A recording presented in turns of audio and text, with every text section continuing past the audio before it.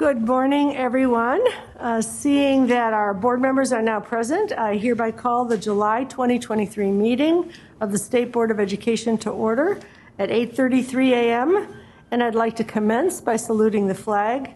Member Porter, will you please lead us in the Pledge of Allegiance?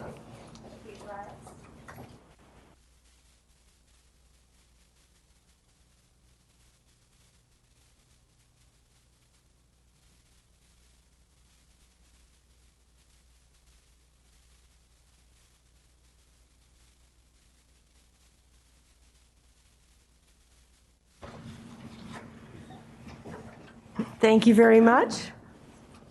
I'd like to welcome board members, staff, and members of the public who are attending this board meeting in person. I'd like to encourage everyone in the room to wear masks, which are available at the back of the room if you need one, and thank you for your consideration. There is one item on the agenda that has an addendum, item 11. The addendum is for the mathematics framework. Staff recommended edits based on public comment. The consent calendar includes the proposed waiver consent items that are W1 through W14.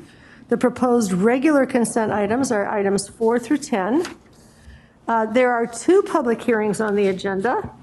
Item 11, adoption of the 2023 mathematics framework for California public schools, kindergarten through grade 12. And item 13, appeal from an action of the Santa Clara County Committee on School District Organization to disapprove a petition to transfer territory from the San Jose Unified School District to the Oak Grove Elementary School District and the Eastside Union High School District. We will now reopen item 1. We will reopen item 1 later this morning to honor our student board member, Naomi Porter. We will also reopen item 1 tomorrow to take action on the preliminary report of actions draft May 2023 meeting minutes, and to report on our liaison assignments. The proposed consent calendar items 4 through 10 will be taken up after item 2. Items 14 and 15 were withdrawn from the agenda on Monday, July 3rd, 2023.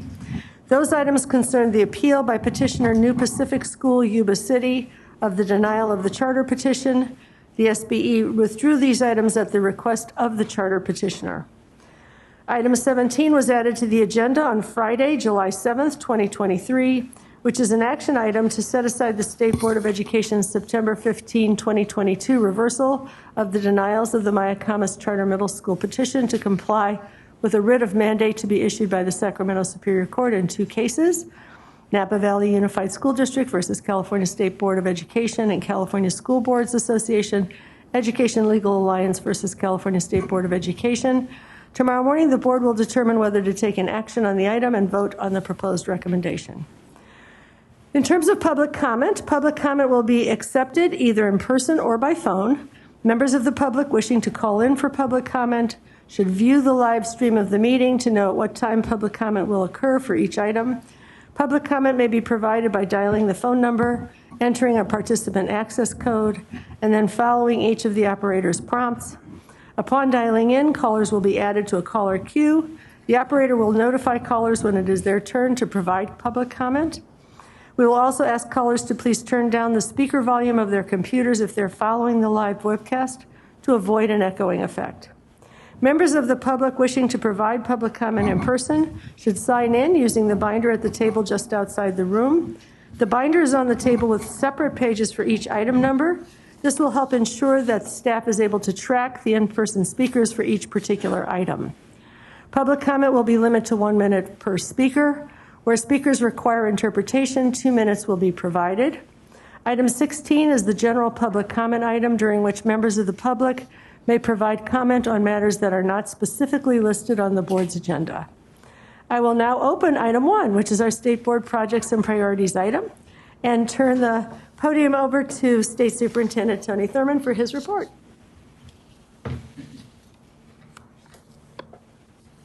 Thank you, Madam President, and members of the board, and to those who are here today. I want to start by just acknowledging that during summer, this is a very important time for our students. I know it's important for them to get in all their activities and all their fun, but it's also an important time to support enrichment and learning and to prevent learning slide. And I want to acknowledge two partners who are helping us to launch important programs in the next several weeks that will support student enrichment. And this builds on the state's investment in $4 billion for expanded learning programs. One is the Freedom School program, which many of you know is an Afrocentric literacy intervention program that helps students improve their grade levels by as many as 2 grade levels, sometimes in as short as 6 weeks. We want to thank the Freedom School, who will be piloting a great program for us, as well as a partnership with the Calculus Roundtable. As we talk about the mathematics framework today, it's not lost on me that there are many partners who are engaged in how we help our students be involved in rigorous conversations about mathematics. And the Calculus Roundtable is working with many school districts across the state, and they'll be working with us to launch some pilots that focus on STEAM Academy and helping our students to develop a love for mathematics. I also want to thank and acknowledge and congratulate our student board member, Naomi Porter. Thank you for your incredible insights here. Thank you for your incredible service, which we know will continue. I expect to see you back on this dais as board president or a senator or a governor or a president, whatever it is that you choose. Was really grateful to be able to work with you and your colleagues at Palos Verdes Peninsula High School, who raised up such important points of advocacy about how we support mental health for our students. Thank you again, and if I could ask for us all to just show our appreciation to you, Board Member Porter. I know that there'll be other remarks for you today, so just be prepared, but wanted to thank you for your service. I wanted to acknowledge and thank all of you who came to this place for our Pride flag raising ceremony. We hoisted the first ever, for the first time ever on this building, the Progress Pride flag. This is a pride flag that captures the intersection of race and gender, and it was a tremendous ceremony. And I would just say at a critical time when there are those who would challenge the values of inclusive education. We know that inclusive education promotes academic achievement. It supports social development, and it is why we raise the pride flag. It is why we talk about inclusion in education. It is why we held a great hearing with many textbook publishers who voluntarily said that they want to broaden the content of what goes into our textbooks, of what our students see, so that our students see representations of themselves, the diversity that our schools and communities represent. And I'm grateful for those textbook providers who joined us and those legislators who joined our task force on inclusive education. I would also note that we have sponsored a bill that would, let me back up. I would just say that I don't think California is going to be a part of this trend that we see going on in the nation where people ban books. We don't ban books in California, especially books that help students of color and LGBTQ+ students see themselves and have access to inclusive education. And I want to thank all of you who stood with us as we say this is not what California students should get. While there have been some examples of some who have teetered on the line of what book banning might look like, this is not something that we will stand for California students. I want to thank all of you who joined with us as we've written content for AB 1078 by Assemblymember Jackson, a bill that would essentially put a fee on any school district that bans a book in attempts to discriminate against our students in the state of California. California will continue to lead the way in this area, and there are tough challenges. We've put out guidance, we've put out letters between our office, the governor's office, the attorney general's office. That guidance and much of the language that's in AB 1078 is shaped by the contributions of our board president and our State Board of Education staff, and I want to thank you all for standing with us as we put that forward. And so we think that there are better days ahead, but we have to be vigilant to show that we will stand for inclusive education because it benefits our kids. We celebrate the completion of another budget cycle. While revenue has been down for the state, by and large, revenue for education in the budget has held strong. There are a number of programs, and you'll hear some of them throughout the day, but I'm excited to share with you a key program as we continue our conversation about recruiting school staff, and in particular teachers. For us to move forward with TK or bilingual education, special education, we know that we need more teachers, and I'm excited that this year's budget includes an increase to the stipend for the teacher residency program. Many of you know that we authored SB 765 for that very purpose with Senator Portantino to call for the expansion of the residency stipend.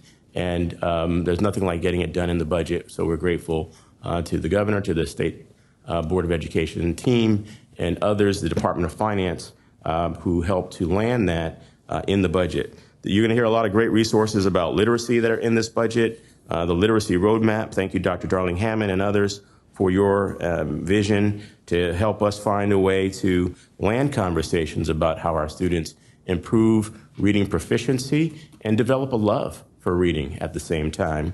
The literacy roadmap will do just that, an additional $1 million to support how we guide our school districts in the work that they need to do.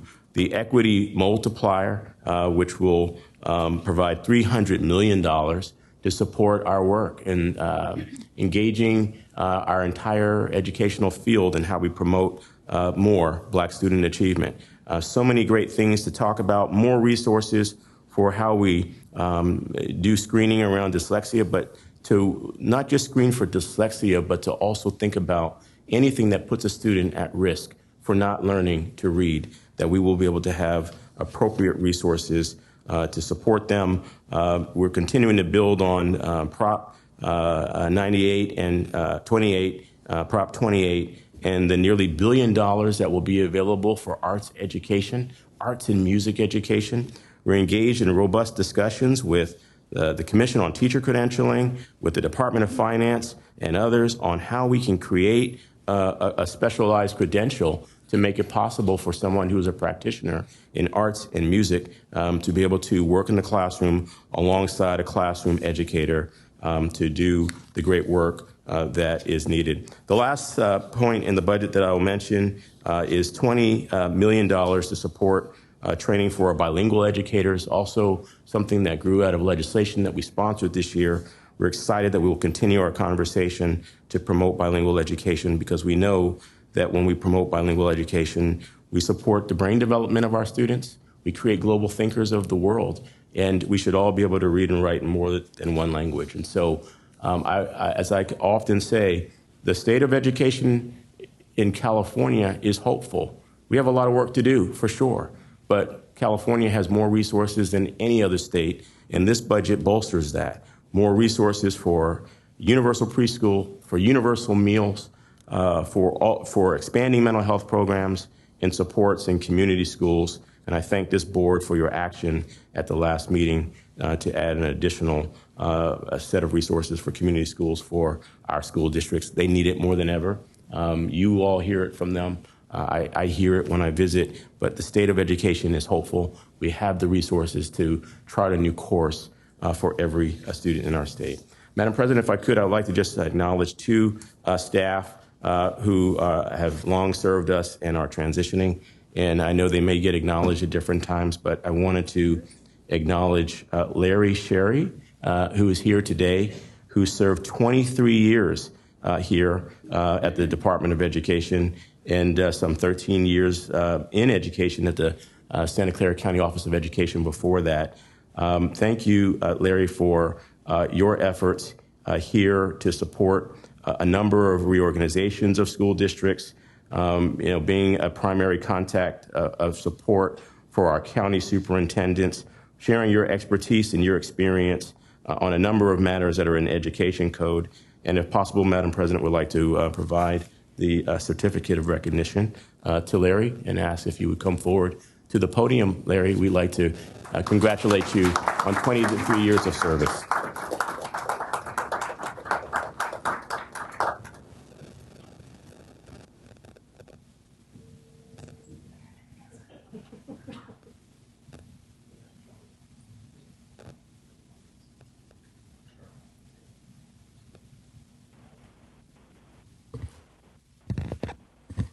Congratulations and thank you for 23 years of service. I turn the microphone over to you. Okay, thank you. Thank you. One more time for Larry.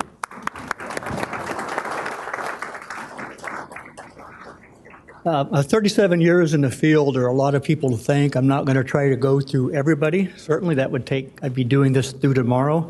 But I would just like to call out a few groups, starting with your staff. You have incredible staff that are working with you now and have worked with state boards throughout the years.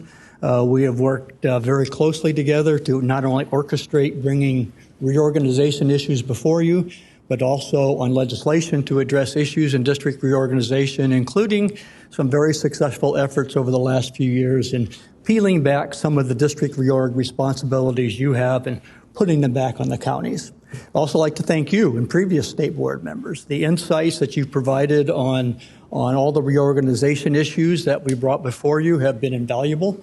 To see the different perspectives. Colleagues here at the department often look at me in disbelief when I say, this has been a highlight of what I do here is responding to board questions, responding to board comments, because it's such a learning experience to get those perspectives, get those perspectives on the issues. And of course, we've got just an incredible staff here at the department that work with me and work with the whole reorganization team on our issues. Reorganizing districts touch a lot of things: facilities, fiscal, educational program, equity, charter schools, data management, and a myriad of legal issues. And the program staff and the legal staff we here have been outstanding to work with. And that doesn't even account for the flexibility that all levels of administration have given us as we work through the issues to bring to you. And finally, I just want to address a group that doesn't get enough recognition here. Certainly the legislature has given you, the state board, the oversight and responsibility for district organization, but it all starts at the local level. And it's the county superintendents of schools and their staff who are in the trenches dealing with what can be very emotional and political issues.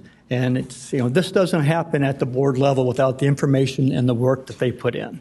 It's been a privilege for me to spend 14 years as part of that group in a county office of education and spending my last 23 years supporting them in their work they do. So thank you all very much. And I will see you tomorrow morning when we hit the next reorganization item. Thank you. You're just keeping it consistent. On to the next reorganization item. Madam President, I would just also want to acknowledge our Special Education Director, Heather Calamise, who will be taking a new position at EdVoice, who's helped to steer much of our service during the pandemic, and we're grateful for her service. And I wanted to acknowledge the appointment and reappointment process for two of our board members, Allison Yoshimoto Tauri, and a reappointment to President Darling-Hammond and to Dr. Francisco Escobedo on your successful Senate Rules hearing. If we could only get our U.S. Senate to do the same. But I would like to also acknowledge the appointment and reappointment for all of you, and congratulations. This concludes my report. Happy to take any questions. Thank you so very much. We do have a packed agenda today, so I'm going to keep my report short, but this is our only summer meeting, so there are a few things to highlight in addition to those that Superintendent Thurmond did. First of all, I'm pleased to join Superintendent Thurmond in offering my heartfelt thanks to Larry Shirey for his service to California schools and families. Most of all, we're grateful for Larry's expert service to this board, where he has helped navigate tricky issues so we can make good decisions. For over 20 years, Larry has been the lead on school district organization matters, and he's made thoughtful analysis of 61 territory transfer appeals, 24 school district unification proposals, and over 400 waivers related to school district organization process. So he's been very busy in those 23 years. His attention to detail has been invaluable. His pleasant and professional demeanor have been a pleasure for all of us who have worked with him. He's also been instrumental in collaboration with state board staff in developing legislative proposals to return some school district organization responsibilities back to local control at the county level, as he mentioned. State Board of Education is grateful to Larry for his steady, dedicated service. Congratulations on a well-deserved retirement, which we know you have postponed twice. And as a small token of our large appreciation, we will also have a certificate for you, and we will wish you all good things in your retirement. So thank you, Larry, once again. And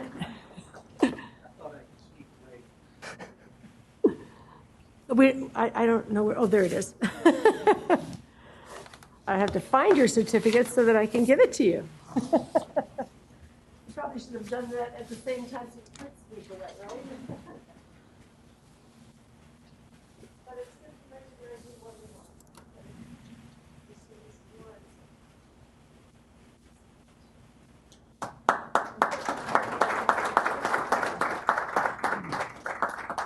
want. This on? Yeah.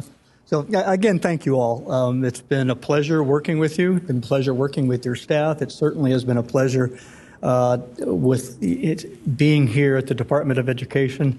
And, congratulations on me and you. We'll see you tomorrow for the next territory reorganization appeal. As Superintendent Thurmond also mentioned, this is the last meeting for our wonderful student board member, Naomi Porter. There is much to say about Naomi and the great service she has provided the state and the board as the voice of 5.8 million students, and we will save those comments for later in the day, but they are heartfelt and coming soon. And at our next meeting in September, we will welcome our new student board member, Anya Ayapan, a senior at Doherty Valley High School in San Ramon. She's a school leader, a student journalist, a member of the speech and debate team. So I expect some lively conversations. As you know, Governor Newsom did sign the 2023 Budget Act and the related trailer bill. And as Superintendent Thurmond noted, despite the difficulties in the general budget, we have strong fiscal support for schools, which includes an 8.2% cost of living increase to the local control funding formula, which is on top of the nearly 40% increase over the last 4 years. So we are continuing to make those investments. Other noteworthy budget highlights besides the ones that Superintendent Thurmond called out, which included those investments in teacher recruitment, include almost $1 billion for the music and art and music in schools, funding guarantee, substantial investments in universal TK enrollment growth, another $250 million for literacy coaches and reading specialists, investments in restorative justice best practices grants, thanks to our state superintendent, and a new diverse education leaders pipeline initiative, which I'm very excited about, which is also at the initiative of our state superintendent. There's a good news in the budget trailer bills too, including the first comprehensive improvements to the local control funding formula accountability side of the program since that bill was signed in 2013. And these are amendments that you are familiar with, I think, that are intended to ensure student group or school level equity gaps being identified and addressed through the LCAP and differentiated assessment processes. That goes along with the equity multiplier that Superintendent Thurmond noted. So there will be an investment of resources, but also an expectation that in every district, student groups and school groups that have been failing will get attention and resources for their for both closing opportunity gaps as well as outcome gaps. And you heard about the literacy screening bill that has been enacted that will ensure that students at risk of reading difficulties receive appropriate progress monitoring, interventions, and support. The budget asked the State Board of Education to establish a panel of experts to develop a list of literacy screeners appropriate for our multilingual population that LEAs can use to begin screening pupils in kindergarten through second grade, beginning by the 2025-26 school year. So it's not easy to land a budget like this during a year of fiscal cutbacks. I'm very grateful to all the folks in the legislature and the administration for working so hard to ensure that our schools have the support they need to continue to accelerate learning for our students. I especially want to thank Governor Newsom for his vision and leadership when it comes to the importance of a high-quality public education for every California student. I I want to thank the members of the Senate Rules Committee for providing me and members Escobedo and Yoshimoto Tari the opportunity to answer questions during our recent confirmation hearing. It was an honor to appear before them. And finally, today, the Office of the Surgeon General is launching its Safe Spaces training modules for school staff. This is a free online training designed to help early care providers as well as TK through 12 educators and other school personnel recognize and respond to trauma and stress in children. This training will help give educators the knowledge and skills to recognize the effects of trauma in their students, to engage in supportive healing-oriented practices, and to connect students to additional mental health resources where needed. This training was made possible through the California's Children and Youth Behavioral Health Initiative, which is a 5-year, $4.7 billion initiative that is transforming the way that California supports children, youth, and families, and the Department of Health and Human Services has been working closely with folks in the Department of Education and the State Board in trying to figure out how those resources can make their way productively to students in schools as well as beyond. So I'm excited to see another resource for educators and school personnel that helps them build positive environments that support students' learning and development, which is what we have been working on for these last several years. And with that, my report is concluded. And we will move on to item 2. Item 2 is the update on the implementation of the Integrated Local, State, and Federal Accountability and Continuous Improvement System. It's an addendum to the continuing work and revisions under consideration for the 2023 dashboard related to the chronic absenteeism indicator. And the item will be presented by Cindy Kazanis of the CDE. Cindy, welcome, and please begin. Good morning, President Darling-Hammond. Good morning, Superintendent Thurmond, members of the board. I'm Cindy Kazanis, the Director of the Analysis, Measurement, and Accountability Reporting Division. I want to echo your congratulations to Larry. He was one of the first people I met when I came to the department a couple decades ago, and he's a great colleague.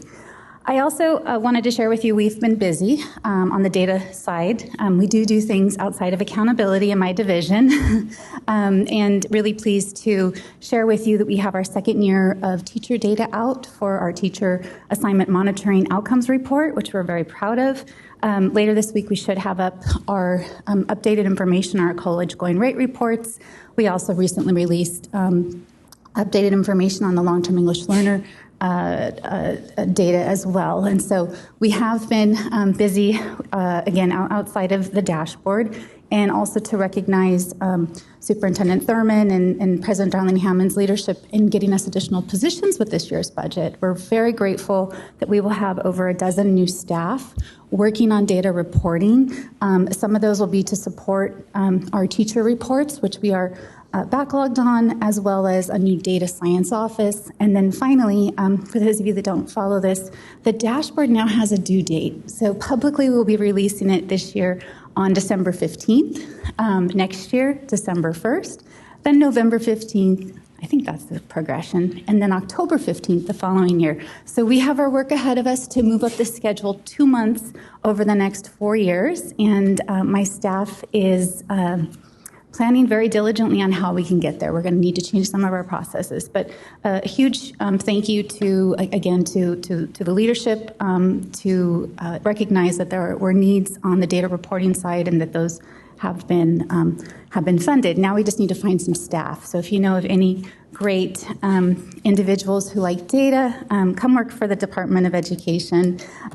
With that in mind, the summer always brings to us students, and I'm pleased that we have for, I think it's the 5th or 6th year in a row, a student from Stanford. Alan Lopez is helping us this year with accountability measures, and then we have a student assistant for the first time, and that's Olivia Chandra, and she's in the audience this morning, and she's helping us with some legal matters. So let's get started on the item. We are here today. This was not a planned presentation, but happy to take up where you left off, I think, with your last item in May, and this being your first item in July, to talk about chronic absenteeism. So specifically, there was an attachment that provided a great deal of background and options for your consideration on potentially modifying the chronic absenteeism indicator for the 2023 dashboard. The recommendation before you today is that we are asking for your guidance and direction if you'd like to make changes or would like to see the indicator explored as part of the 2023 accountability work plan. Specifically, the work plan is something we bring to you every March. Well, maybe we have to move it up depending on this new deadline in October in 4 years. But for now, it's March, the meeting where we bring to you things that you've expressed over the year that you'd like updated, things that we've been working on. Some of these, of course, are multi-year projects. And so at the March meeting, this was a conversation, but there was no direction given. And so at the May meeting, there was some public comment. There was also, I think, some conversations that have been, individuals have been very vocal in not only, we know of the issues around chronic absenteeism and the stark reality of students not able to come to school this last year. So with that in mind, you had asked us, or President Darling-Hammond asked us to bring this back as a conversation for this meeting at your May meeting. So let's get into the attachment. And just a brief overview. I'm sure you guys all know this very well, but just in case, the indicator is one in which we look at for kindergarten through grade 8. That is specifically because we needed to balance out the indicators for the Every Student Succeeds Act state plans. That's what was approved. It is defined as the percentage of students who are absent for 10% or more of instructional days they were expected to attend. We usually think about 180-day school year. Sometimes students are only in school for 30 days. And so or 60 days, let's use that as an example. So thinking about 10% of 60 days, it's proportional. So keep in mind, too, that the words expected to attend. If there was a school closure due to natural disasters like we saw in Pajaro or other locations, those meant that most likely that the school was closed. The students were not expected to attend, and they are not included in the calculation of the indicator. Specifically as well related to the ESSA state plan, this indicator serves as our other academic indicator, and again, we talked about it being grades K through 8. And so what does it mean to be chronically absent, and what absences are included in that? We have a very limited set of data we work with that we collect from school districts on an annual basis. Specifically, we ask how many days they're expected to attend, how many days they attended, and what type of absence they had. And the absences that they can list is excused, unexcused, out of school suspension days, and non-ADA generating independent study days. We don't have any more depth of knowledge. We don't know if students were absent due to COVID. We don't know if there was an unexcused absence because there was a death in the family. There is no granularity attached to this information, nor do we know if it's the first Monday of the month in which a student was gone. We just have those, again, high-level aggregate numbers. But at the student level, so let me keep that in mind. It's at the student level, and so we're able to actually look at, of course, student group trends, and that's how we get to having this on the dashboard. In 2023, this fall, we will see colors on the dashboard. We'll be able to look not only at status, but we'll be able to look at change. So if there's even a little incremental progress, 0.5% progress in chronic absenteeism, you will see a color change. You will see impact based on what this board has already adopted in prior years. So keep in mind that status plus change equals that color, and you can see below an example of a declined change level, decline of 0.5 or 0.3, which is an improvement. Will get you a color change, and if it's over 3%, it'll be declined significantly. And so we will see, we think, depending on how schools are doing this past year that's just concluded, we will see potentially a lot of change in the system. So this is the chart that we use. We call this the 5x5 performance grid. And of course, looking at current year on the left-hand side with performance levels starting at the top, very low, low, medium, and very high. And of course, that's reverse for other indicators such as academic indicator. And then at the top, if we go across that row, what happened in the current year? Did we increase from the prior year? Or did we maintain, or did we decline? And so really those last two columns are where we know if there is, again, just a slight increase in or improvement in reducing chronic absenteeism, schools will be recognized, districts will be recognized, student groups will be recognized, and potentially may not have the extreme number of schools and districts in our system of support. So we did provide in the item 5 different recommendations. I think I left out one, which is status quo. You always have the right to just say, just continue to do what we have been doing, and let's give it another year.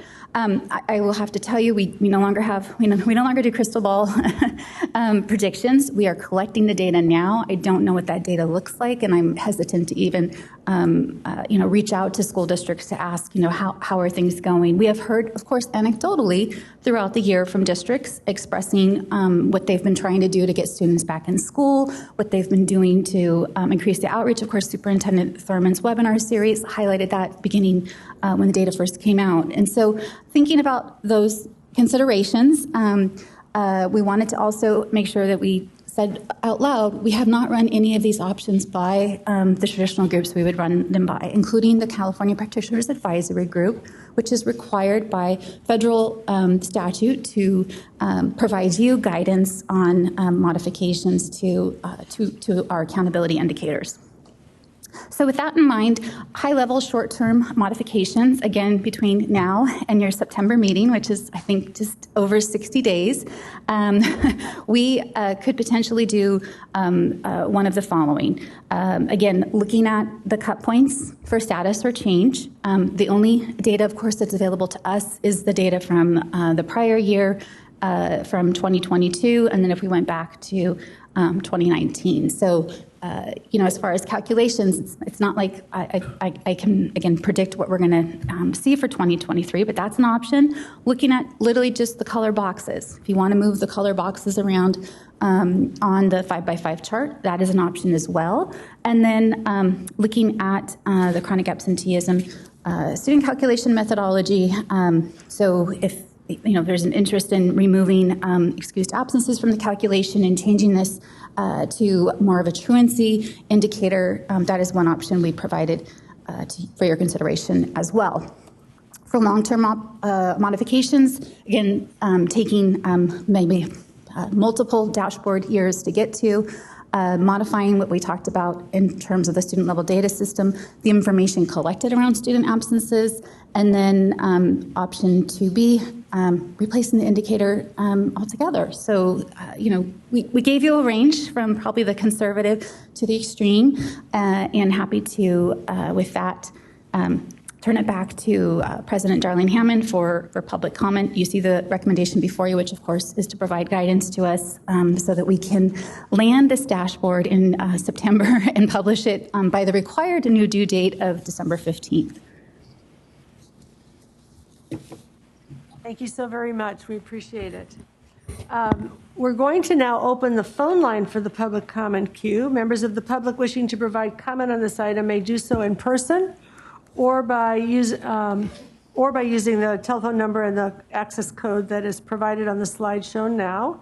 While we're waiting for members of the public to call in, I want to ask our liaison, Vice President Glover Woods, if she has any initial comments before me, and then I'll see if there are any clarifying questions before we go to public comment. Vice President. Thank you, President Darling-Hammond, and good morning to everyone. And thank you, Cindy, as always, for a phenomenal presentation, and to your staff for all of the work that is done.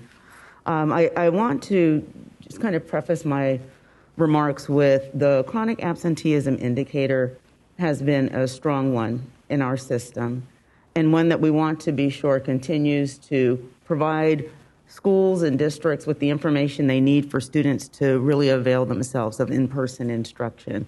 And again, a lot of work has been done. We also know is that as a result of the response to the COVID-19 pandemic and many of the natural disasters our school systems have encountered, it has had a strong impact on attendance. And I really do believe, and I say to all of you, that along our principle for our accountability system of continuous improvement, it's important for us to take a look at the chronic absenteeism indicator to be sure that it will still do and provide the valuable information that we know our field needs to again be sure that students can avail themselves of the rigorous in-person instruction and instruction in general. With that being said, I appreciate the short-term and long-term options. And I will say that to Cindy's point during her presentation, the value of the voices of the field, our school partners, district partners, our educational partners, the value of their voice is so critical to what is being done. And there's not time to get that voice in time for the 2023 dashboard. Cindy outlined the timeline very, very clearly. So I want us to definitely keep that in mind as we think about what exploration may need to be done. And I would encourage us to look at that.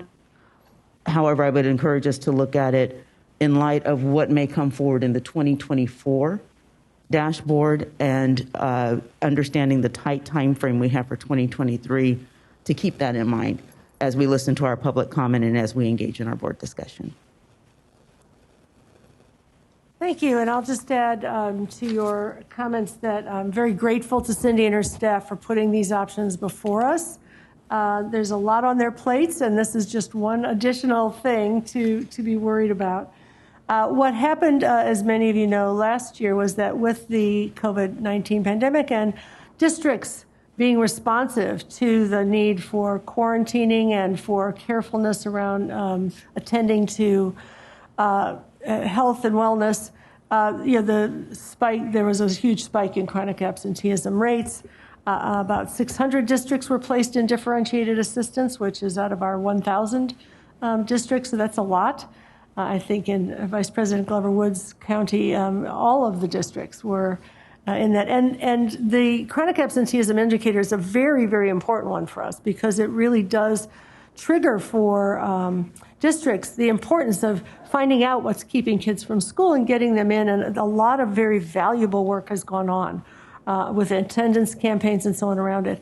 But it does get very complicated when our system is unable to sort out who needs that kind of assistance and who is,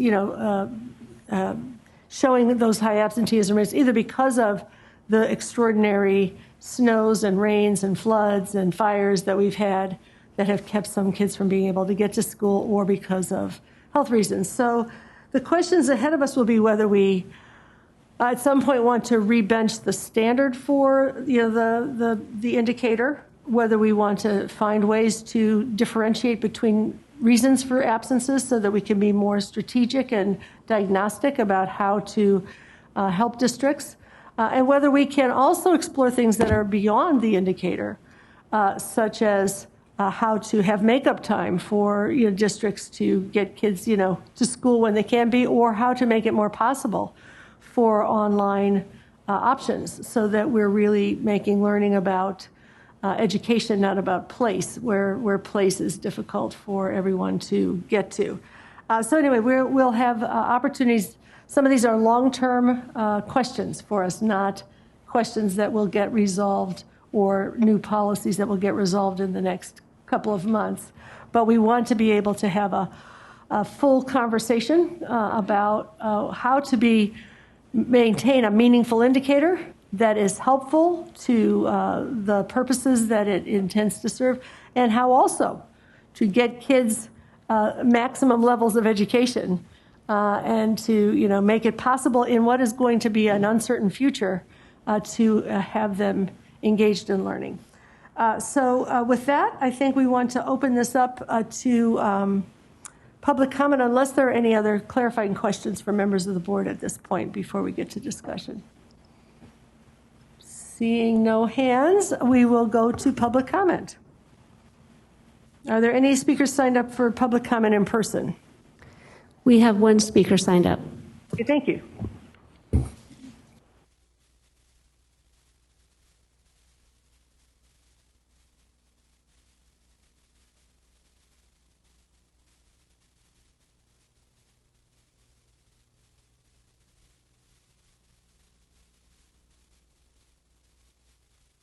Here we go. Good morning, members of the Board of Education and staff. This is Manuel Bonrostro, Director of Policy at Californians Together. And I'm calling in regards to the progress on the English Learner Progress Indicator. As you know, we've called in about this item multiple times before. It's the next item, I think. The English language learner, no? Okay, go ahead. Thank you. So we're calling about the update about the item in terms of asking the board to ensure that the 5x5 matrix that has updated LP cut scores be released with adequate time for there to be reviewed by stakeholders and staff before approval at the September State Board of Education meeting. We believe this is an item where we just request additional time for stakeholders and other members of the public to be able to look at it. It's an item that we think right now still sets low expectations for English learner progress, and we hope that there's ample opportunity for us to be able to provide additional feedback on this one. Thank you. Thank you. Are there any call-in commenters? Yes, we do have quite a number of callers in the queue. I would like to remind the callers that we are currently taking public comment for item number 2 only. And if you are on the line for another item, if you could please hang up and dial back in when you hear your item is up. Thank you. And with that, I will open the phone line. Good morning. Please state your name and affiliation for the record. You have 1 minute. Your time starts now. Hi, this is Hetty Chang. I am the Executive Director of Attendance Works. I really appreciate that the board recognizes that chronic absenteeism is a crucial measure of student engagement for supporting school improvement and ensuring more equitable outcomes.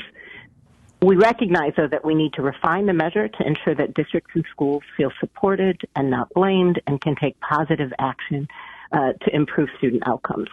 We suggest the board consider the following. First, modify the cut points for status and change levels based upon the school year 21-22 data, so we can prioritize the places that need the most support given current conditions. Second, we really advise against excluding any absences when calculating chronic absence. Every day a student is absent, regardless of the reason, they are missing out on an opportunity to learn, build relationships, and access supports.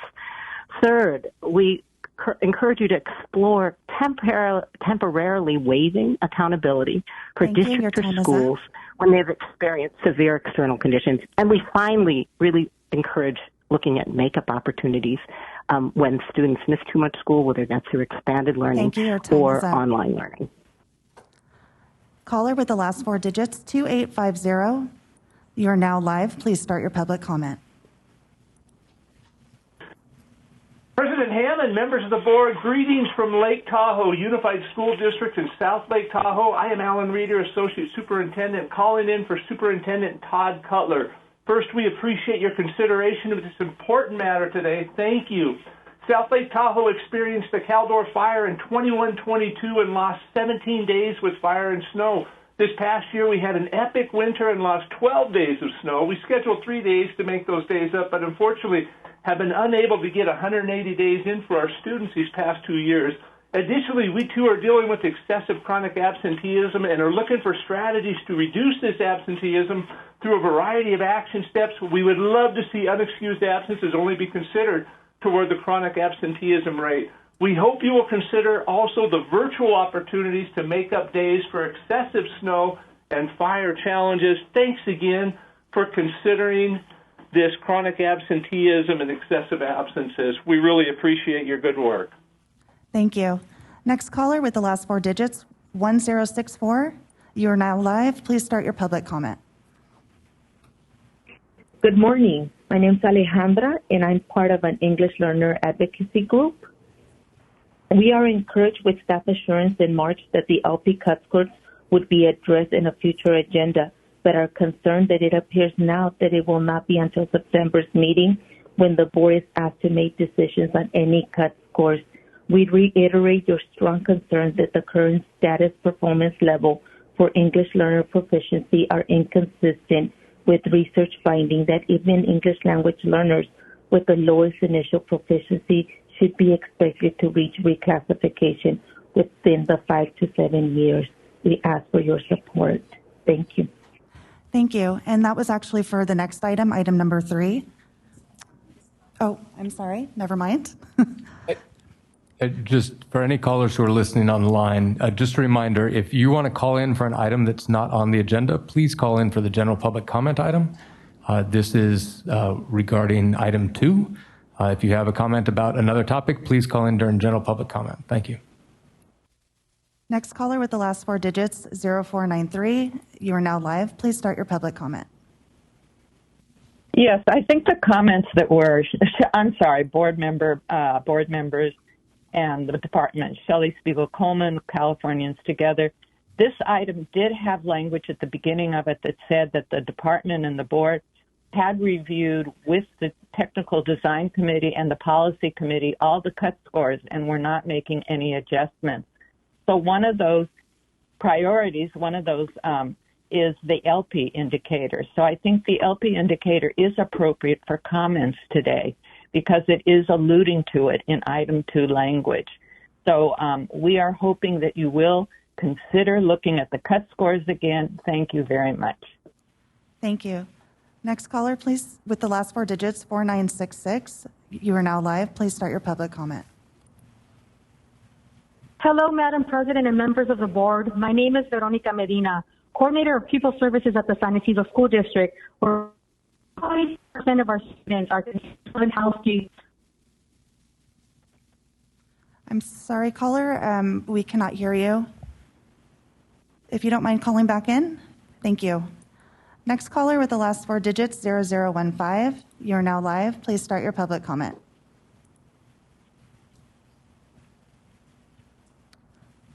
Caller. Hello, can you hear me? We can. Hello, can you? Oh, thank you so much. Hello, Board President Dr. Darling-Hammond, Vice Chair Woods, Board members Dr. Escobedo, and Superintendent Thurmond. I'm Dr. Gina Potter, Superintendent for the San Isidro School District, located just north of Mexico. Our district serves over 4,500 students, representing some of the most vulnerable students in the state of California, with 25% homeless, 60% English learners, and 75% poverty. Although we have a robust attendance support system with outreach consultants and ICANN attendance network teams, our geographic region has remained a COVID epicenter in the state. Today, variants disproportionately impact us. Thus, having chronic absenteeism as a dashboard criteria has not been equitable or fair for our students. We respectfully ask for the chronic absenteeism data on the dashboard to be information only with an LCAP addendum accompanying it. We also seek an expansion of the ED code for additional attendance recovery options, including participation in after-school ACEs and ELOP programs. Thank you for your consideration and leadership. Thank you. Next caller, please state your name and affiliation for the record. You have 1 minute. Your time starts now. Caller with the last 4 digits, 4966. You are now live. I'm sorry, caller with the last 4 digits, 9690. You are now live. Please start your public comment.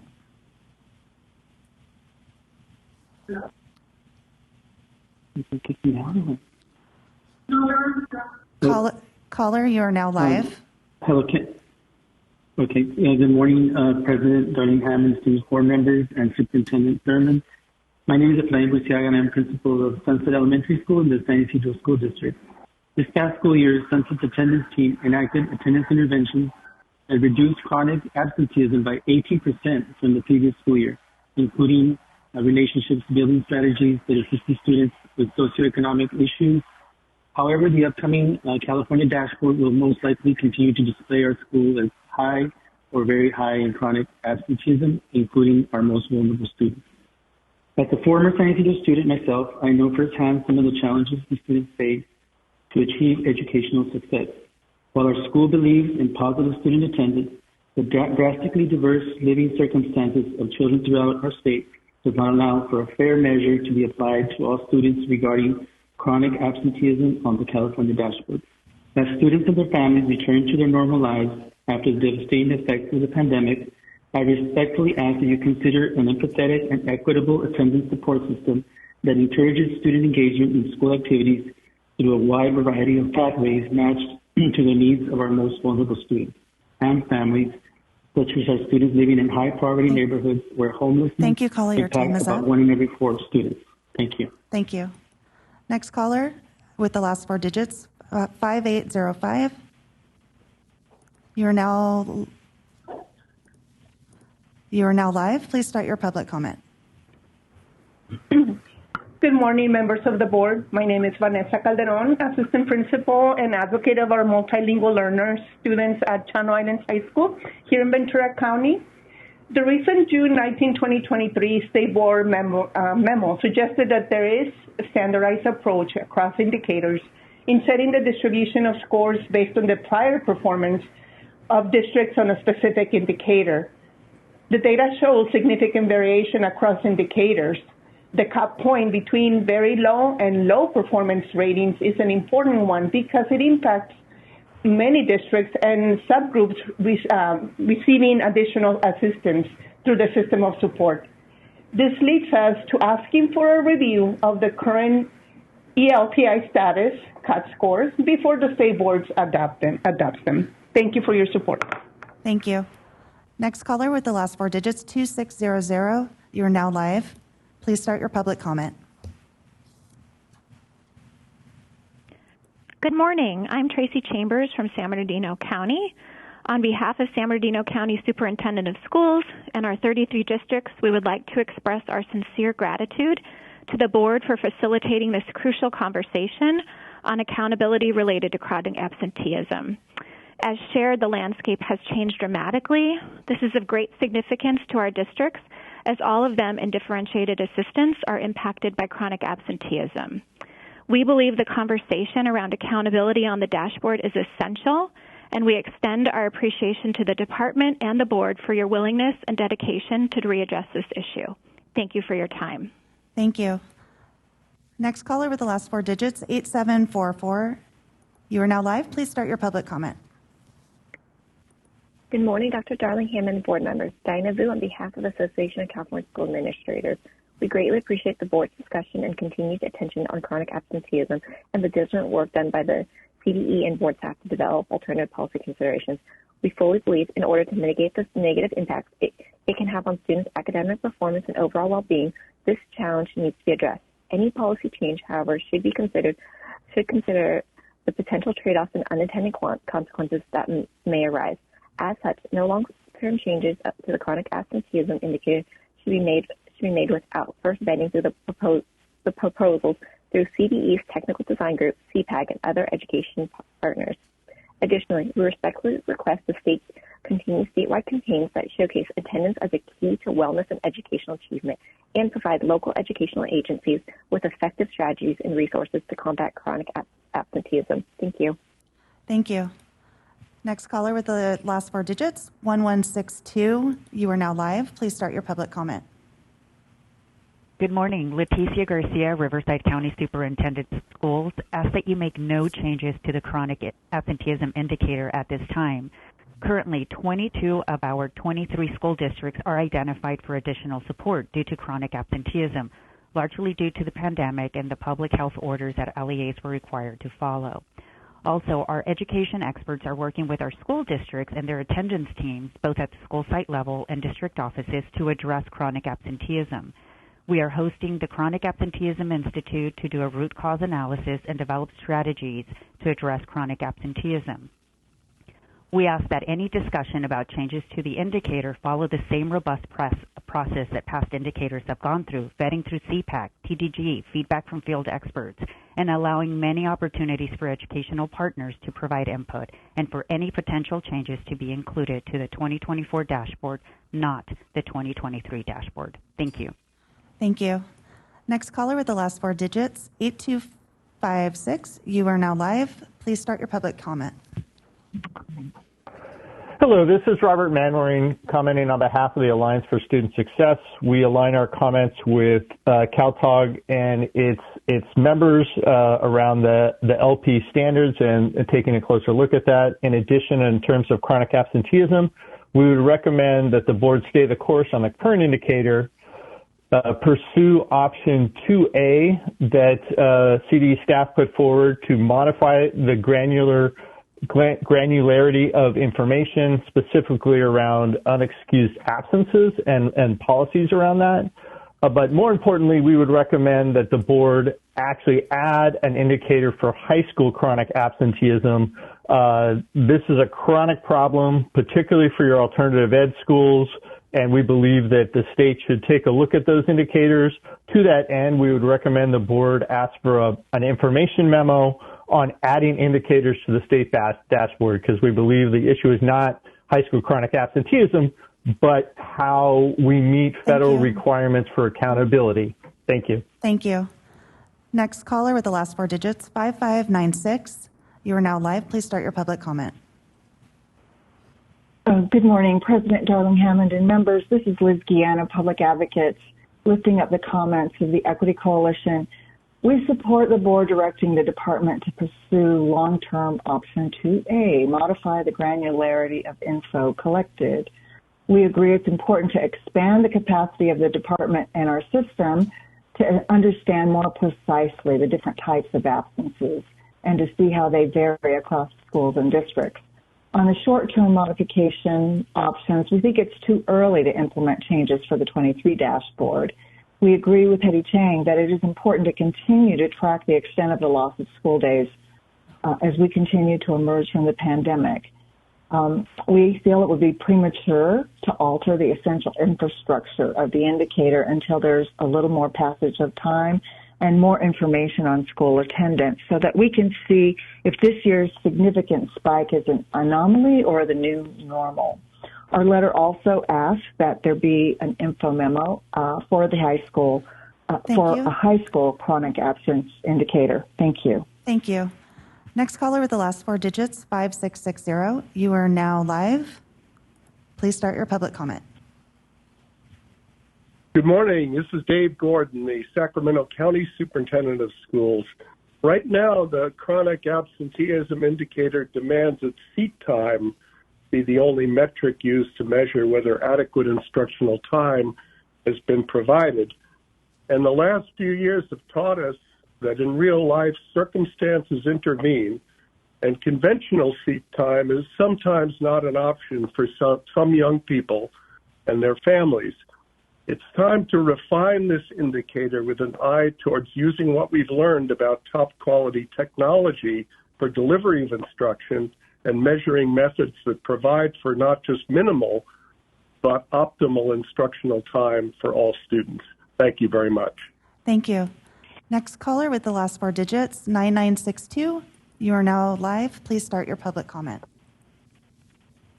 Good morning, President Darling-Hammond and members. This is Crystal Diaz with Californians Together, and we would like to ask the board for the draft of the 5x5 matrix for LP be released at least 1 month prior to the September board meeting, allowing the opportunity for the field to review and provide feedback to staff. Seeing it 1 week prior to the SPE meeting adoption is not enough time to seriously understand and enter into a constructive conversation about the recommending structure and targets.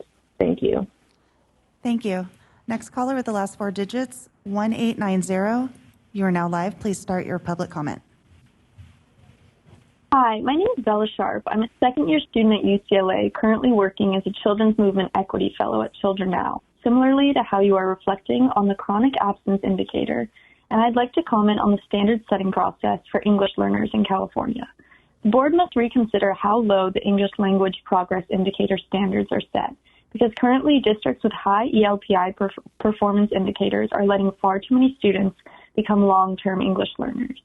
As a student who attended an IB program within a standard public middle school, which had an English learner rate of 11%, I saw many kids at my school lose out on receiving the same level of education as me because of their status as a long-term English learner. Low ELPI standards mean districts with EL programs that need support go underfunded. ELs will slip through the cracks if their districts are not properly identified as underperforming and given the resources they need to set goals and request funds that will get ELs back on track. Thank you. Thank you. Next caller with the last four digits, 4301. You are now live. Please start your public comment. Good Good morning, President Darling-Hammond, members of the board. This is Lindsay Tornatore calling on behalf of the California County Superintendent. We would like to express our very deep gratitude for the board and CDE compassion and awareness of the challenges our current system is facing related to chronic absenteeism. With that, we want to also appreciate Vice President Glover Woods' comments about the emphasis on educational partner input. We wholeheartedly agree. The robust and inclusive process the CDE has set up for all vetting of accountability policy changes always helps to ensure that the outcome helps to achieve the intended goal and is what is best for kids in schools. Thank you so much. We look forward to providing our input in this process. Thank you. Caller with the last four digits, 3633. You are now live. Please start your public comment. Good morning. My name is John Malloy, and I'm the superintendent in the San Ramon Valley Unified School District. And I'd like to share that obviously attendance is so very important to all LEAs. I support that more precise look at the reason for why students might be absent. I also would like to support Superintendent Gordon's insight regarding looking at the concept of seat time differently by going more deeply into the reasons for the absence. It then will allow us to understand strategies that can be utilized, and my guess would be that some of those strategies would need other policy changes in order for us to implement them effectively.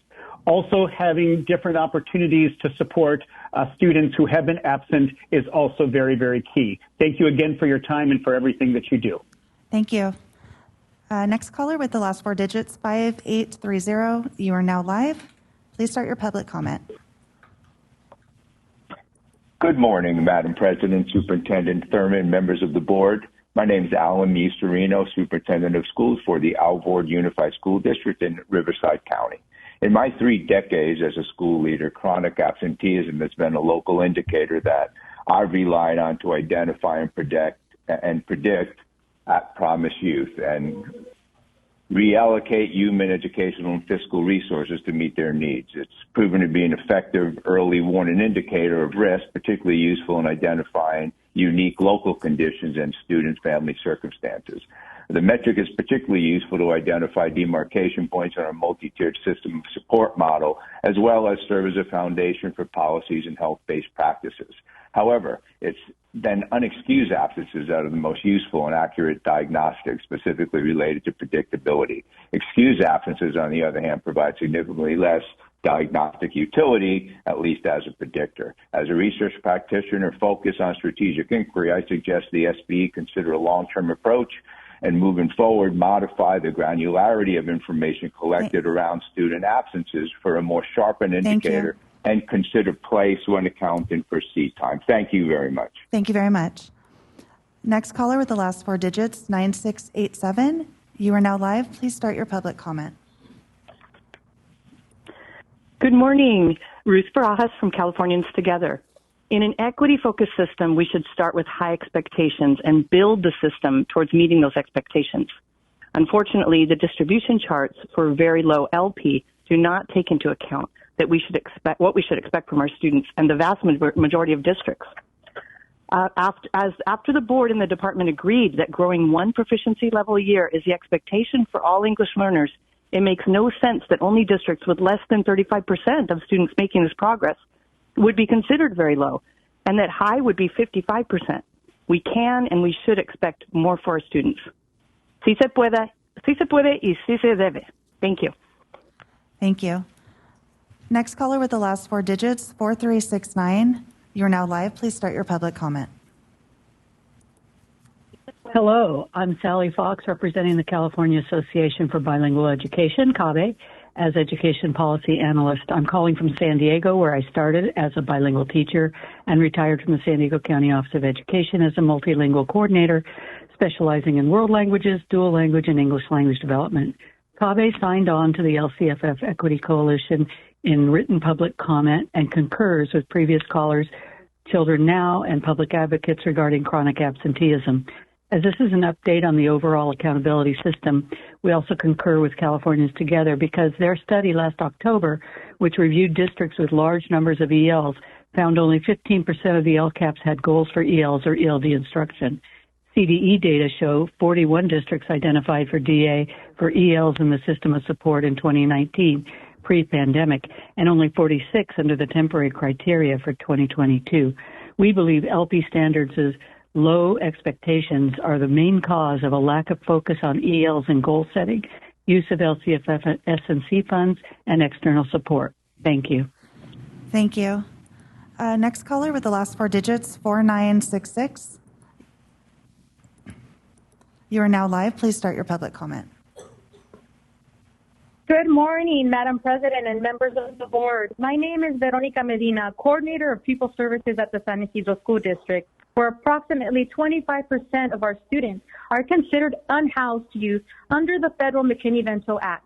Our students grapple with generational poverty, homelessness, and equity issues, which makes life for our children and their families difficult. Since the COVID pandemic, our students have suffered significant trauma due to extraordinarily high rates of positive COVID cases and fatalities. Thanks to the State Board of Education's generous award of the community school grant to our district, we have a wonderful opportunity to create an ecosystem of support to ensure children's needs are met with food, shelter, healthcare, vaccines, social, emotional services, equitable access to technology and internet, and much more to improve student chronic absenteeism. As the district's designated homeless liaison, I would love to offer virtual after-school programs such as tutoring during the week to recuperate student absences. Thank you for your time and consideration. Thank you. Next caller with the last four digits, 4612. You are now live. Please start your public comment.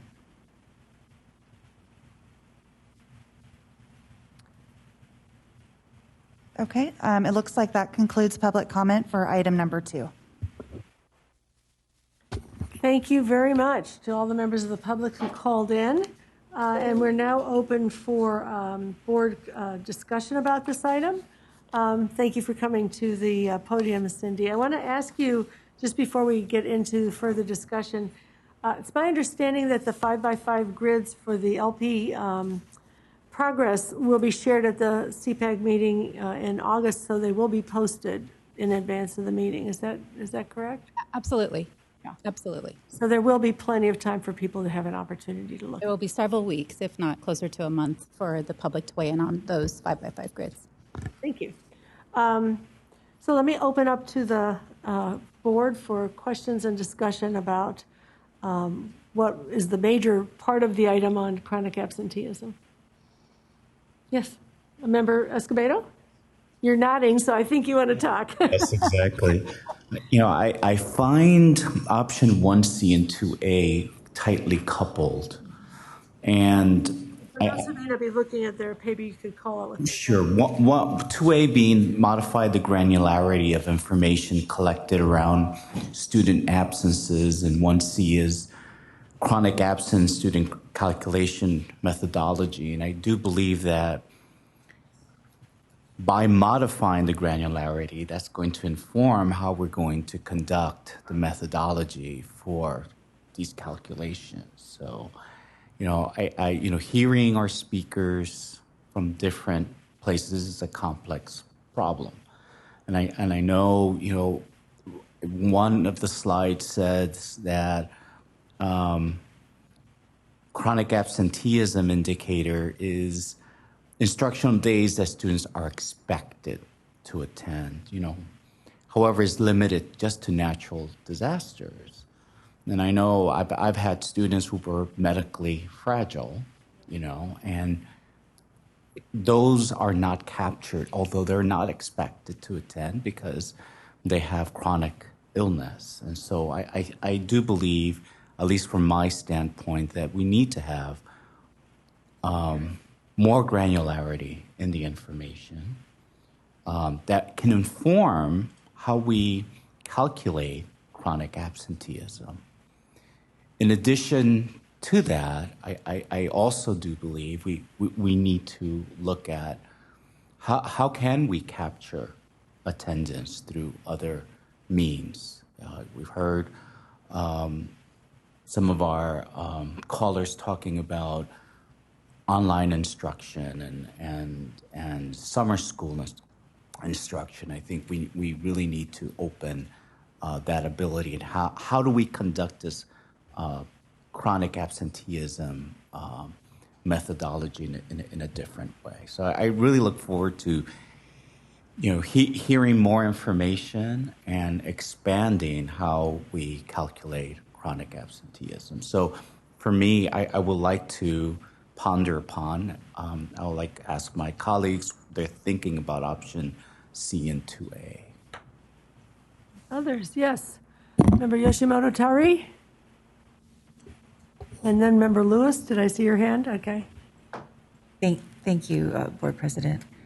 So I want to start by saying I'm sympathetic to the chronic absentee issue, both as a parent and a person who had COVID and had to stay out for a number of days. And my son did as well. That being said, I'm also concerned of the short-term options that are represented today because they weren't able to go through the California Practitioners Group and the policy and the technical group to get that sort of feedback in time. And I do see attendance as a symptom of other issues. So I think getting to the root cause of attendance, whether it's transportation, whether it's work-related, or whether it's illness-related, is important. And for that reason, I would like to entertain 2A as a long-term solution to gather more data, but that also has impacts on our local education agencies because it requires probably a change in the way that they're collecting data. So I think it's important that we go through the stakeholder groups that I mentioned previously to get that type of feedback. And like I said, there are other reasons. As a parent, every time I call our orthodontist office, which is every 6 weeks, to get an appointment, my sons don't arrive home from school until 4:30, and the latest appointment is 3:30. So in order to get their teeth straight, they have to get taken out of school early.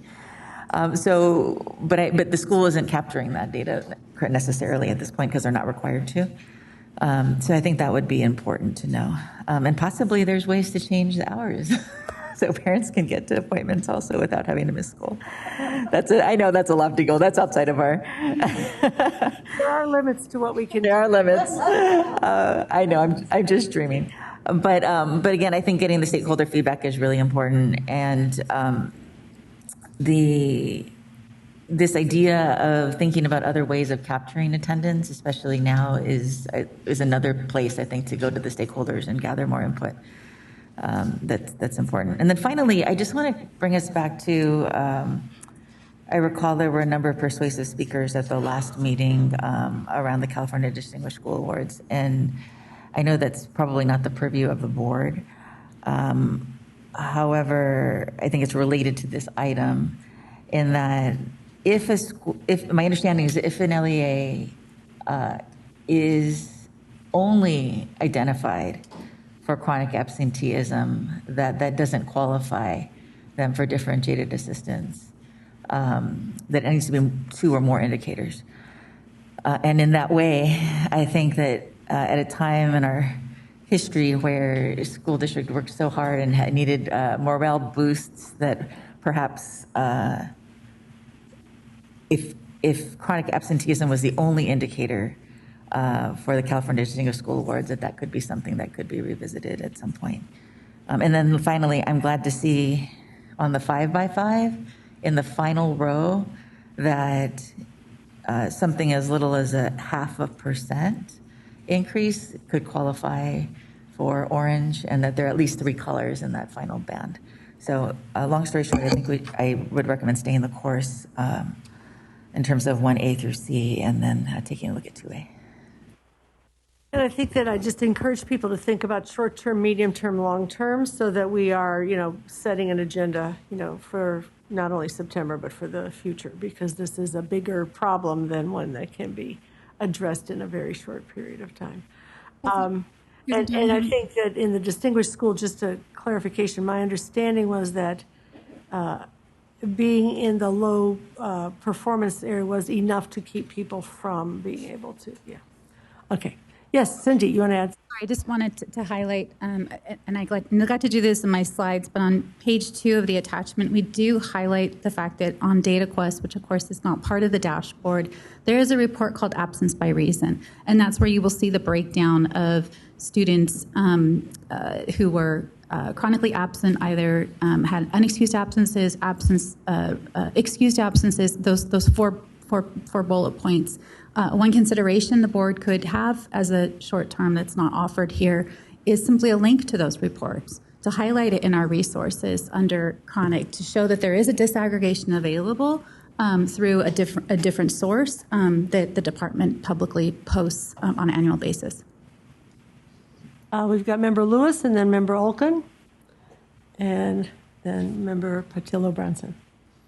Okay, thank you, President Darling-Hammond. If I could just ask a clarifying question based on what you just said about the link to the reports by reason, because I did see that. How is that different, or what impact does that have on option 2A in modifying the granularity of info around absences? Can you clarify the... Absolutely. So I don't know if my slide is being shown on the screen. This is the current definition, and then we did talk through what the absences include. These 4 types are what we publicly post. Option 2A is to say, you were excused. Why were you even absent? Were you absent because you had COVID? And those are things that we have not yet defined. There is, of course, a lot of granularity there that involve health reasons that we need to be very sensitive to on the privacy piece. We don't actually, for very good reasons, include that kind of information in our student level data system. And so these are conversations that we need to spend some serious time thinking through those definitions, those buckets that add another layer of granularity. Maybe it's to Member Escobedo's point about you weren't able to get there because of a natural disaster or something that's affecting your particular family and not the school as a whole, and the school didn't close. So that's the difference. Does that make sense? Oh, it does. Thank you. And that's what I was thinking, but I just wanted it clarified. Thank you very much. I just want to say that I do agree with my colleagues that have spoken so far about the short time frame that we have to do any type of short-term changes. And as to complement or comment on Member Escobedo's question about option 2 and how we're feeling about that, that's kind of where I see an interest in, maybe modifying the granularity of information around the absences. I think the reasons for absences are important, as districts try to be strategic. Thank you. Too much coffee. Strategic around addressing student issues as to why there are absences. It's a little different if, they gave a very good example in one of the reports about a student who's absent for 5 days because of illness, and one student had access to go to a doctor and another student didn't. So therefore that one student with 5 days of absence for illness couldn't get their absence excused. So I think it's really important because as school districts work on all these strategies to address student needs, I think, and especially coupled with the community school initiatives, I think that's important that they have that information to really know how to begin to really address those specific needs of students. I think it's important that all absences are reported because no matter, as it's been said in the agenda item and with the callers, no matter what the reason a student is absent, you really want to zero in on that and provide assistance where necessary because it affects so many other things. It affects grades in your class, it affects, truancy, it affects graduation, all of those things. If you're failing classes because you're out of class and you're not able to make up the work. So I'm interested in more information around option 2A, as was mentioned by some of the districts. Whatever option is chosen, we need to be able to look at what unintended consequences there are that we may not be thinking of at this point. And I think that's all I have in my notes right now, but I think that's an option that I would like more information on. And Again, as already been mentioned, it's very important that all of these options are vetted. Like you said, there hasn't been time to vet any of those, but I believe that that's really important and would like to see more information about option 2 as a long-term. Member Olkin, and then we have Member Patillo-Brownson. Is there anybody else who wants to get into the queue? Member McQuillan? All right, and Vice President. Okay. Thank you.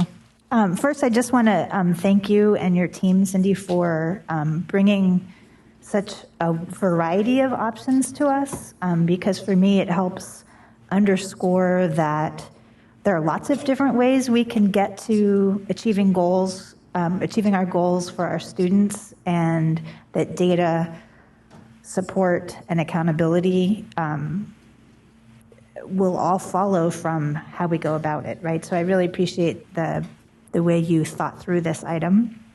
And it made me think a little bit about the conversations we had a while back about the principles behind the dashboard. So what's the point of the dashboard when we're thinking about making changes to it?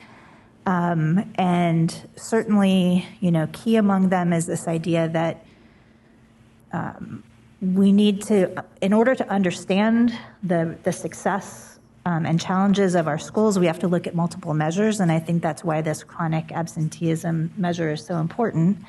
And as somebody who works at the school level, I can say we have never seen such high levels of absent students as we have since we returned. I mean, it's truly like, not only does our attendance report show it, our funding shows it, our grades show it, and you can just feel it in the schools, right? Kids are absent at a level that they haven't been in the past.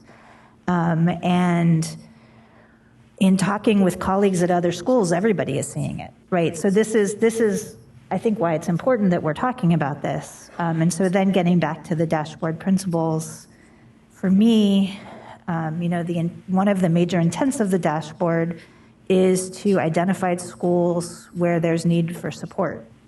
And if all schools or a very high percentage of schools are being flagged as needing support in this item, on this indicator, it's hard to know how to support them, right? And so back to President Darling-Hammond's sort of asking us to think short-term and long-term, it makes me really care about the short-term. If there is a way that is feasible, I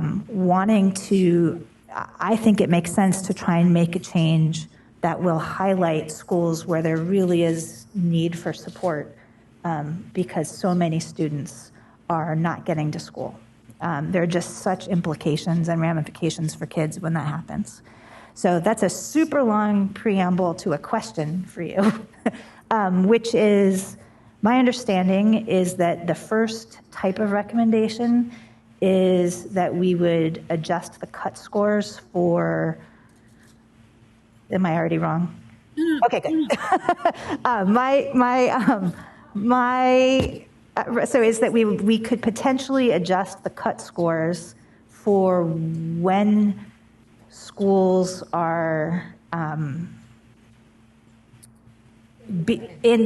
the red. Okay, wait, and I just want to add one more preamble, sorry.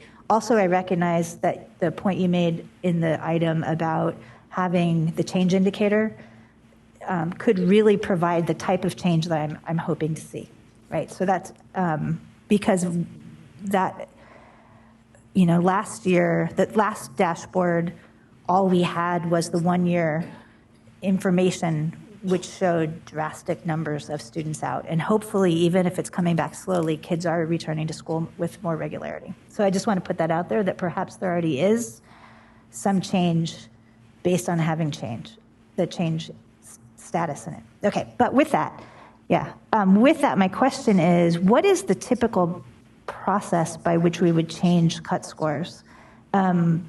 Because if we are,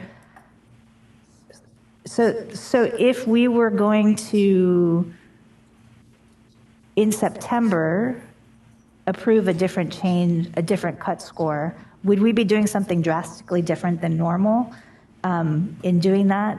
Or are we still within the time frame where we could still get the type of feedback and vetting that is typical?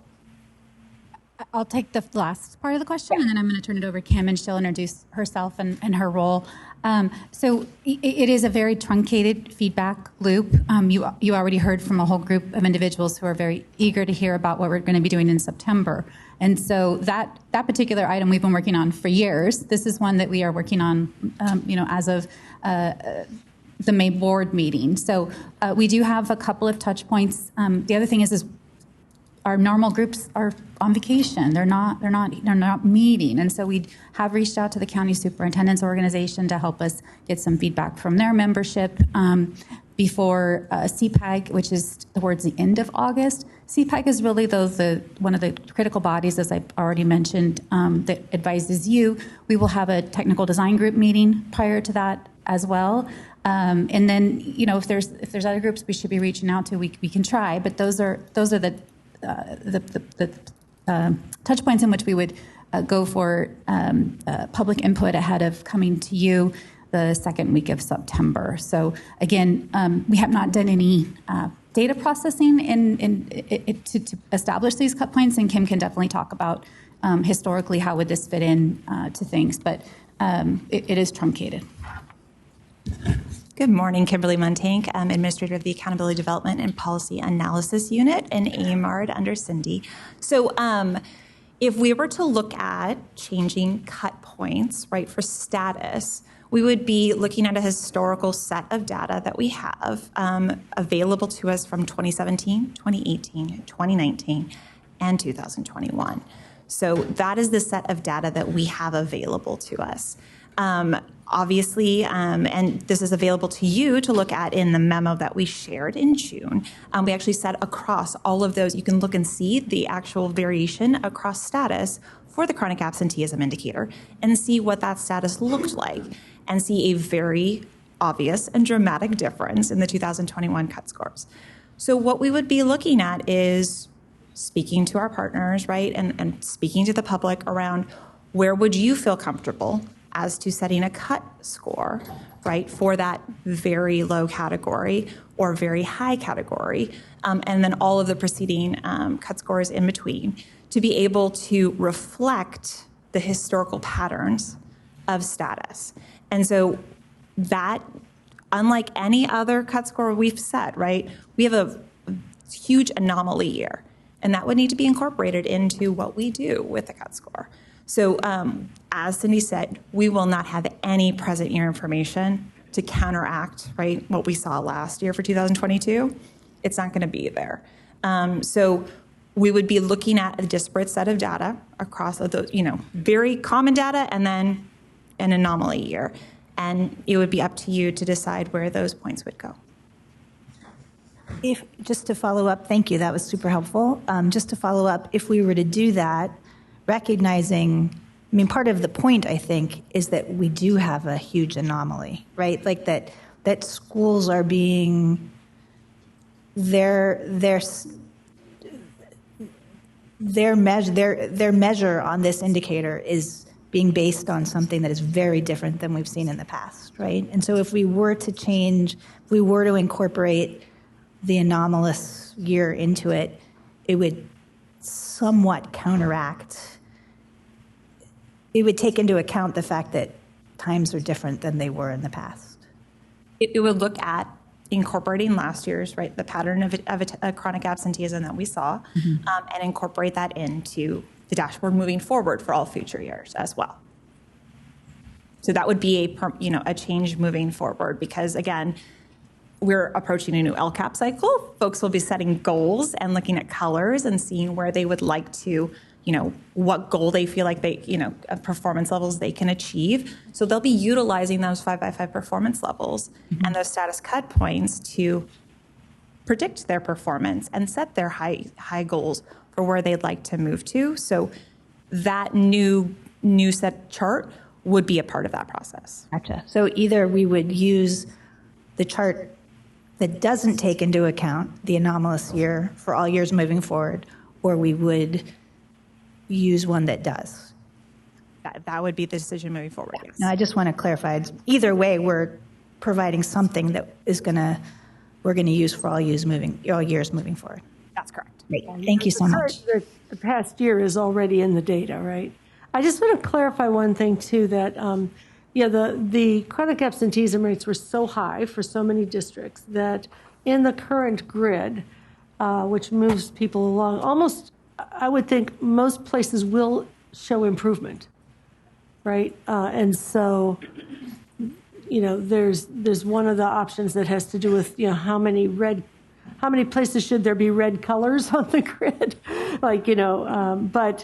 But most places will show improvement. I think the bigger picture is what are we looking at going forward in a world in which, both health issues continue to be challenging and climate issues continue to be challenging, and how do we want to help focus in on the right kind of interventions to support getting kids to school when it's safe for them to be there, and also supporting districts in that process, and then also helping people know what's going on so that they can make good decisions. So I think, the question about this year and next year is even if almost all the districts move up on the, have lower chronic absenteeism than they did last year, we still will have questions about how do we think about the future, because we have to start to see what the new normal is, if there is a new normal.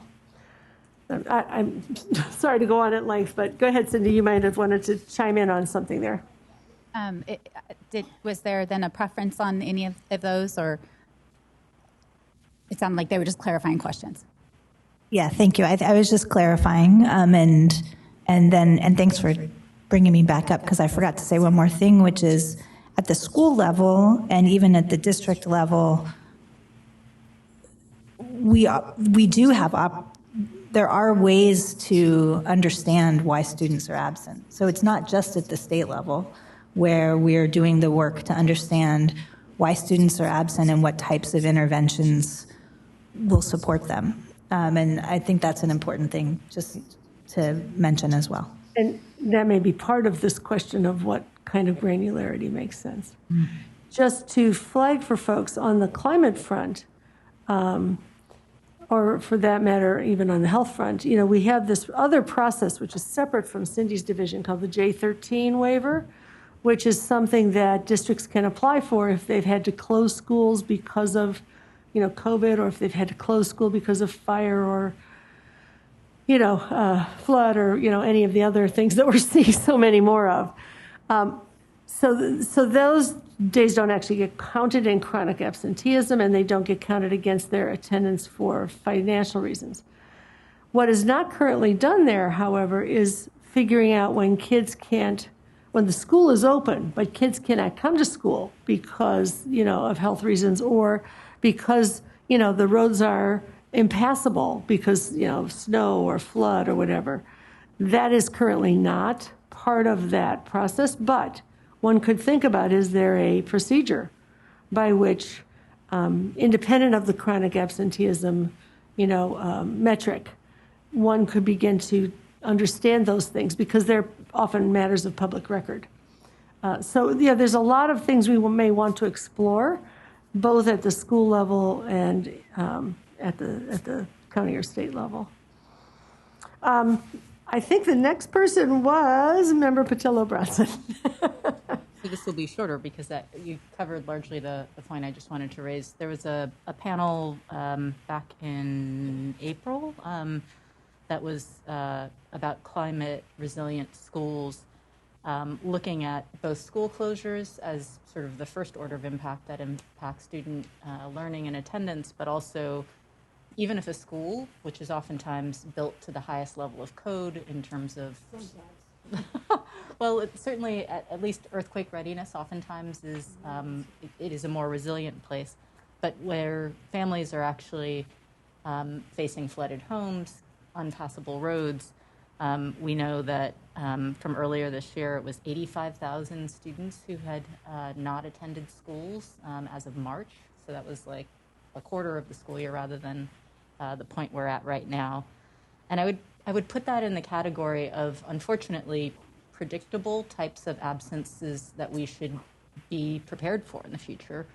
Hopefully, knock on wood, COVID will be a once-in-a-century unusual event that we won't see those types of chronic absenteeism of that order of magnitude in the future. But I think we should be prepared for climate impacts in ways that suggest knowing and having greater granularity as to the reasons why students miss school will be really helpful in informing the types of interventions that we look for from schools.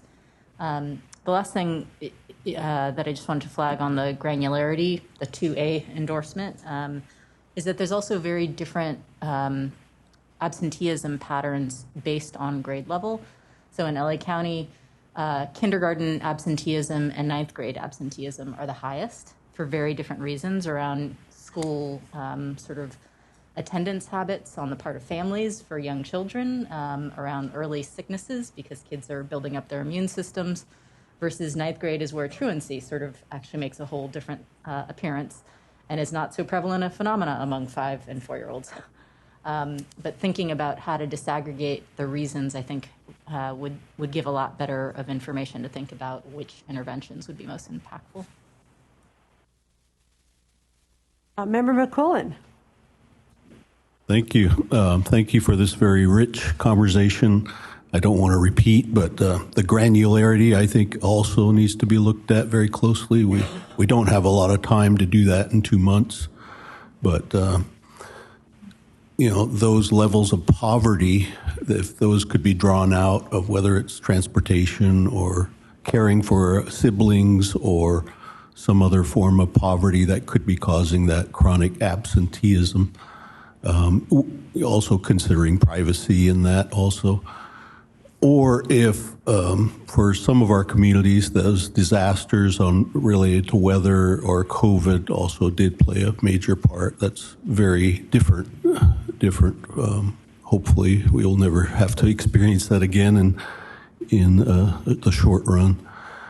I also appreciated what Francisco said about in this process finding that flexibility for students to recover in different ways, how to get credit, how to get other alternative learning done should be a part of this conversation also, where kids can get credit for community learning and doing things with their families, that kind of thing. So thank you.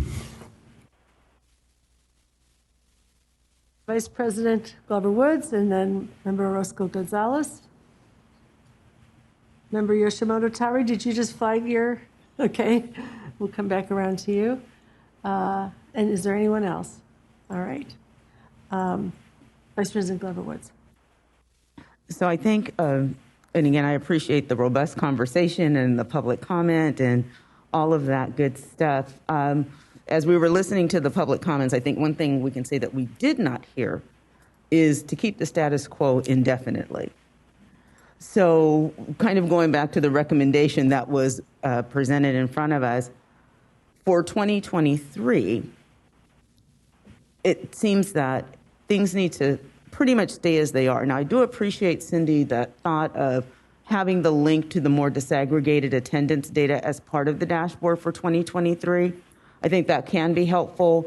And I would say, just as an aside, that there's so much rich data on DataQuest that it may be helpful to take a look at what type of links should go on the dashboard in relation to those different indicators, so that those who need to and want to take a deeper dive into the disaggregated data has a way to just one click, boom, jump right into DataQuest to that data. As we go forward, I just want to underscore something I said in my earlier comments, which is for 2024, it's important, in my humble opinion, to explore all of the things that have come up in this conversation. Exploring what will it look like if we looked at the granularity of the data that's collected around absences. Is there anything that we need to look at regarding the methodology? All of those pieces, those are really important points to start to look at as we look forward to the 2024 dashboard. And again, that convening of CPAG and the technical design group, and then the feedback again from all of the schools and the districts and whatnot, all need to come in play with that. And since we're at the beginning of a school year, this might be a really great way to ensure that that conversation is interwoven, if you will, with the agendas and the conversations that will take place with those particular groups. Looking forward, I don't know if it's 2024 or even 2024 and beyond, that whole idea of, well, how might we recover for students that are not able to be in seat, but yet and still receive rigorous instruction? And what does that look like? What are the pros to that? What are the consequences to that? Those are conversations also that I would encourage to take place moving forward. And I'll say in closing, as we were having conversations about really recovery or credit for not being in seat, my first reaction was, and for a while it's been like, oh my gosh, no, kids have to be there every day. What are we talking about? Let's not even go down that particular road. I also recognize that we're in a different space and place. So I don't want to be misunderstood to say that I don't feel that students should be in school and in class, but I also realize that there are other ways that students can receive rigorous instruction that allows for them to master standards without that in-seat. Just as back in the day, the only banking you could do was to go into the bank. You were doing no transactions financially without physically walking into a bank. These days, you can even deposit a check from where you're sitting right now. So things have indeed changed, and I think it's important for us to explore those changes. Again, look at what are the benefits. Also look at what are the consequences and what might be the unintended consequences as we move forward. And I have Member Roscoe Gonzalez, I think, next, and then back to Member Yoshimoto Tari. Oh, and then Member Rodriguez. Thank you. I don't want to repeat, actually, Vice President Glover Woods, you actually touched on a few points that you talked about the dashboard, so I won't repeat some of those. I just wanted to say that it's evident that tackling the issue requires a comprehensive approach that takes into account multiple factors in contributing to student absences. So regarding the option 2A, modifying the granularity of information collected around student absences, I would like to delve deeper into the topic, exploring the possibility of including additional reporting details, specifically related to unexcused absences. As a teacher working in an urban school setting, I have observed that some parents lack access to health care, which was touched on by Yoshimoto Tari, transportation, and the face challenges in adequate health care. These circumstances often hinder students from attending school regularly. So therefore, I believe it's crucial to provide the necessary support systems to assist these students and their families in overcoming these barriers and ensuring consistent attendance. So I think exploring creative ways for attendance recovery, such as virtual opportunities, I know that would be something that I'd like to explore. Thank you. Right. I think we're going to Member Yoshimoto Tari, and then we're going to come back to Member Rodriguez. And then we're going to move forward. I just wanted to amend the record because after I spoke last, you mentioned the link. So I wanted to say I would be supportive of having the link. And then I remembered something about the flexibility and the online instruction that we faced during the pandemic that I wanted to go on record with, which is if we explore ways to count attendance in flexible ways, I think we also have to explore ways that we can record that in ways that's not prohibitive for teachers to keep track of. There was a lot of paperwork involved with the master agreement and the record of instruction that the teachers were doing. So I think I wanted to go on record to say that I would be interested in finding out other ways, streamlining that. Thank you. Thank you. Member Rodriguez. Thank you. I won't repeat all of the great things that have been said, but I concur with the granularity especially, and being a little creative. And thank you so much, Cindy, for bringing this to us, and especially in such a short time frame. As a high school teacher, I agree that the reasons are different for students being absent when they're little and when they're in high school. And so much of it, in my observation, is social emotional foster students, who are really struggling, sometimes finding a home. And this information, much like assessments, schools can use it, right? The way we use assessments in the classroom to guide our students, we can use this information to see how we can help this, our students with mental health supports, the social emotional learning, and offering alternative opportunities for learning, as was suggested, the after school. And I know that the reasons for absences for a lot of our students would just break our hearts if we started listening to them right now. So there's a human component to the numbers, and I'm very optimistic about community schools because I think that there are some great scaffolds and props for the whole community when it comes to attendance and chronic absenteeism as a solution. Thank you. Thank you. Well, thanks for this really wonderful conversation. I hear a lot about the granularity of data, some of which is going to be appropriate to collect and understand and think about at the local school level. And then we have to think about what's going to be appropriate at the state level without creating a huge kind of, burden on schools or getting into all the rationale. But I think that we've got a consensus that we want a deliberative approach to this. We recognize that there are challenges right now with this indicator.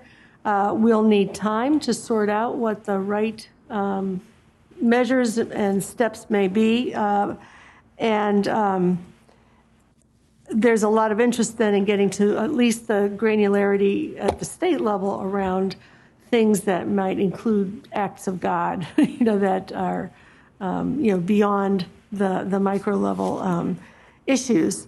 And again, thanks to Cindy for bringing this to us. I think one of our questions as we move forward, we'll ask for some data in September or November, depending on when it arrives. So I think I heard that there would not be data in September yet about 22-23 patterns, but we could ask perhaps to look at that in November. And look at the question of this, has it changed much? Like, where are we in this new normal? And it doesn't make sense to set new standards if you haven't seen the new data necessarily. But I do think we will want to be able in September to understand what the way the dashboard operates now might make sure everybody understands how it would produce its results in the short term. If we do see that there are very different norms, we could think about the kind of suggestion that Hetty Chang made when she called in that we think about rebenching, but I don't think that this is the moment necessarily yet to do that. We do, I think, have some agreement about how to think about some of the big issues moving forward. And just to kind of put a pin in that, what we do when we set dashboard indicators is we create incentives. One of the incentives we want to create here is to have districts look carefully at what's going on when a lot of kids are absent and figure out what the reasons are, whether it is foster care or whether it is, homelessness or whether it's, any number of things, and then try to find solutions, to those things. And we've been doing more and more at the state to support the kind of solutions that might be helpful with community schools and mental health services and health services and so on. What we don't want to do is get to a place where the indicator creates incentives that are inappropriate. I've heard of policies in some districts, because they've been worried about this, to fail students if they're absent for any reason for more than 8 days or something like that. And when that happens, and I have a daughter who's medically fragile, you're then asking people to come to school sick or to come to school and expose themselves to others who are sick if they're in a immune compromised place, or to get on roads that are full of snow or ice or whatever may be going on. So we don't want to get to a place where the indicator is creating an incentive structure that causes people to do things that are unsafe for children. But there are lots of ways to address those things beyond the indicator itself. One of them would be to allow for makeup days, which is, sort of a separate issue. Another would be to become more flexible in that independent study approach so that people could be online, so that a medically compromised student could, Zoom in or get their assignments or, have a system by which they could continue to keep up. So I think we want to think about many of those kinds of things, which are not about the indicator itself so much as it is about the ways in which people can be in attendance and, demonstrate that the incentives are encouraging people to keep learning. I love your bank metaphor. That was a really good one. So those are things that I think we can also begin to look at, and those are not necessarily part of the accountability dashboard per se, but they are adjuncts to it. So I think that'll be some of our work over the coming year, in addition to seeing what we can understand appropriately about granularity that we've begun to think about at this point. And that, I think one of the key points that was made in many people's comments is that root cause analysis is at the core of the rationale for this indicator. So what we'll need to understand is what can we do to support both the root cause analysis, but also the engagement of students in school in ways that work under what will be changing circumstances. And with that, I think we've given you a lot to chew on, but you may have some questions. Yeah. A few of us did like the link to the data quest. Yes, and I think that's been reiterated many times, and that will give people at least 4 categories of more granular data that they can be looking at. President Darling-Hammond, can I just, without a motion, can I just make sure that I understand what is being asked of the department for September and beyond? What I heard from Member McClellan, among others, Member Glover Woods, is an interest in raising up the absence by reason reports, which are currently on our dashboard, as a way to show. We like to call this little a accountability, transparency, greater detail into the data, potentially doing some resources around that on other indicators as well, where we see information that's not captured on the dashboard, like potentially grade level information around chronic absenteeism, for example. And then the meetings for September and November, I'm not sure will allow us to be able to give you a preview of the data that will be publicly available by no earlier than or by December 15th, but we will do our best to obviously work with your staff to see what's feasible for that. And then we will absolutely explore option 2A a bit more. We have not had a conversation with our colleagues who actually run the data system, and of course others like Department of Finance, because that would be adding a level of granularity that the system doesn't have right now. And so we want to make sure that we do this very thoughtfully, but we can definitely update you along the way, and if anything, we would incorporate that into our work plan for 2024. Is that? I think that pretty much covers it. Thank you. Very much. Thank you for listening so carefully. And with that, I'm going to give us a 10-minute break. So we will see you at 10:41. Okay. Welcome back. I'd like to reconvene the board and resume item 3, which is the California Assessment of Student Performance and Progress and the English Language Proficiency Assessments for California, update on program activities. This is an information item, so no particular action is recommended at this time, and it will be presented by Cheryl Cotton. Welcome, and Mal Vang of the CDE. Good morning, Superintendent Thurmond, President Darling-Hammond, Vice President Glover Woods, board members. I'm Cheryl Cotton, Deputy Superintendent of our Instruction, Measurement, and Administration branch here at the California Department of Education. To assist with this item, as Dr. Darling-Hammond stated, Mal Vang is here, as well as Marianne Arcilla. She is the Executive Director for K-12 Student Assessments at the Educational Testing Service. The item before you today is an information item.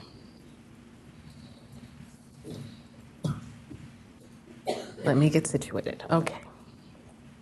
Today's presentation will cover assessment updates, which includes the national and international assessments, as well as the California Assessment of Student Performance and Progress, or the CASP, and the English Language Proficiency Assessments for California, the LPAC.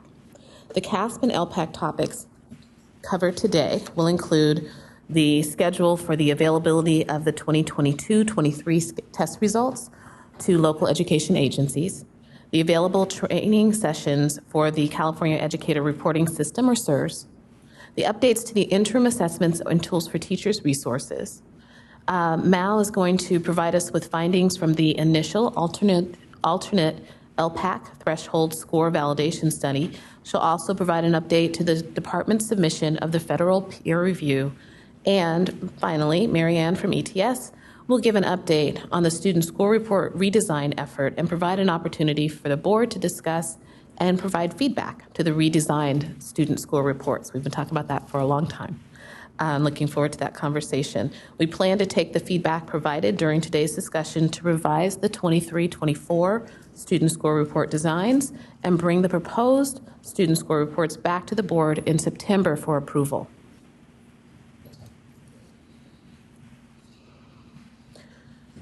The national and international assessments in which California schools participated this past school year include the following: the National Assessment for Educational Progress, or the NAEP, also known as the Nation's Report Card. They conducted their age 13 long-term trend assessment last fall and a field test study this spring. The International Computer and Information Literacy Study, or ICILS. The Program for International Student Assessments is PISA, or PISA. And the Trends in International Mathematics and Science Study, or the TEMS. This slide shows a brief overview of all 4 of these assessment programs for the 22-23 school year. For the NAEP is the largest nationally representative and continuing assessment of what U.S. students know and can do in various subjects. It was mandated by Congress in 1969. For 22-23, NAEP conducted 2 different assessment programs, the NAEP Long-Term Trend, or LTT, and a field test for main NAEP.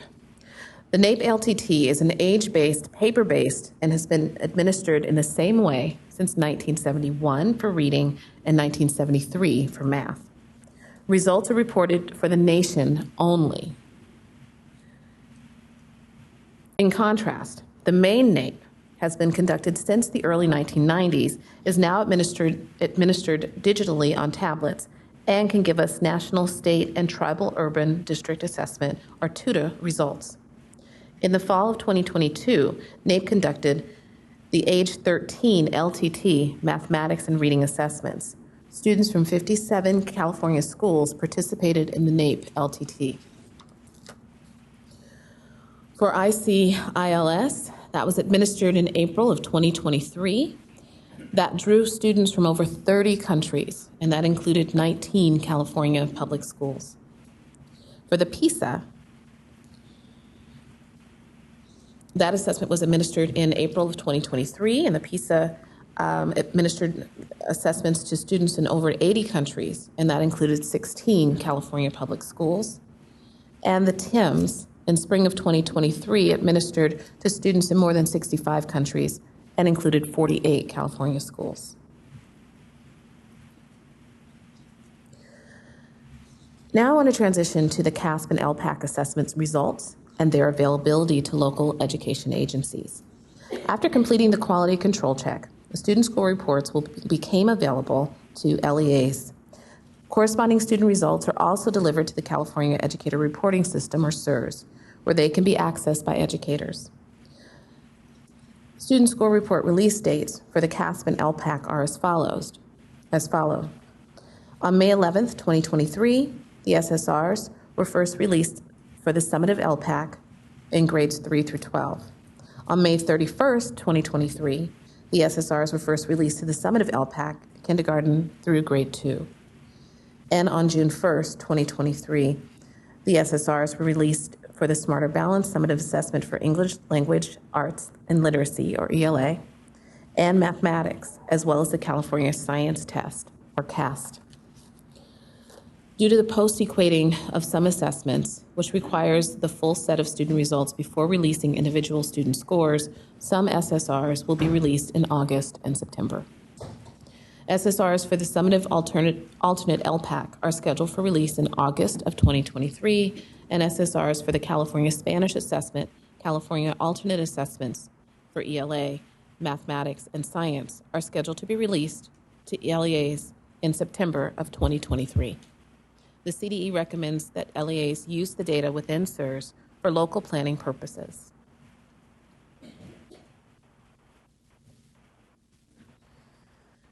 And now I'd like to transition to the available trainings for the California Educator Reporting System, again, SIRS.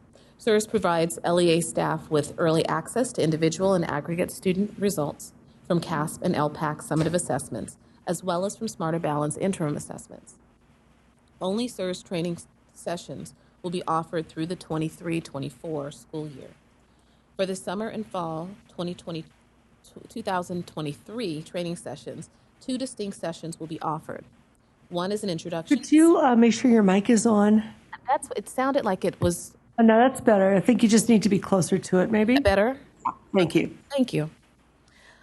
There are 2 distinct sessions that are being offered for SIRS. One is the introduction to SIRS for coordinators and administrators, and that's a session for staff who are responsible for managing the LEA's use of SIRS, such as those who have an LEA or site coordinator role in the Test Operations Management System, or TOMS.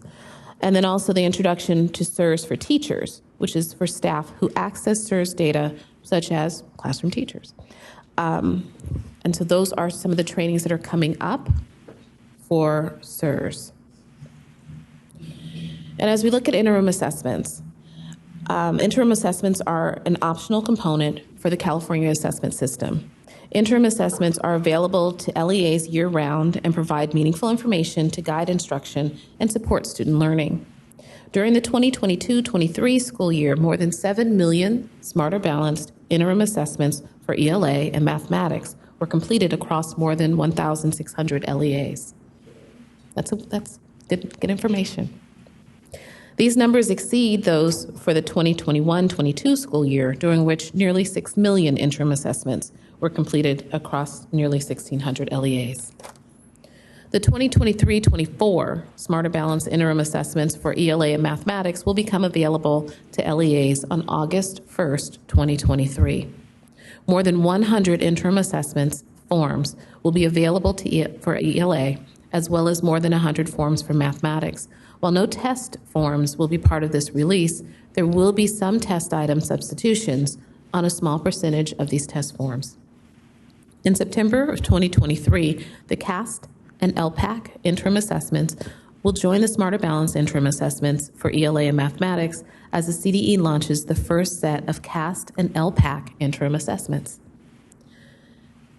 Also, please be aware that to support teachers in using the formative assessment process in the classroom, instructional resources continue to be developed by educators for inclusion on the Tools for Teachers website. So with that, I will hand the mic over to Dr. Malvang. She is going to be presenting on 2 additional topics. Thank you, everyone.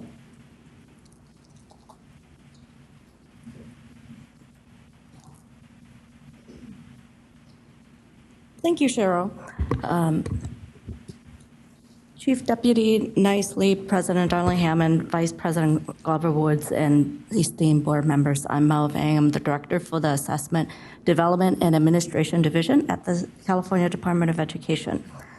So to provide additional validity evidence for the initial alternate LPAC threshold scores that were approved by the State Board of Education in May 2022, ETS, our assessment contractor, conducted the study using a contrasting groups methodology, where facilitators asked California educators to evaluate the degree to which they agree with the results of the initial alternate LPAC based on the general performance level descriptors, which were used to define the threshold scores.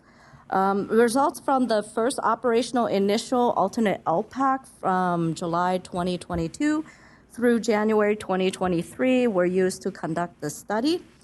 The study gathered information, again, about the extent to which the California educators who had kindergarten and first grade students who took the initial alternate LPAC agree that their students were correctly classified as English learner, or EL, or initial fluent English proficient, or IFEP. So the sample consists of educators from more than 100 local educational agencies, and they provided individual ratings for more than 400 students. The results indicated that for the bulk of the students who are in kindergartners, 83% of educators indicated they either agreed or strongly agreed with the EL classification designated by the initial alternate LPAC. And 95% of the educators indicated that they either agreed or strongly agreed with the students' classification as IFEP, or initial fluent English proficient.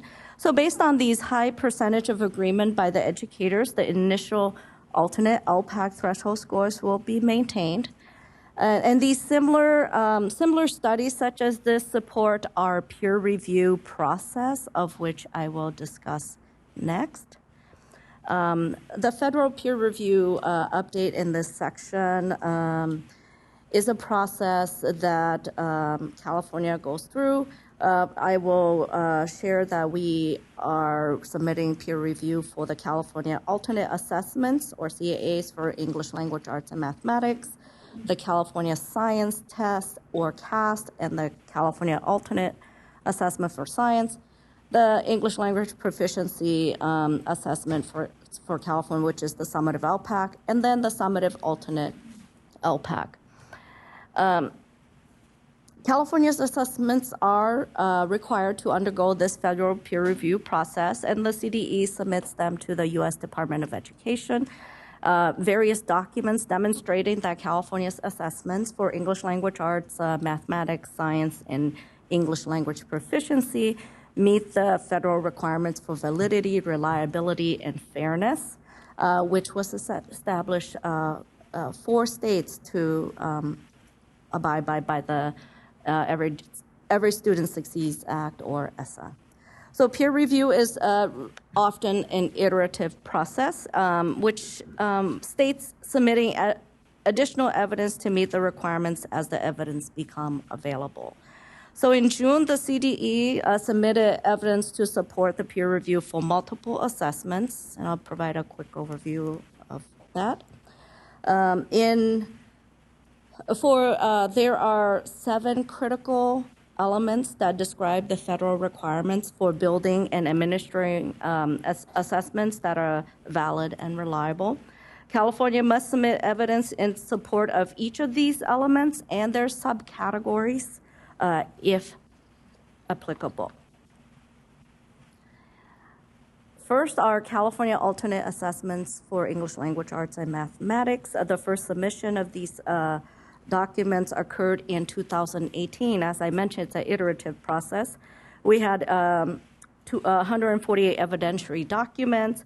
Based on that initial submission, California received a status of substantially meets the requirements, indicating that the majority of the critical elements were addressed with only minimal additional evidence needed. We have submitted additional evidence as it has become available that were included in the June submission to fulfill any outstanding requirements. And then for the science peer review submission, the CAST was first administered in 2018-19 and was submitted for peer review in 2022. And it received a status of substantially meets also. In June, we submitted an additional 25 additional evidentiary documents for the CAST to fulfill any remaining evidence that was needed. And then for the CA for Science, we submitted over 200 documents for its first submission in June based on that first operational administration in the 2021-22 school year. Moving on to the LPAC, the English Language Proficiency Assessments peer review submission. This is the summative LPAC. These assessments also received a substantially meets requirements in 2022. In June 23, we submitted 30 additional documents to fulfill the outstanding requirements. We completed the first submission of our summative alternate LPAC in June 2023 also with 260 evidentiary documents. This was based on that first operational administration that occurred in 2021-22. The CDE will provide updates on the outcomes of these submissions and reviews as they become available, and we'll share them with you in future meetings. And with that, I will hand the presentation over to Marianne Arcella from ETS to present the Student Score Report redesign.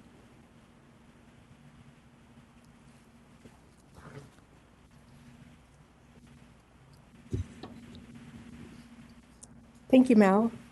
Good morning, President Darling-Hammond, Vice President Glover Woods, Chief Deputy Nicely, distinguished board members, Executive Director of Board Staff, and distinguished leaders and staff of the department. I'm Marianne Arcilla, Executive Director at ETS for our K-12 assessments. It's an honor to participate in the work that we are conducting in support of the California assessment system. Today, I'm pleased to present to you information about the CASP and LPAC Student Score Report redesign effort. In 2015-16, when California moved from the paper pencil test, which was the STAR program, to the current online test, the department and the board introduced a new student score report to go along with the new online assessments. At the time, the student score reports focused on English language arts literacy, or ELA, and mathematics. These were the first online tests that rolled out under CASP. Over the years, California added assessments as part of the California assessment system, which included both CASP and LPAC tests. As each new test was launched, California developed and incorporated new student score reports. The first reports for each test may have included introductory information such as percent correct, as the department and the ETS team conducted standard setting and other validation work. The student score reports were also adjusted as needed to meet the needs of the state, such as when the Smarter Balanced ELA and Mathematics adjusted test blueprints were adopted, and we made some changes to the format. So why are we redesigning the student score reports now? So one of the big things is that beginning in the 2023-24 administration, this will be the first year in which all CASP and LPAC tests are now operational. So we have the opportunity to incorporate research findings, best practices, feedback along the way into the reports to help improve readability and engagement. We also have the opportunity to set up the reports in such a way that provides flexibility for future novel approaches of delivery.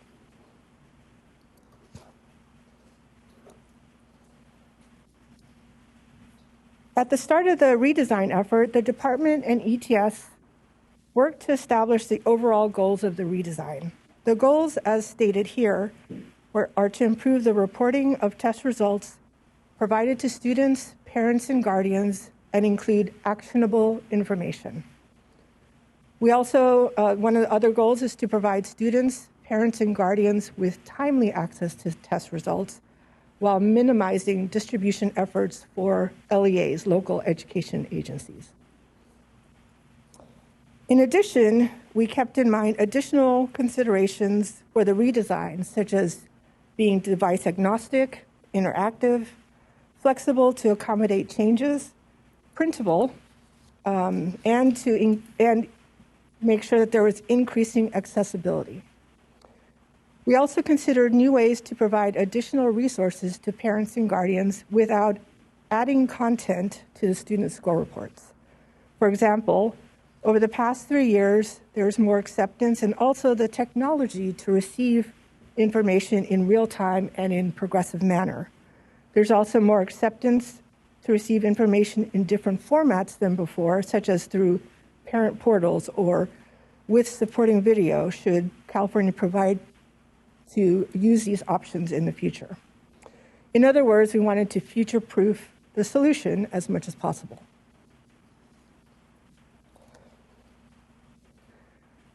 So in September, beginning in September through November 2022, during the initial concept design, we conducted feedback sessions with interest holders, including at the annual conferences for the California Educational Research Association, CDE's own California Assessment Conference, and the annual conference for the California IT in Education, or CITE, to gather information on current student score reports. During these sessions, the participants were asked what they liked and what they disliked about the current score reports and what they would like to see in the redesign effort. The information from those feedback sessions were used in the design of the original mock-ups, which were then shared with focus groups. We enlisted a market research company to conduct 5 focus group sessions in December 2022 and earlier this year in January 2023.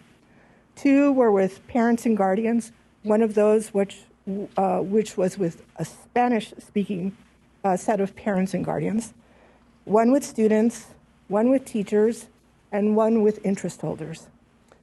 ETS and CDE members were invited to observe the focus groups, so we were able to listen in on the comments, but we were not actually asking the questions. Someone else was doing that. From February through June 2023, the mock-ups were revised during an interactive review process with the CDE. During this time, we also received additional feedback from the CASP and LPAC Technical Advisory Group, the assessment interest holders, and the Regional Assessment Network. On the next 2 slides that I'll move to, I'll show you a sample of the conceptual designs that were presented to the focus groups. They were presented to the focus groups for their reaction and input. 1 set will be for ELA, CASP ELA, and the other set will be for LPAC. The focus group participants also had the opportunity to see the conceptual designs for other CASP and LPAC tests. The purpose of showing the samples of the conceptual designs is to provide you an idea of what the focus group participants were shown. I won't be going over the details of the conceptual designs, but would be happy to answer questions later if there are any. So just very quickly, this is the conceptual design for English Language Arts and Math. The focus group participants were shown the current version of the student score reports, which you see on the left.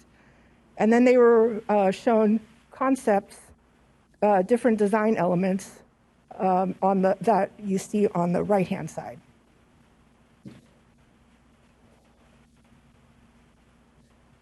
And this is the LPAC version.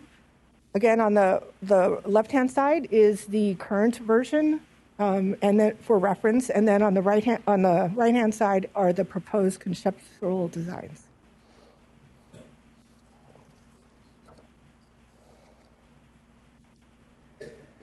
So we're grateful to the parents, guardians, educators, administrators, and students, and interest holders who took part in the focus groups. We definitely learned a lot. Overall, all focus groups agreed that the conceptual designs presented were an improvement over the current versions of the student score reports. They recommended using less text overall and definitely less jargon. They wanted to make sure that they were as easy to understand as possible. They indicated that where color is being used, it should be intentional. So where we're using one color, it means the same thing in another area of the student score report. They also recommended that graphics should be included where possible to provide visual aid and that the graphics should be easy to read. We also asked parents and guardians for their input on the distribution of the reports. Parents and guardians liked the convenience of electronic distribution. And we've seen this increase, especially over the last several years as more and more have used devices for their just everyday living. LEA shared that they still needed the ability to print the reports. This was further confirmed during additional targeted surveys that were sent to the school districts.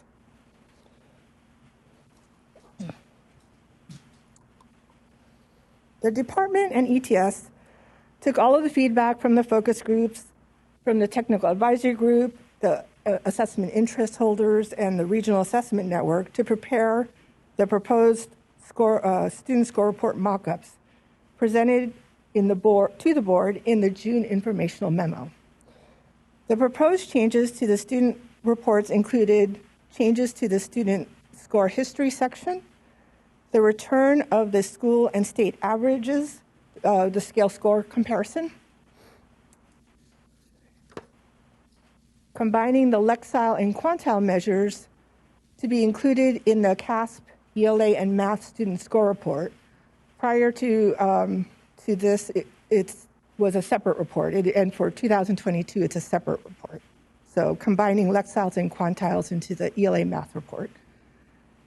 Including new composite claim reporting for ELA and math for the adjusted test blueprint, delivery to LEA parent portals as HTML files and PDFs, and then consolidation of ELA, mathematics, and science results in one student score reports, and this would be for grades 5, 8, and high school.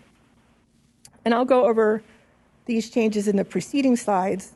First, I'll show the proposed student score reports in full, so you could see the overview. And then I'll go over proposed elements in greater detail. And I'll start with CASP first, and then I'll move to LPAC.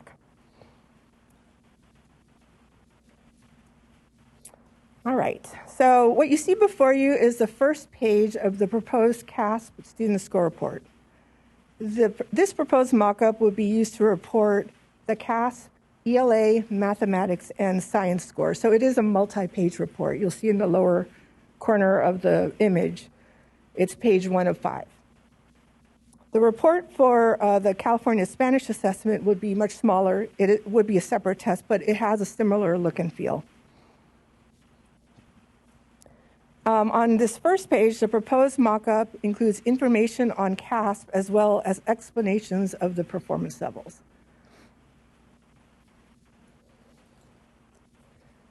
The pages following the first page of the proposed CASP and CASP student score report would provide additional information about each content area. And for CASP, it would be ELA and mathematics, which all students must take in grades 3, 8, and 11. This slide shows pages 2 and 3. Page 2 is on the left, page 3 is on the right, which presents more information about the students' ELA and math results, with student score history and the new composite claim scores for each. And I'll go over those two particular things in the next slides.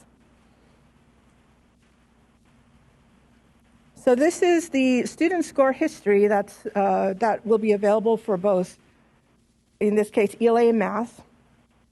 The new student score history section will be available for grades 4 through 8 for Smarter Balanced ELA and mathematics, CAA, the California alternate assessments for ELA and math, and the California Spanish assessment. The score history will also be available for grades 1 through 12 for summative LPAC and summative alternate LPAC. We are working through wording on grades 3 because they won't have a score history, and then for kindergarten because they also wouldn't necessarily have score history. And then since science is administered in grades 5, 8, and once in high school, the CDE and ETS are looking into options to include the score history in the future.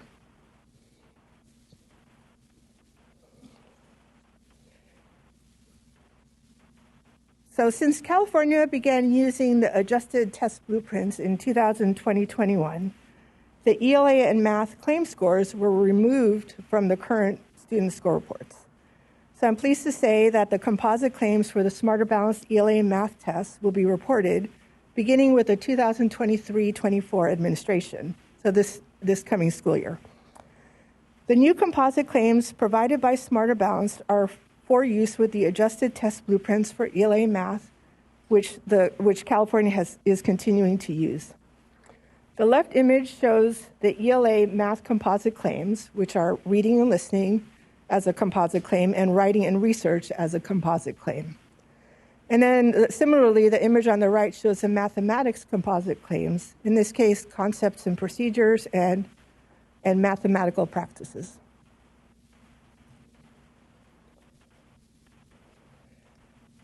Page 4, so what you're seeing on this slide are pages 4 and 5 of the student score report.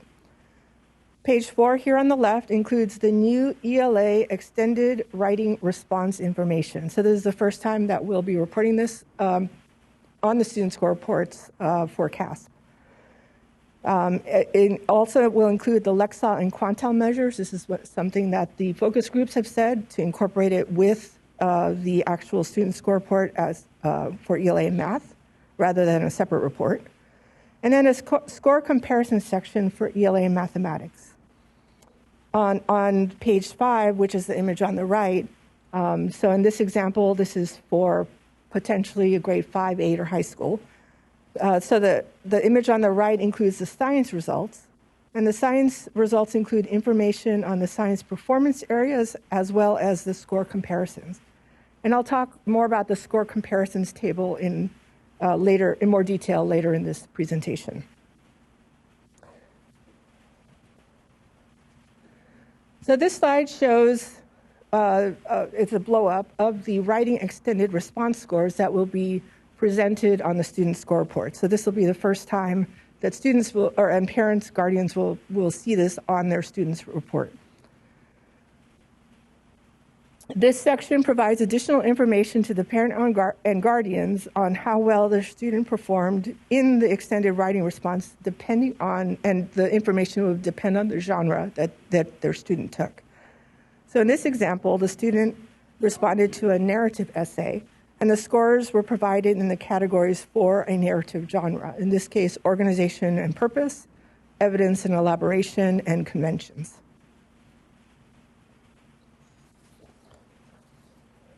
Next, I'll turn to the proposed LPAC, summative LPAC student score report. LPAC has 2 pages. Similar to CASP, the first page shown on the left includes information about LPAC. It also includes the student's overall summative LPAC score. The second page shown on the right includes the score history, as well as the student's score on the oral language and written language domains.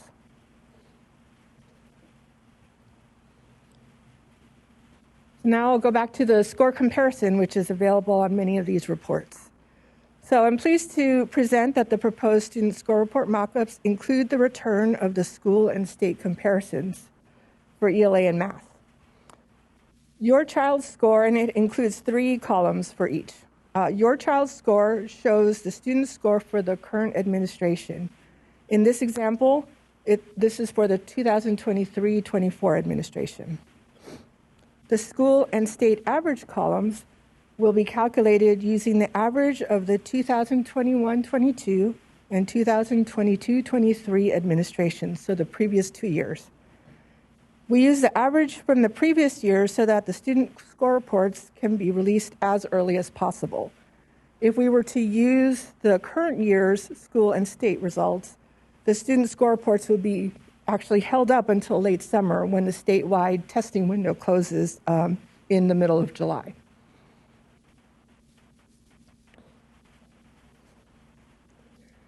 The CDE and ETS continue to work on the student score report redesign and development. This slide shows the high-level timeline of the activities presented and is as follows. In its June 2023 information memo to the State Board, the CDE outlined the proposed student score report redesign and reporting enhancements for CASP and LPAC, planned for the implementation starting in the 2022-23 administration.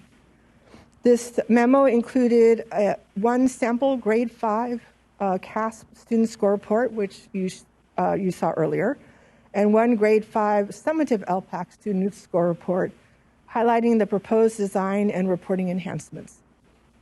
This month, the CDE welcomes feedback from the State Board and interest holders regarding the submitted proposed design and reporting enhancements. In August, the CDE the CDE and ETS will incorporate feedback from the state board and interest holders into the proposed report design and reporting enhancements. In September, the department will present the recommended revisions to the student score reports at the September board meeting for approval. In October, ETS will program the system with the approved student score reports and translate the student score reports into the required languages other than English. And then in spring 2024, the plan is to release the redesigned student score reports for the 2023-24 CASP and LPAC summative assessments. And in July 2024, when the new school year or test administration year starts, the CDE will release redesigned student score reports for initial LPAC and initial alternate LPAC for the 2024-25 administration. And these links are to the current student score reports, which are available on CASP.org and LPAC.org for reference. And now I'll hand the presentation back over to Mal for questions.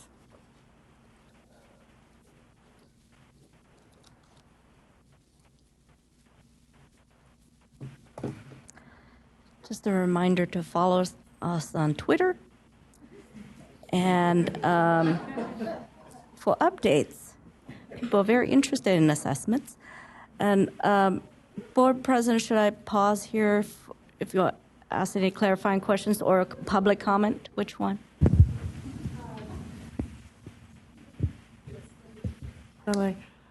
We could, we may take some clarifying questions. Are you at the end of the presentation other than putting up the public comment slide? Yes. Yeah.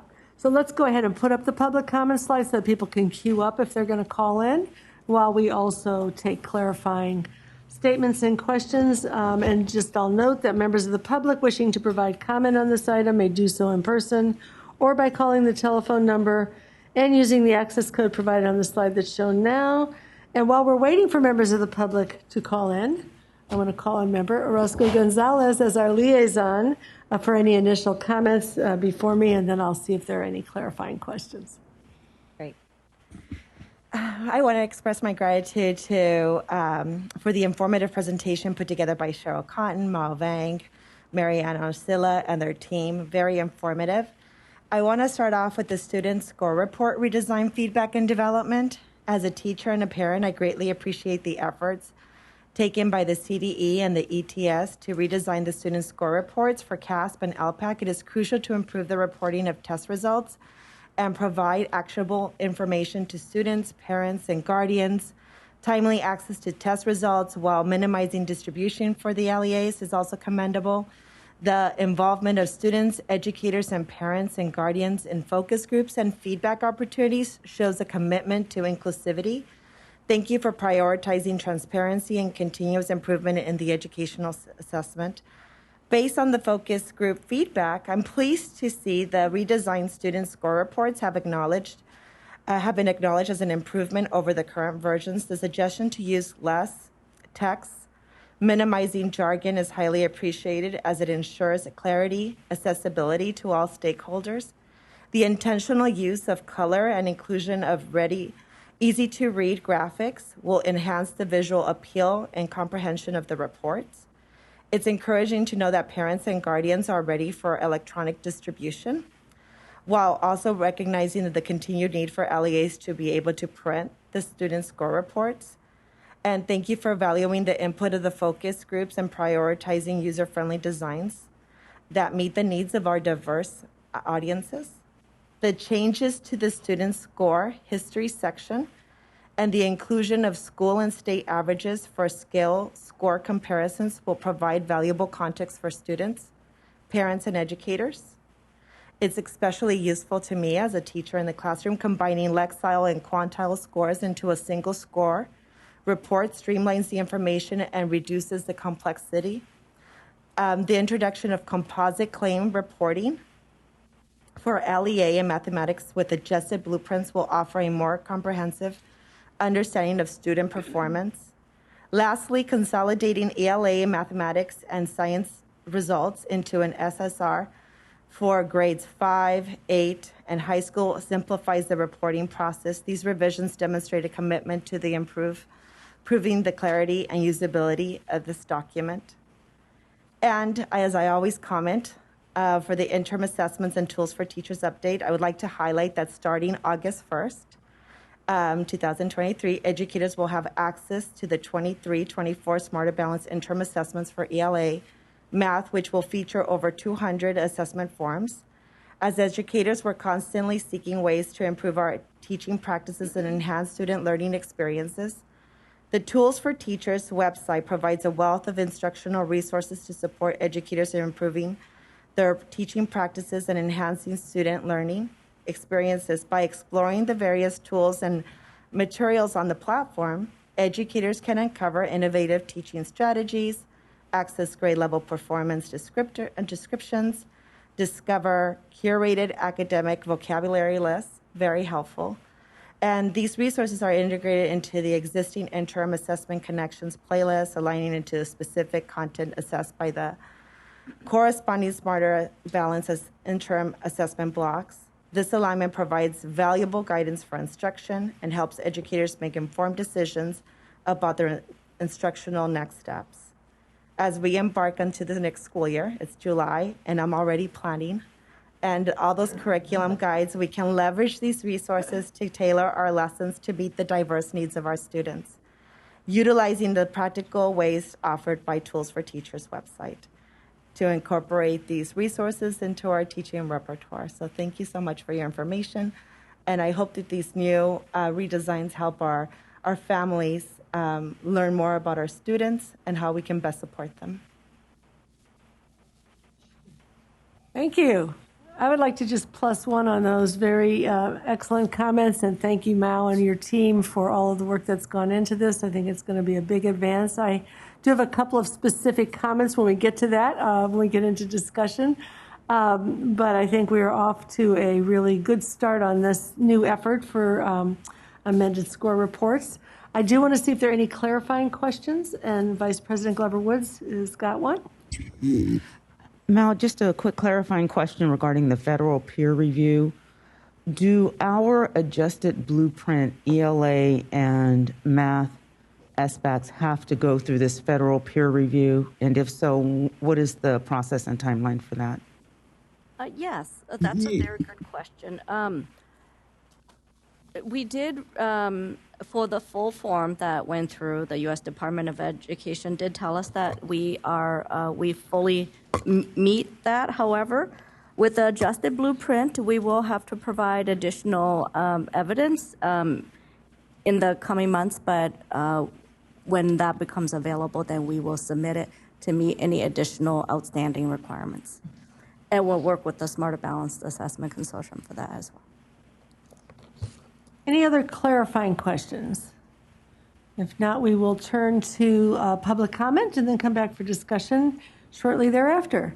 So do we have any public comment? Are we doing it in the room first? Yes, in the room. We do have one. Just a clarifying question. Sorry. Member Yoshimoto Tari. Thank you. Clarifying question. I thought I heard that there were 2 focus groups for families, one in English, one in Spanish, one for teachers, one for students. Can you just elaborate a little bit more on how many people participated in each of the focus groups? And what were they virtual? Were they across different parts of the state? Sure. Mary Ann can provide those details. There were typically anywhere from 7 to 9 per focus group. They were conducted virtually.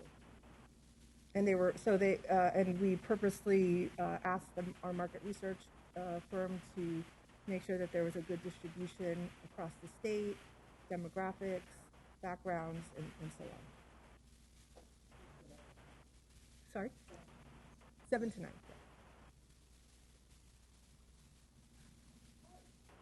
At this point, we'll then see if there's any public comment in the room.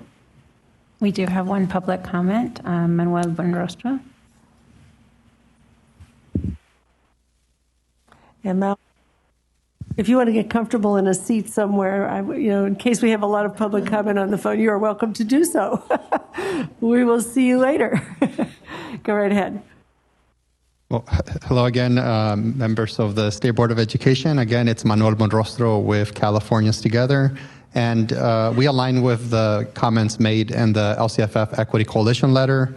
We also want to share our appreciation for the department's work in developing interim assessments for science and the LPAC. We do want to note that interim assessments and tools for teachers were developed for ELA, math, and science, but not English language development. And we do believe that teacher tools on ELD would be critical for the field and very valued in the field. As you know, implementation of ELD is still a challenge for many LEAs, and educators need a lot of support in that, especially in making sure that we have integrated and designated English language development delivered for our students. We also want to note that for the reports on student scores, we request that they be translated in all of the students' home languages and not just the required languages. Thank you again for your work on this very important item. Thank you. And do we have callers on the phone or any other in the room? We do. There are currently 7 callers in the queue. I'll open the phone line now. Caller with the last 4 digits, 0325. You are now live. Please start your public comment. Hello, can you hear me? We can. Okay, great. Thank you for taking my call. I am a former full-time teacher, have left the world of education for the very reason of what has just taken place in the last hour. Honestly, this sounds like a lot of filibustering. Math is a really concrete subject. It is not subjective. I'm sorry. And every child I'm sorry, ma'am. Yes? We are currently taking public comment for item number 3. I believe you would like to speak to item number 11. If you don't mind calling back later on this afternoon. Thank you. Oh, yes. Yes, you're right. Thank you. Next caller with the last 4 digits, 4369. You are now live. Please start your public comment. Thank you. This is Sally Fox again on behalf of CABE and as a member of the coalitions for LCFF Equity and Californians Together. We appreciate the department's work of developing interim assessments for science and the LPAC. We note that the interim assessments and tools for teachers were developed for ELA, math, and science, but not ELD, and we believe ELD should be added if it's not on the list yet. I'm still active as a certified trainer for OCDE Project GLAD and as an ELD consultant, and I continue to observe the powerful positive effects on student learning when teachers use the ELD standards to provide linguistic scaffolds to make content comprehensible and to design extended learning activities that develop literacy and English proficiency while integrating subject matter academic language. So one way to think of it is tools to help teachers use the ELD standards for integrated and designated lessons will strengthen implementation of all our state standards. Thank you. Thank you. Next caller with the last 4 digits, 1659. You are now live. Please start your public comment. Hello. Thank you for taking my call. I came to the United States about 30 years ago from Ukraine, and all I want to say is that unfortunately our public education is really going down, and one of the reasons I'm talking is I'm one of the teachers, and my daughter is also one of the teachers. So I want to just state one of the codes. If favor is shown to the wicked, he does not learn uprightness. In the land of uprightness, he deals corruptly, and does not see the majesty of the Lord. Isaiah 26:10. And one more is, woe to those who are wise in their own eyes. It's again from Isaiah. I just want to pray for all of you who right now in this room, I pray that you would see the righteousness in the sight of the Lord. I pray in Jesus' name. Amen.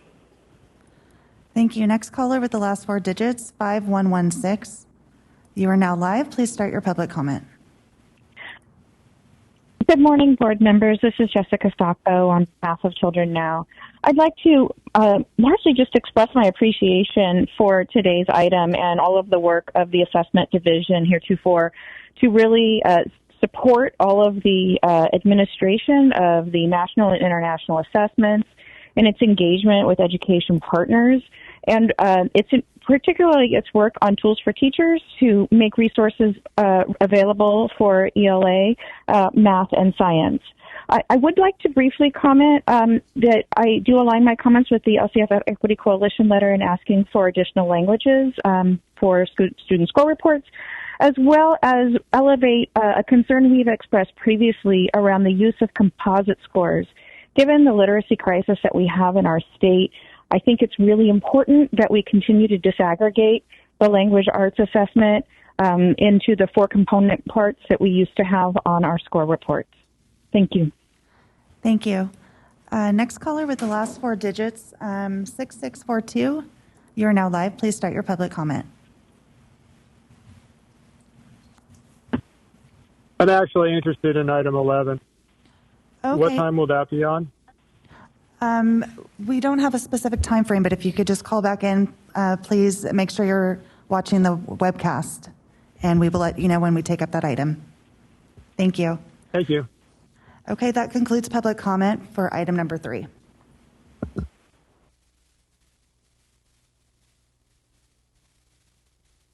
With that, we are now open for discussion.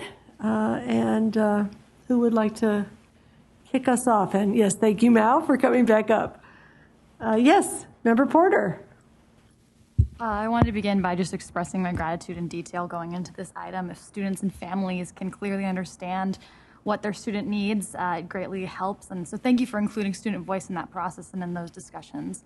So on slide 28, I noticed that many questions were clumped together that are yes or no answers, and 1 score is given for a variety of these writing skills. And so I have like a question with a comment is there a way for students to access a breakdown of these areas in which they're stronger or weaker? For example, like a student may have perfect spelling and capitalization, but needs more support on grammar. But from my understanding, there's no way for them to understand that from the score report. They just receive a 1 out of 2 on conventions, but I think it could be helpful to understand exactly where they need help. So maybe a rubric would be more useful. Yeah, I mean, this for the written extended response score here, this is the first time we've ever been able to provide it on the student score report. This is as granular as it can get, and it is part of a summative assessment, right? So to get to some of those details, you could use the interim assessment or more of the ongoing assessments in the classroom to show some specific areas of weaknesses. Again, we like to say the summatives is just one type of assessment and one resource or one point of comparison to other kinds of assessments that might provide that detail. Amazing. Thank you so much. It was encouraging to see the number of interim assessments being used now, and I think that gets to this question of how you get to more granularity on some of these things. Member Orozco Gonzalez, who else would like to be in the queue? I just have a question, Mal. How does the department plan to address the absence of interim assessments for and tools for English language development, considering their importance in supporting language learning? And additionally, are there any plans to expand the translation of sample student reports to include languages beyond the required ones, in ensuring effective communication with all families in our community? Let me take that first one in terms of LPAC. Oh, and we are creating the interns for LPAC to be used. We have a rollout plan that we'll share more detail in September as well.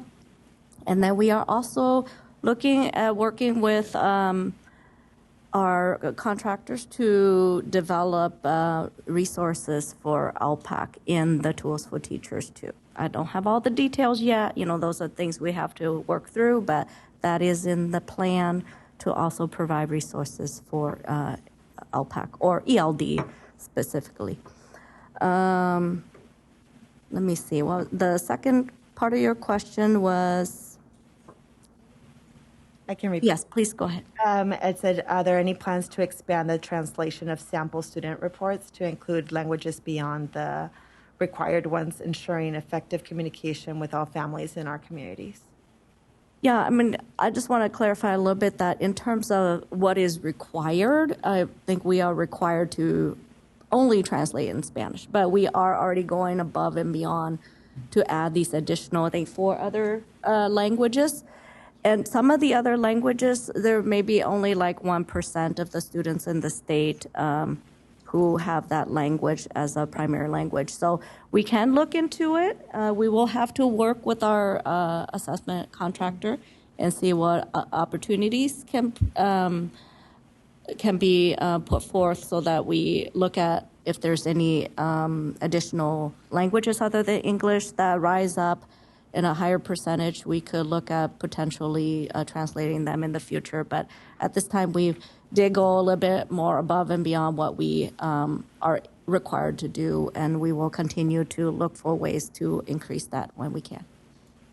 Yeah. But thank you for the support of that. Thanks. Vice President Glover Woods, and then Member Yoshimoto Tauri, and then Member Patillo Bronson. Thank you for sharing the upcoming development of ELD resources and the tools for teachers. That was going to be one of my questions, so I'm happy to know that's in the works and hope to see that very quickly. Yes, it's a critical area that our teachers need resources in, as well as the others that are provided. And I also want to say thank you so much for the redesign of the SSR. I appreciate the family-friendly questions that go along with the graphics. It really makes it very clear what that actual score or rating aligns to. So the time that was taken to develop those questions and embed them in the SSRs, again, very family-friendly and appreciative of that. Thank you. Let's see, it was Member Yoshimoto Tauri, then Member Patil Bronson. Just a couple of brief comments. One is I'm glad to see there's initial positive feedback on the student score reports. I asked the question about the focus groups because I just think for a state our size, the more focus groups we can do, the better to get feedback from a diverse population. And so I don't know if the timeline allows for that, but if we could maximize that, I would be interested in that.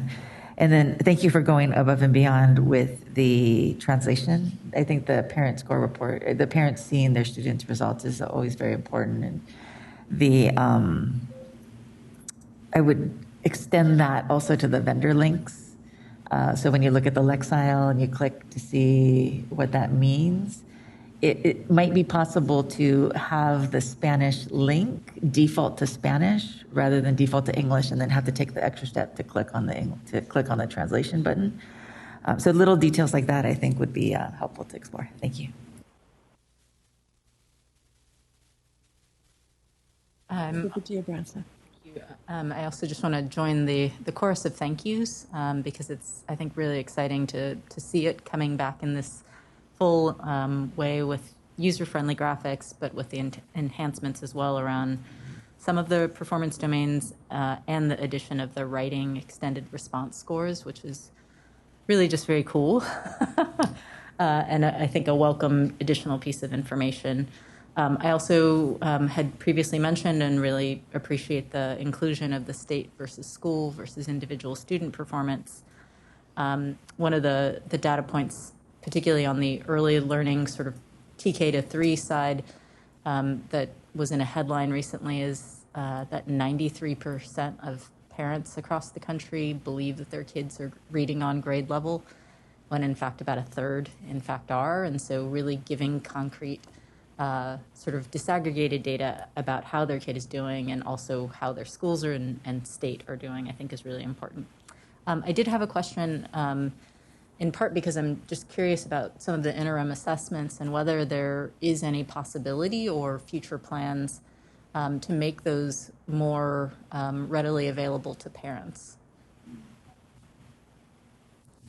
Well, we do have the practice tests and training tests that are publicly available if parents and the public would like to look at that. But you mean in terms of like administering them or seeing what they look like? Because they're not public, but they're not secure where teachers could use it with students in the classroom. So More so to actually see the sort of data resulting from it, not rather than the tests themselves. Oh, like to get the results of the interims. Okay, well, that, I'm sure the local educational agencies have access to it, and because it's not a required test, how they share that out with the parents is something that we could maybe provide in trainings or offer as an option if they would like to share that with parents. But it is really a local decision if they want to share that out. It is to be used to support teachers and students in the classroom. So that is a good suggestion, and I think that perhaps some of the local educational agencies may like to use that approach. Is there anybody else? I want to add one more comment, but anybody else who wanted to? Jim, are you raising your eyebrow because you're ready to say something? Trying to formulate my thoughts. Okay, you want to take a minute? Are you ready? I'm almost ready, I guess. But this idea of the family-friendly and the cultural lens, and all the other languages that exist in California, I'm very interested in that. If we did explore other cultures or focus groups. Again, my thoughts aren't fully organized on this. I'm reminded about a study done through Arizona State University on gifted and talented, and the cultural lens that brings forward for American Indian cultures, and how different it is. What's considered gifted and talented in one community is very different than in other communities. And I would urge you to look at that study by Kishan Lara, a recent study. But if we were to entertain this toolkit that you talked about for other cultures, I'd be very interested in helping and exploring that. So thank you. I wanted to go back to the point. Oh, were you also raising your finger, Member Escobedo? No, you just. Oh. You're really. I'm trying to get cues here.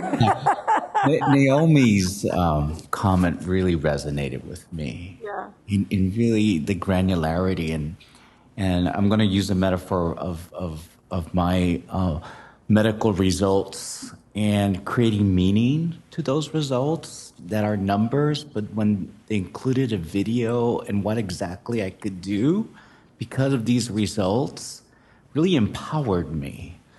And I know the research behind students owning their learning and how critical it is that we can provide them a roadmap on how can they take ownership with their learning is so important. And utilizing videos or any type of AI to help students understand what their strengths are, right, Naomi, and how to empower themselves in their learning. I think it's so important. I do believe so. Thank you, Naomi, for bringing that. Yeah, and I think that that really gets us to a little bit back to Mao's point. There's what we can do on the summative test, which by the time we get it, the student is already 6 months older and in a different place. And what we can do on the interim assessments, where there is follow-up with tools for teachers. But also, if you ever go to the page in the CDE website, among the many, on diagnostic tests, there's a list of those that are recommended, for the early grades, but most of them go through K through, at least 8 and maybe further. And some of them actually do have that coupling of diagnostic information and information about what to do next, and I think that's an area for the classroom use of assessments that we, care about and may want to look further at. For the purpose of Smarter Balanced, the fact that people are using the interim assessments and tools for teachers means that they're getting closer to that, but that might be something we want to hear more about too, Mao, at some point further. I'm going to make my couple of small comments, I think, now, which is, first of all, number one, thanks for all of the great work on it. There are two little things that I wanted to comment on the score reports. I like them a lot. I think they're moving in a very good direction. The claim scores have 3 categories, and they are sort of below standard, near standard, and above standard, or something like that. And I read these multiple times. I was trying to just understand them, and I kept saying, well, where is at standard? And near standards, in our 4-tier process is nearing the standard is below at standard. I think it would be helpful to name that at or near standard, since what I finally figured out is that it includes the students who have met the standard and those who are within some band around the standard. So I just think that's a naming thing. It does mean adding more words to the page, just 2 little ones that I would hope could be fit in so that parents won't be as confused as I was when I was trying to figure out where at the standard was. Well, at the claim level, there's not as many items, right? So I think in the early years, I'm not saying make it 4. I'm just saying the 3 categories are fine, but the fact that includes at as well as around.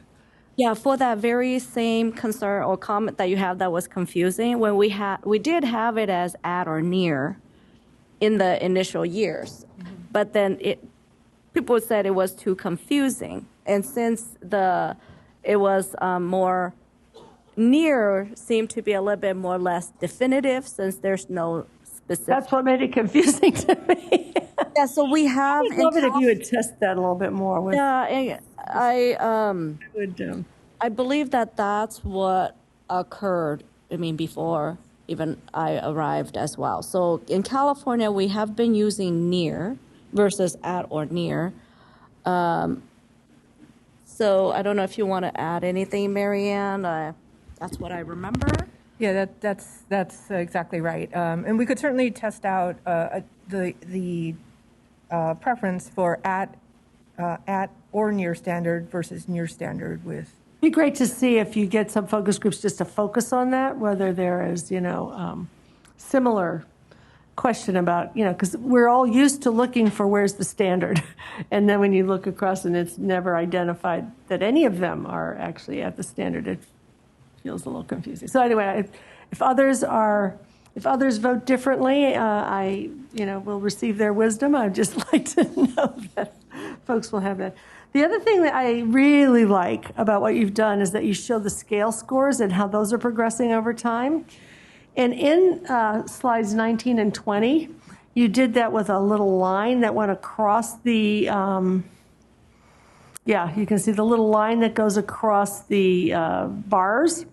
In slide 25, the line has disappeared and it's just like 3 little dot points or something. And I couldn't even see them when I looked at it earlier when I was reviewing the material. So I would just vote for the clearer designation of the line rather than just 3 little dots. I know these are tiny points, but good. That's why we have. Well, I care about our student score reports. And then I think that you, in the final version, you do have the link to the Lexile and Quantile website. Is that right? Because in some of the slides it was there and in others it wasn't, and I just wanted to be sure that it is there in the final, which would be around slide 25 somewhere. And my eyes aren't all that good, so. Right there it is. It's there. Is that little blue thing, is that the URL? Yes, that is. Okay. Thank you. I think it's very helpful for parents who really care about this to be able to go and get the information, or teachers, as Member Orozco Gonzalez said, to actually be able to go and see what to do about it, to the point that Members Porter and Escobedo were making. All right, thank you. I think we have given you all our feedback. Can I just address, I thought about something for when Member Yoshimoto Tauri mentioned about having more focus groups. Initially, when we had the focus groups, we try to make them as representative as possible, and we hope that they were representative of the different voices out there. And it wasn't just the focus groups that informed this, but like Marianne mentioned, we took it to interest holders, the various educational partners, as well as our regional assessment network folks who work directly with the different LEAs on this type of work. And then we also want your input as our board members as well. So hopefully this process can provide you that opportunity to provide further and specific feedback. And we will definitely make those adjustments as best as we can before we bring it back to you for review and approval. Thank you so much. Appreciate it. And with that, I'm going to thank Mao and move us on to the consent agenda. And we need the public comment slide displayed again.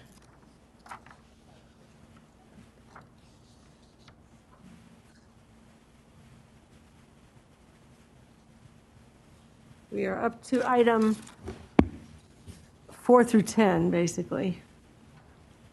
There we go. All right. We're going to open the phone line for the queue for public comment on consent items 4 through 10. Members of the public wishing to provide comment on consent items 4 through 10 may do so in person or by calling the phone number and using the access code provided in the slide that's shown now. Are there any speakers signed up to provide public comment in person?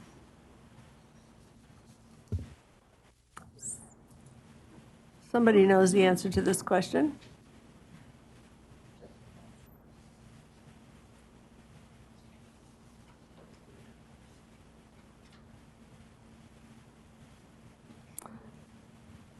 I'm going to take that as a no. There are no people signed up to provide public comment in person. Is there anyone waiting to provide public comment on the phone line? No, there is not. All right. Given that there's no further public comment, I'll ask for a motion on consent items 4 through 10. Do I have a motion? Member Orozco-Gonzalez, do I have a second? Member Lewis, thank you. At this point, all in favor, please raise your hand and say aye. Aye. All right. Any opposed? Any abstentions? Motion carries. Thank you. And then I'd like to reopen item 1 and take a moment to recognize our student board member, Naomi Porter. This is Naomi's last meeting before she goes to college at Vanderbilt in the fall. We're happy to announce that Naomi's State Assembly member, Al Maritsucci, prepared a legislative resolution honoring her for her service that we are here to present to her. And I'm not going to read the whole thing, but I will just simply say that it recognizes her work to raise the profile of the board and its work for students across the state. She has participated in a children's entrepreneurship program in 6th grade. She launched her first business, Spice It Up, at the age of 11 in support of struggling students. She started Bright Futures Tutoring when she was 13 years old. In 2019, to address student needs for relevant experiences outside of the school system, she founded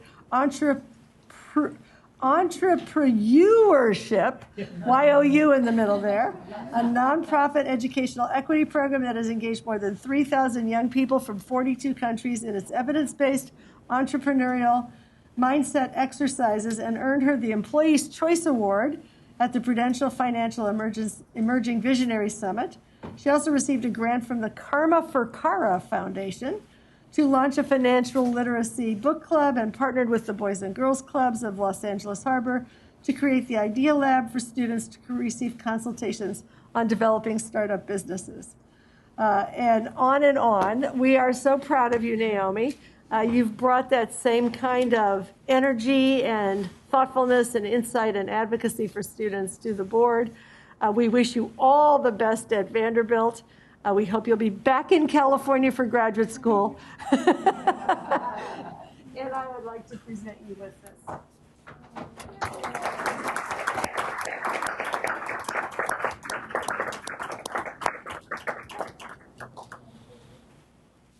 Did you get the picture? Yeah, actually, Naomi, you want to come up here real quick?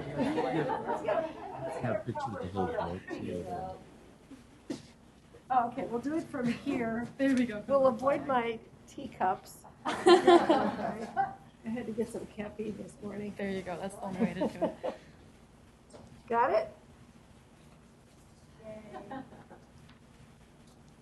All right.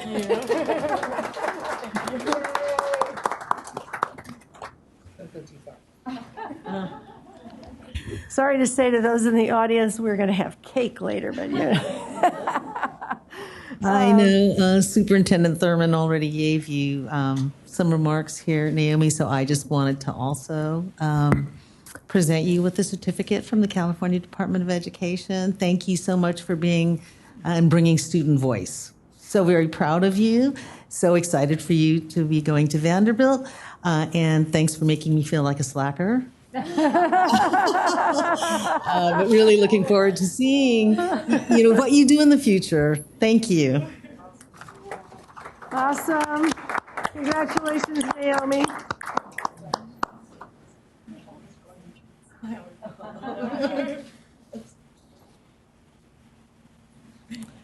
And I'm going to invite board members if anyone wants to offer any brief comments, and then I'll ask Naomi if she would like to offer any comments.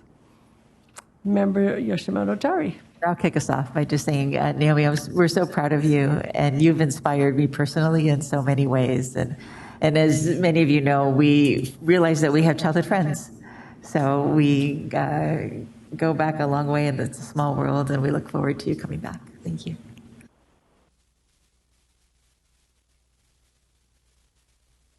Member Olkin, and then Vice President Glover Woods. Naomi, I miss you already, and I have just been in awe of you since the moment I met you, and I'm so excited for where you're going and all that you're going to do, and thankful for the legacy that you've already created in your own community and across the state. You're so awesome. So stay in touch. Thank you.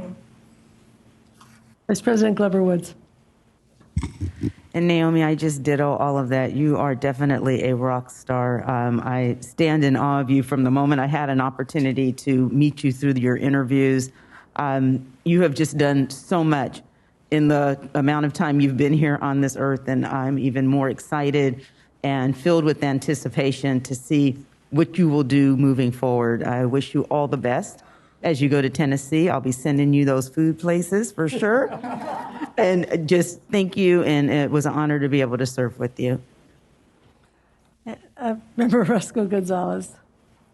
Well, I expressed already having breakfast with her today, but I wanted to express my heartfelt gratitude for your exceptional service, your dedication, expertise, unwavering commitment to education has just made such a profound impact already on your just teenage life.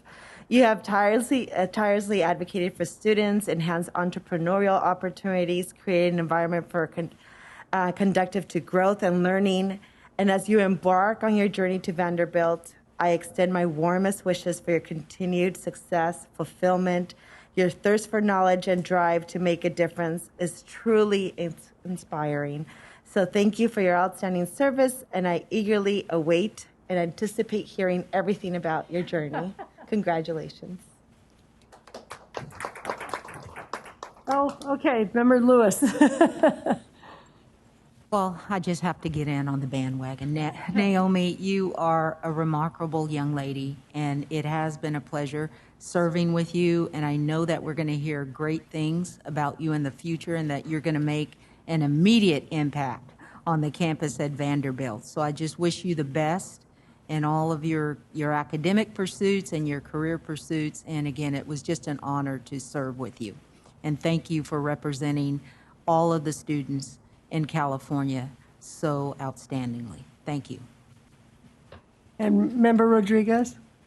I'm sorry, yes. Yes.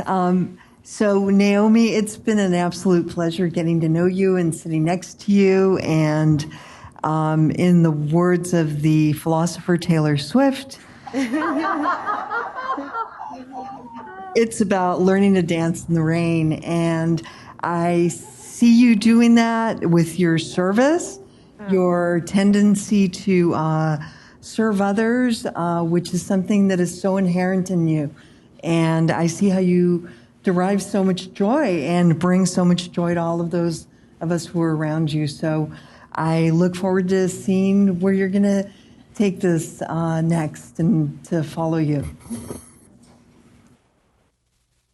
Thank you. And Naomi, do you want to say anything, a few words? Yeah, I'll say a little bit. Thank you guys so much. Honestly, this past year has been phenomenal meeting each of you. I've had the opportunity to work with. It's the honor of a lifetime, truly. Thank you to the amazing CDE and State Board of Education staff who never really fail to amaze me with their work effort and willingness to answer an 18-year-old's questions. And to Superintendent Thurmond and his team for just his vision for our state, and to the students who trusted me with this role. I'm very excited to be attending Vanderbilt, where I'll be studying HOD, which is Human and Organizational Development in the Peabody School of Education, and I'm just very excited to be an Ingram Scholar there, where I'm going to be continuing to serve the community of Nashville for 4 hours a week. I get to curate this summer service project, so if you have any ideas for me, I will be hitting all of you up.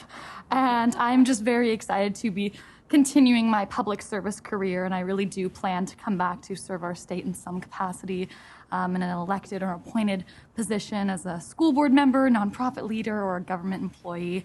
I'm confident that my successor, Anya, will find great success here with this board that cares so deeply for the success of its students. And I look forward to training her and helping her ease into this role. And so thank you to each of you for your kind words and just for the ways that you continue to make our state one that prioritizes student well-being and inclusivity and personal and professional growth. This has truly been a great year. And so thank you for all the ways that you continue to shape our great state. Yay.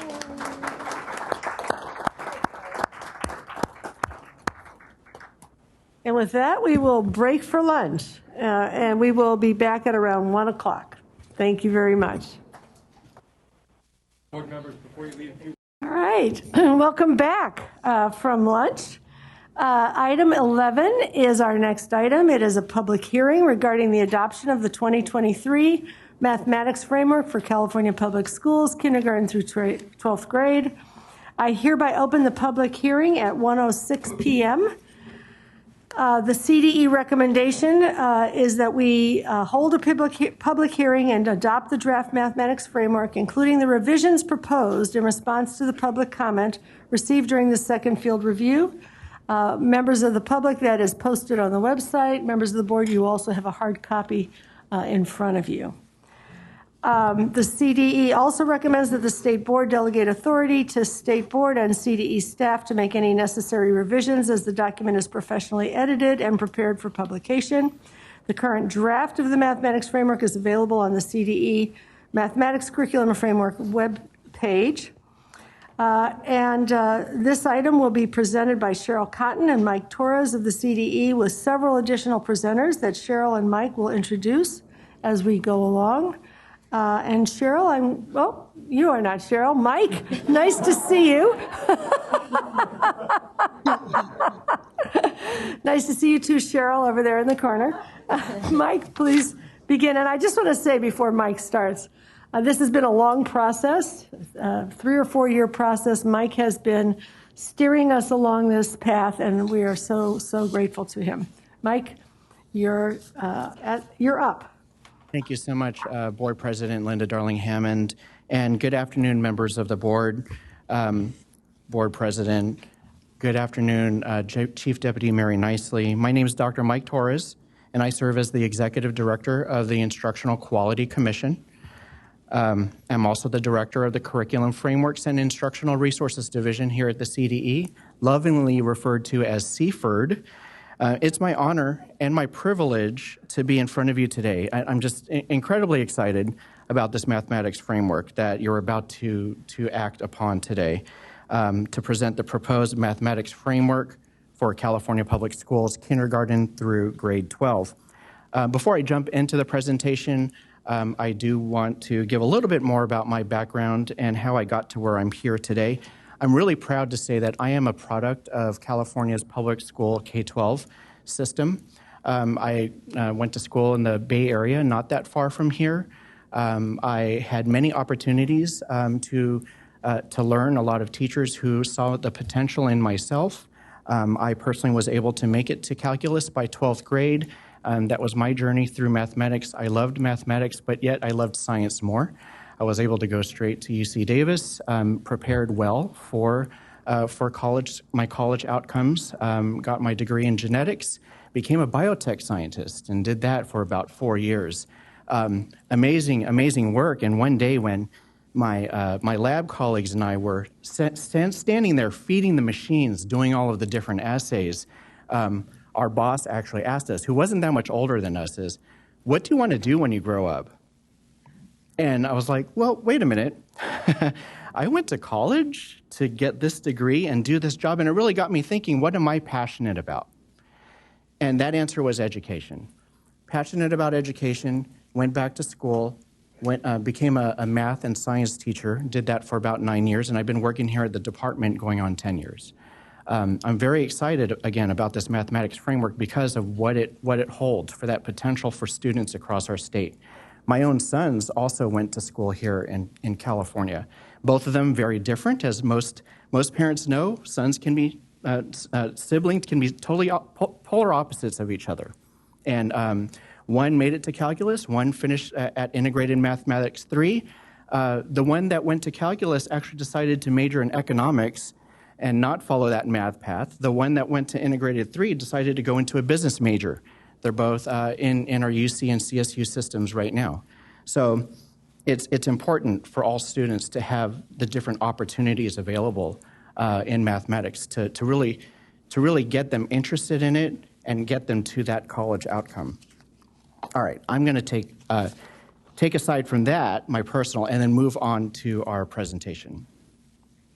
And there we go. So the CDE does recommend that the State Board of Education adopt the 2023 mathematics framework for California Public Schools kindergarten through grade 12, including the revisions proposed in response to the public comments received during the second field review and since posting for this board meeting. The CDE also recommends that the State Board delegate authority to the State Board of Education and CDE staff to make any necessary revisions, including any needed for clarity and accuracy, as the document is professionally edited and prepared for publication. The current draft mathematics framework is available on the CDE Mathematics Curriculum Framework webpage at the website listed. So I have with me today the following co-presenters. First off, Deputy Superintendent of Public Instruction, Cheryl Cotton, who will be speaking to you here in just a short while. Ellen Barger is the Assistant Superintendent of Curriculum and Instruction at the Santa Barbara County Office of Education. She's also the chair of the Curricular and Improvement Support Committee organized by the California County Superintendents and is also the co-chair of the Mathematics Subcommittee of that organization. Dr. Lindsay Gatanda is the Assistant Superintendent of the Paramount Unified School District. She serves as Vice Chair of the Instructional Quality Commission and also serves as the Commission's Mathematics Subject Matter Committee Chair.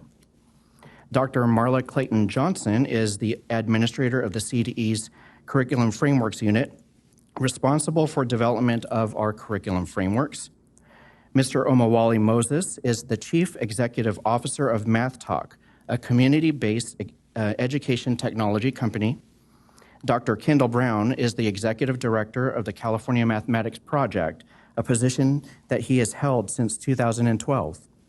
And Dr. Adrian Mims is the founder of the Calculus Project, which was created to increase the number of Black, Hispanic, low-income enrolled students in calculus honors, AP Calculus, and AP Statistics so they can pursue STEM careers themselves. So at this time, I'm going to pass the presentation over to Deputy Superintendent of Public Instruction, Cheryl Cotton.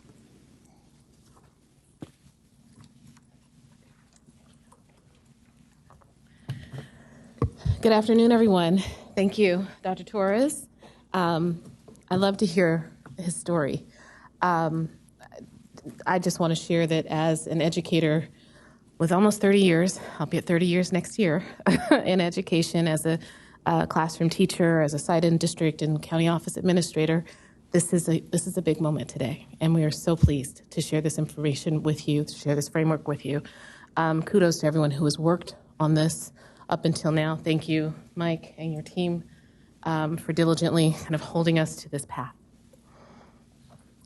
We have before you today the draft 2023 Mathematics Curriculum Framework for your consideration. First, let's define what is a framework. California Education Code 51002 calls for the development of broad minimum standards and guidelines for educational programs. Curriculum frameworks offer guidance for implementing content standards. Frameworks describe the curriculum and instruction necessary to help students achieve proficiency. And they specify the design of instructional materials and professional development. Further, they provide guidelines and selected research-based approaches for implementing instruction to ensure optimal benefits for all students. Audiences for frameworks include teachers, school administrators and decision makers, publishers and developers of instructional materials, and other education partners. Frameworks are based on current and confirmed research. Discuss all students. I do want to note that when we talk about our frameworks, we're talking about all students, and all means all. We're focused on access and equity for every curriculum framework. Curriculum frameworks in the core curricular areas of English language arts, English language development, mathematics, history, social science, and science are aligned to SBE-adopted academic content standards. In addition, the State Board has adopted content standards and frameworks in visual and performing arts, physical education, health education, and world languages.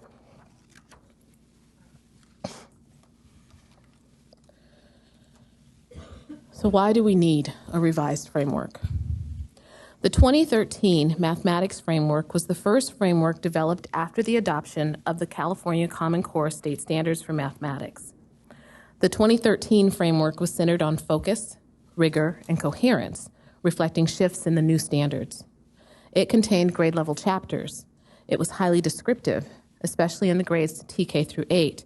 It included cluster-level emphasis at each grade level with examples of activities and descriptions for each standard for math practice and domain.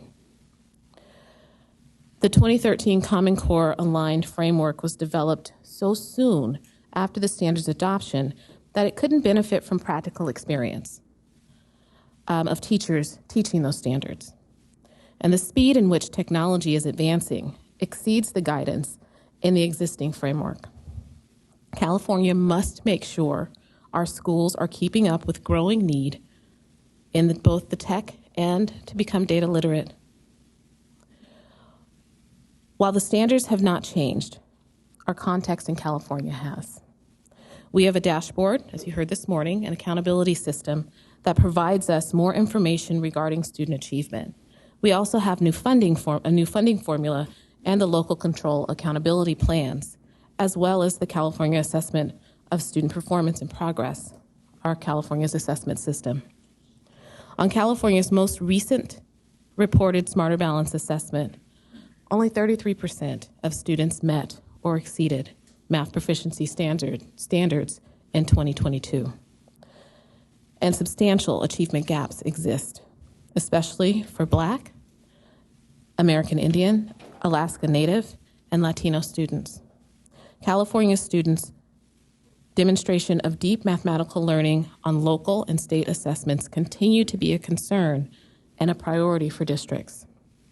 To address the urgent need to improve mathematics learning, the framework builds on learning from almost 10 years of implementing the 2013 Common Core State Standards and provides new guidance to jumpstart and accelerate learning.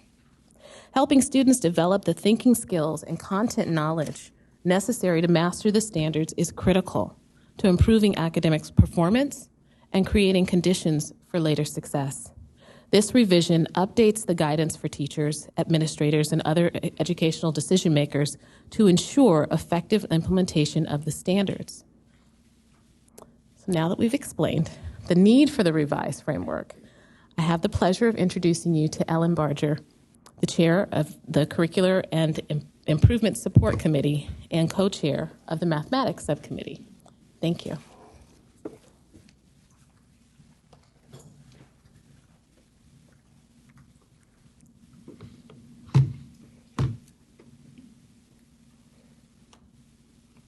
Thank you. President Darling-Hammond and esteemed members of the board, as Deputy Superintendent Cotton said, my name is Ellen Barger, and I am Associate Superintendent of Curriculum and Instruction for the Santa Barbara County Education Office. I serve as the chair of the Curricular and Improvement Support Committee of the California County Superintendents, and I have chaired the Mathematics Subcommittee for 9 years. In my more than 30 years in public education, I've been a mathematics teacher, a tutor, an administrator, instructional coach, math coordinator, director of curriculum, and an active member of California Math Council, THODOS, NCTM, NCSM, the California Math Education Collaborative, California Math Project. I know all these people behind me.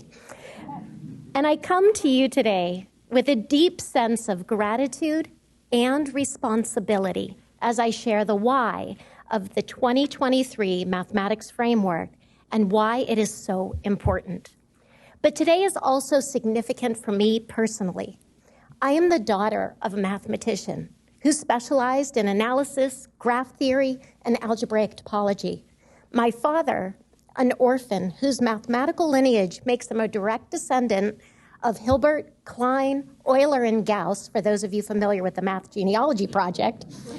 He spent his career both contributing to the collective human understanding of mathematics and removing exclusionary barriers to its access, to its power, its beauty, and awe. And today is my late father's birthday, the first since his passing. And so I offer my words in his honor as well. In this next few minutes, I'll address the importance for students, the importance for educators, and the sense of urgency and timeliness of this framework. So the importance for students. This beautiful Francis Sue quote from chapter 1, page 2, grounds the importance of this framework. Mathematical affection. And for those people who are just listening, I'll read it aloud. A society without mathematical affection is like a city without concerts, parks, or museums. To miss out on mathematics is to live without an opportunity to play with beautiful ideas and to see the world in a new light. Mathematical affection. Much of our attention has been given to recent test scores and other quantitative measures of student performance and outcomes in mathematics, and rightfully so. Not because they are the goal or the point, but taken collectively, these indicators are the proverbial canary in a coal mine, indicating current conditions for mathematical thriving. Mathematical affection. Mathematics is not merely something to be performed, but the foundations for thinking, for sense-making, for imagining, and for creating. All students, each and every California student, has the right and the ability to build an internal understanding of mathematics that can grow, adapt, and change throughout their life. It starts with curiosity, play, and experimentation, and develops through engagement, exploration, and essential meaning-making through supported construction of language and representation. Revisiting concepts at increasing levels of complexity in search of truth, clarity, wonder, and amazement, all of this helps students build that flexible, dynamic web of mathematical connections, concepts, and skills necessary for all of their life's pursuits. As we look back over the 4 years that this framework has been in development, our world has changed in ways that none of us would have predicted. The expansion of AI, large language models, and centrality of data has exploded seemingly overnight. We survived a pandemic and we endured a racial reckoning, and we are developing new and exciting career technical education pathways for our students. We are preparing students for a world beyond our imagination and even beyond theirs. So this framework provides effective approaches for ending exclusionary practices in mathematics education and creating opportunities that foster mathematical agency and identity for all students, whatever their future holds. And so now if you look at this next slide, this is about the importance for educators. The 2023 draft mathematics framework not only offers a compelling vision of mathematical engagement and equity for California students, but honors and supports the educators who must actualize it. The impact of the past 4 years has settled squarely on the shoulders of our educators, and still they persevere with conditions of the present to create a better future. Through the drivers of investigation, the focus on standards for mathematical practice, the content connections and big ideas, educators and students will deepen their knowledge of mathematics and build internal, interconnected conceptual understanding. This framework unfolds the why, the what, and the how, providing both new and veteran educators a starting point for collaboration and supports them on their journey of a continuous improvement. So the why, the drivers of investigation, those overarching experiences, those overarching goals that will stay true even as our world changes. The how, the standards for mathematical practice, which everyone who reads them agrees are exactly what we want students to take away. And finally, the what. The content connections, along with the big ideas mapping, are absolutely crucial as we work together to counter the impact of lost learning opportunities and the difficulties of re-engagement. This dimensional approach offers meaning and substance to the implementation of real focus, rigor, and coherence. And so the county offices of education, who are at the center of our system of support, see firsthand the relentless commitment of our teachers, principals, and district leaders to engage and re-engage in healing and continuous improvement. Next slide, please. Some of our current conditions include educators working to maintain grade level expectations for students who missed large chunks of content. This means thinking and planning in new ways. For veteran teachers, this is a different reality, and they are teaching a different student. The percentage of new teachers in many of our districts who did not have the typical pre-service student teaching or induction experiences and are learning their craft on the job, and reliance on materials that were created almost a decade ago. These all create a sense of urgency. Emerging from the pandemic's significant and disparate impacts, teachers are seeking clarity and guidance to ensure mathematics that is engaging, enjoyable, meaningful, and inclusive.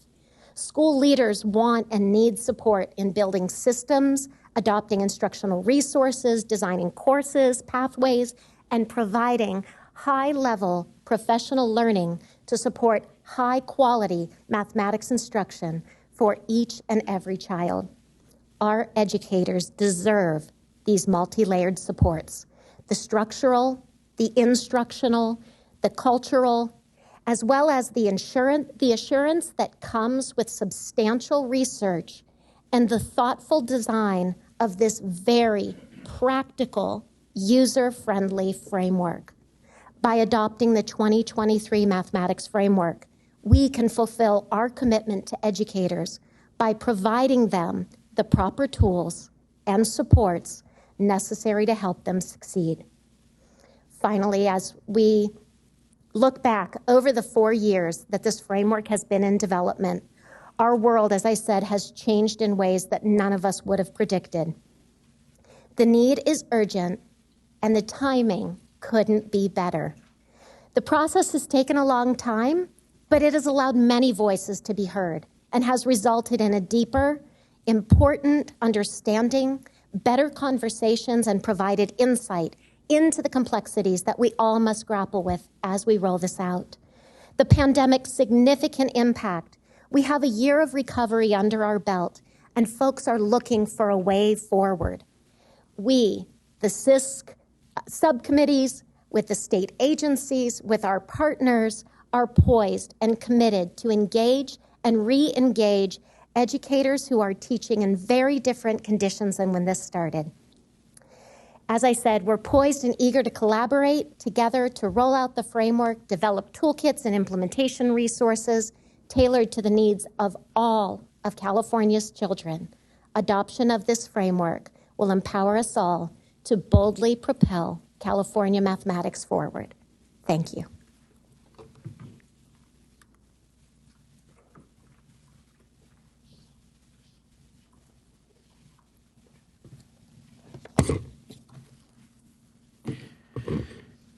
Thank you so much, Ellen. We appreciate the very passionate and amazing words that you've uplifted to this conversation. And also, I want to acknowledge a very happy birthday to your late father. Before I jump right into the development process for this mathematics framework that you have before you, I'd like to share a bit about the State Board of Education's advisory body that's responsible for curriculum and instruction. That would be the Instructional Quality Commission, or the IQC. The IQC develops and recommends curriculum frameworks and model curricula. It develops and recommends criteria for evaluating those instructional materials that are submitted for evaluation. Finally, it evaluates instructional materials and makes recommendations to the State Board of Education to adopt or reject each program that is submitted for evaluation. Education Code 33530 requires that at least 7 of the 13 members of the IQC be appointed by the State Board shall be recognized authorities in specific subject matter fields. At least 7 of the 13 public members appointed by the State Board shall be current K-12 classroom teachers, mentor teachers, or both. The public members of the commission, and that includes the State Board and legislative appointed officials, serve a 4-year term and cannot serve more than 1 full term. The legislative members appointed to the IQC serve at the pleasure of their appointing body. Recent legislation authorized the State Board of Education to appoint a student member to the commission, and the student member will serve for 1 year. So far, the IQC has had 4 student members now. The IQC structure has an executive committee that includes a chair, a vice chair, and 3 additional members. The IQC also includes smaller subcommittees for each of the different subject matters that they may hear, including mathematics. Each subcommittee takes up the relevant curricular work and makes recommendations to the whole commission for their consideration. The commission is a well-designed body to handle multiple curricular-related topics, whether it be curriculum frameworks, model curricula, or instructional materials adoptions. So now that we're ready, we're primed, we know about the instructional body, we know about why we need a framework. Here's the framework development process in a nutshell. I'm going to go through 4 years now in 1 slide, believe it or not. I'll start with this overall process. So the process for developing a curriculum framework is a long and complex one with the specific steps that are detailed in our Title V California Code of Regulations. The process is intended to be open and transparent at multiple points throughout the process. And those opportunities create opportunities for public feedback and comments. As Ellen had mentioned, California has a great process for creating and improving the overall product through this amazing cycle of development. The process of revising or developing a framework begins with conducting focus groups with educators from all over California.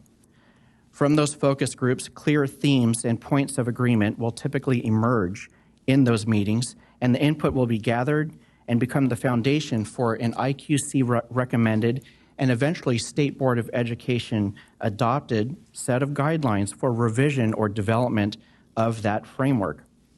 While the focus groups are occurring in tandem, the Curriculum Frameworks and Evaluation Criteria Committee, or CFCC, are recruited through a publicly available application. The CFCC members and the State Board of Education, the IQC recommends those CFCC members after reviewing those applications. Again, that occurs at a public meeting with public input. And then the State Board of Education reviews the recommendations from the IQC at their next meeting, again, another public meeting. After the CFCC is appointed, they come together for meetings where they discuss and make recommendations for revisions to the draft framework based on those guidelines that were then generated by the focus groups. Once the CFCC completes their work, they forward the draft framework to the Instructional Quality Commission, which then approves the framework for its first mandated 60-day public comment period, and there's 2 of those mandated. After the first public review period ends, the IQC then reviews the public comment that was received, makes edits and recommends revisions, then places the framework back out for a second 60-day public review. Finally, the public comment from that second 60-day public comment period is considered a revised framework, and the draft goes before the State Board of Education for its consideration. That's where we are today. So now it's time to talk about the specific details of that development process, now a little bit more slowly, specific for this mathematics framework. The first action that took place to start us on this journey to the framework that you have before you today began on March 28, 2019. And that was when the IQC approved the proposed schedule of significant events and the application for those educators to serve on the CFCC. The schedule of significant events proposes those milestone dates for when each of those events that I just shared with you on the previous slide might occur. The State Board of Education approved that schedule and the CFCC application for mathematics at its May 2019 meeting. As you may recall, that schedule ultimately was revised by the State Board of Education multiple times for a multitude of reasons, one of which has to do with the COVID-19 pandemic. To continue to take us on the journey to the current draft of the mathematics framework, I'm going to call on one of our co-presenters, Dr. Lindsay Gotanda.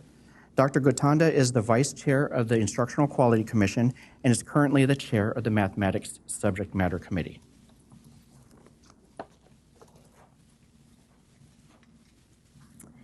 Thank you, Mike, and thank you to the board for providing leadership during this unexpectedly long process of the development of the revised mathematics framework. As noted, the drafting of the framework begins with focus groups of educators and the selection of a framework committee. The process took place in 2019. There were 4 educator focus groups held around the state. In addition, we had our inaugural student focus groups with students grades 2 through 12 here in Sacramento County. Throughout the process, we received numerous written comments and conducted an informal focus group style activity with the mathematics and science community of practice at their November meeting. The hundreds of comments were then compiled and distilled in a focus group report that was shared with the IQC. The information from the focus group report was to inform the creation of the guidelines for the development of this framework. In November 2019, the IQC reviewed the recommended guidelines to the SBE, and which approved the guidelines at its January 2020 meeting. The guidelines were used by the writers as they began writing the framework and are the basis of the work of the CFCC. The SBE guidelines require that the framework reflect the goal of achieving conceptual understanding, problem-solving capacity, and procedural fluency in mathematics, and demonstrate how these goals are consistent with the California Common Core State Standards in Mathematics Assessment Specifications using the Standards for Mathematical Practices. As you likely know, there are 8 standards for mathematical practice, and they inform teachers as to the skills that students need in order to be proficient in math. The framework supports a learning progression from transitional kindergarten through grade 12 and ensures that all students can achieve college and career readiness. To do so, it illustrates the connection between mathematics and other disciplines, such as the CTE pathways and the next generation science standards. It will include strategies for supporting a growth mindset in mathematics, which is much needed, and the guidelines provide suggested courses for both traditional algebra, geometry, algebra 2, and integrated math 1, 2, and 3 high school mathematics pathways. The CFCC is an advisory committee of 20 mathematics practitioners, the majority of whom are mathematics instructors at the time of the appointment, to assist in the process of developing a curriculum framework. In this case, the Framework Committee had just started meeting when the COVID-19 pandemic hit.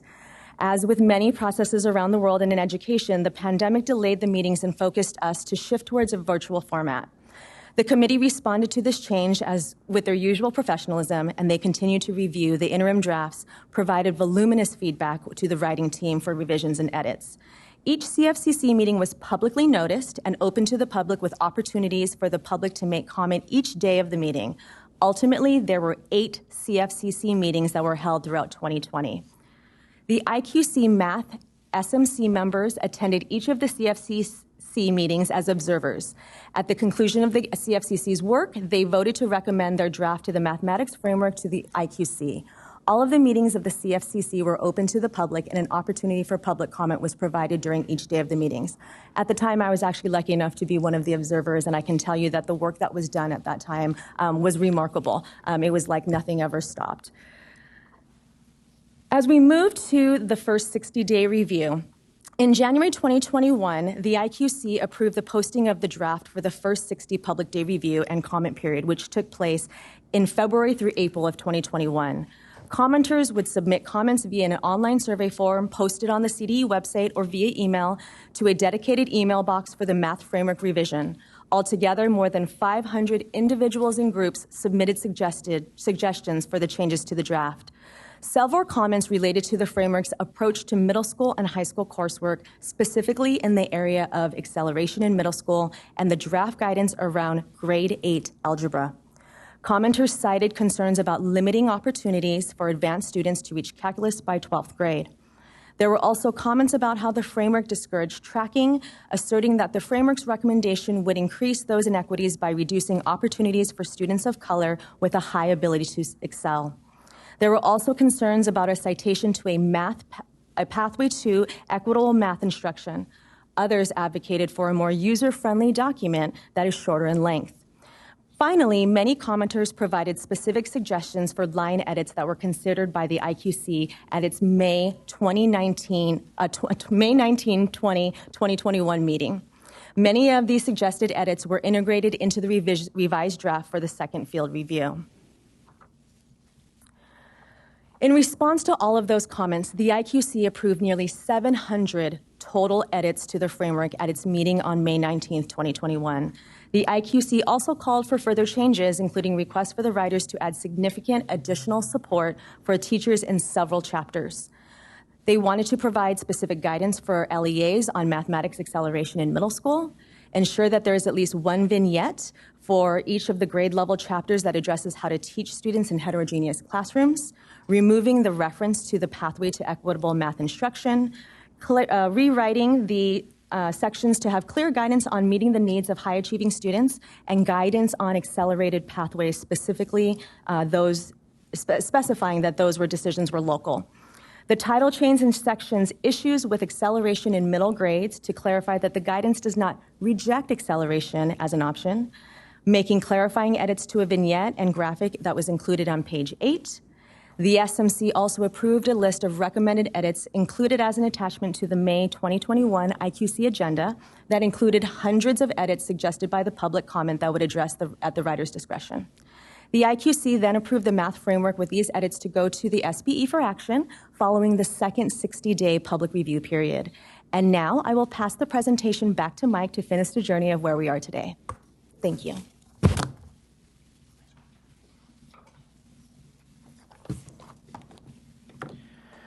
All right, so that takes us to the second 60-day field review. And thank you so much, Dr. Gotanda. Thank you for all of your work on the IQC since you started there in 2000. Thank you.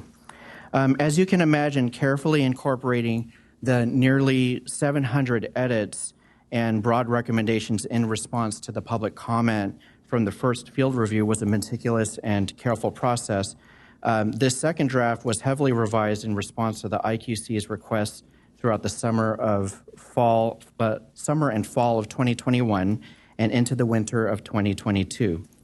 Ultimately, the revised draft was posted for a second field review that took place from March 14 through May 16 of 2022. Apologize for not advancing the slide there. I've got the clicker. Ultimately, the revised draft was posted for that second field review. During that field review, the CDE received more than 900 comments, so far exceeding the more than 700 that we received, the 500 we received in the first field review and the 700 edits from the IQC post first field review.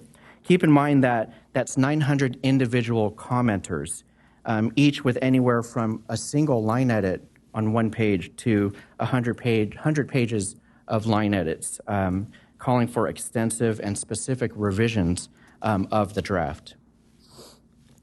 As is often the case with projects that require additional capacity, the CDE and the State Board of Education worked in partnership with the Region 15 Comprehensive Center, or R15CC, led by WestEd, to complete the review and analysis of the feedback from that second field review.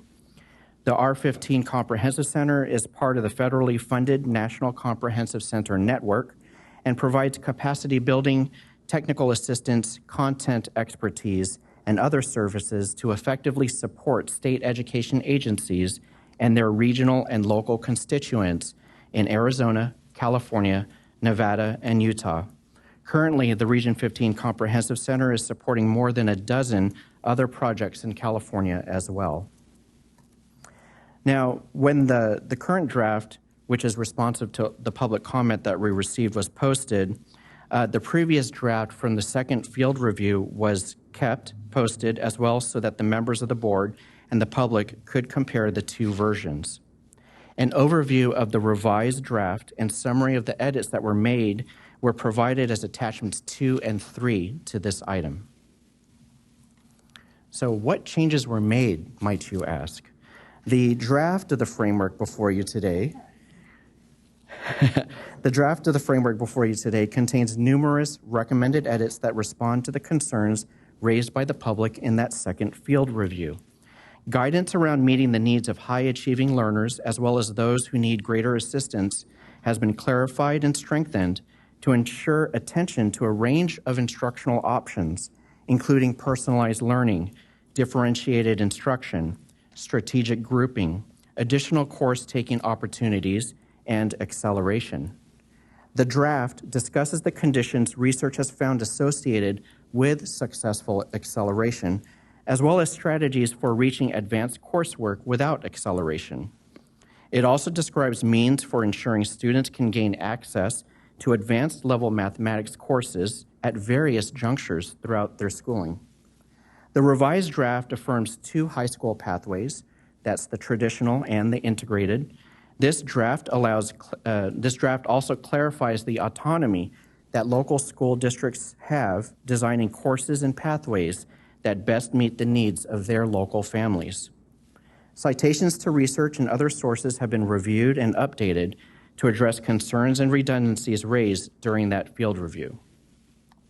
All right, so those are all the different changes. What are the core ideas then of this framework? What can an educator, a publishing company, a student, a district level personnel figure out from reading the framework? Where did we land?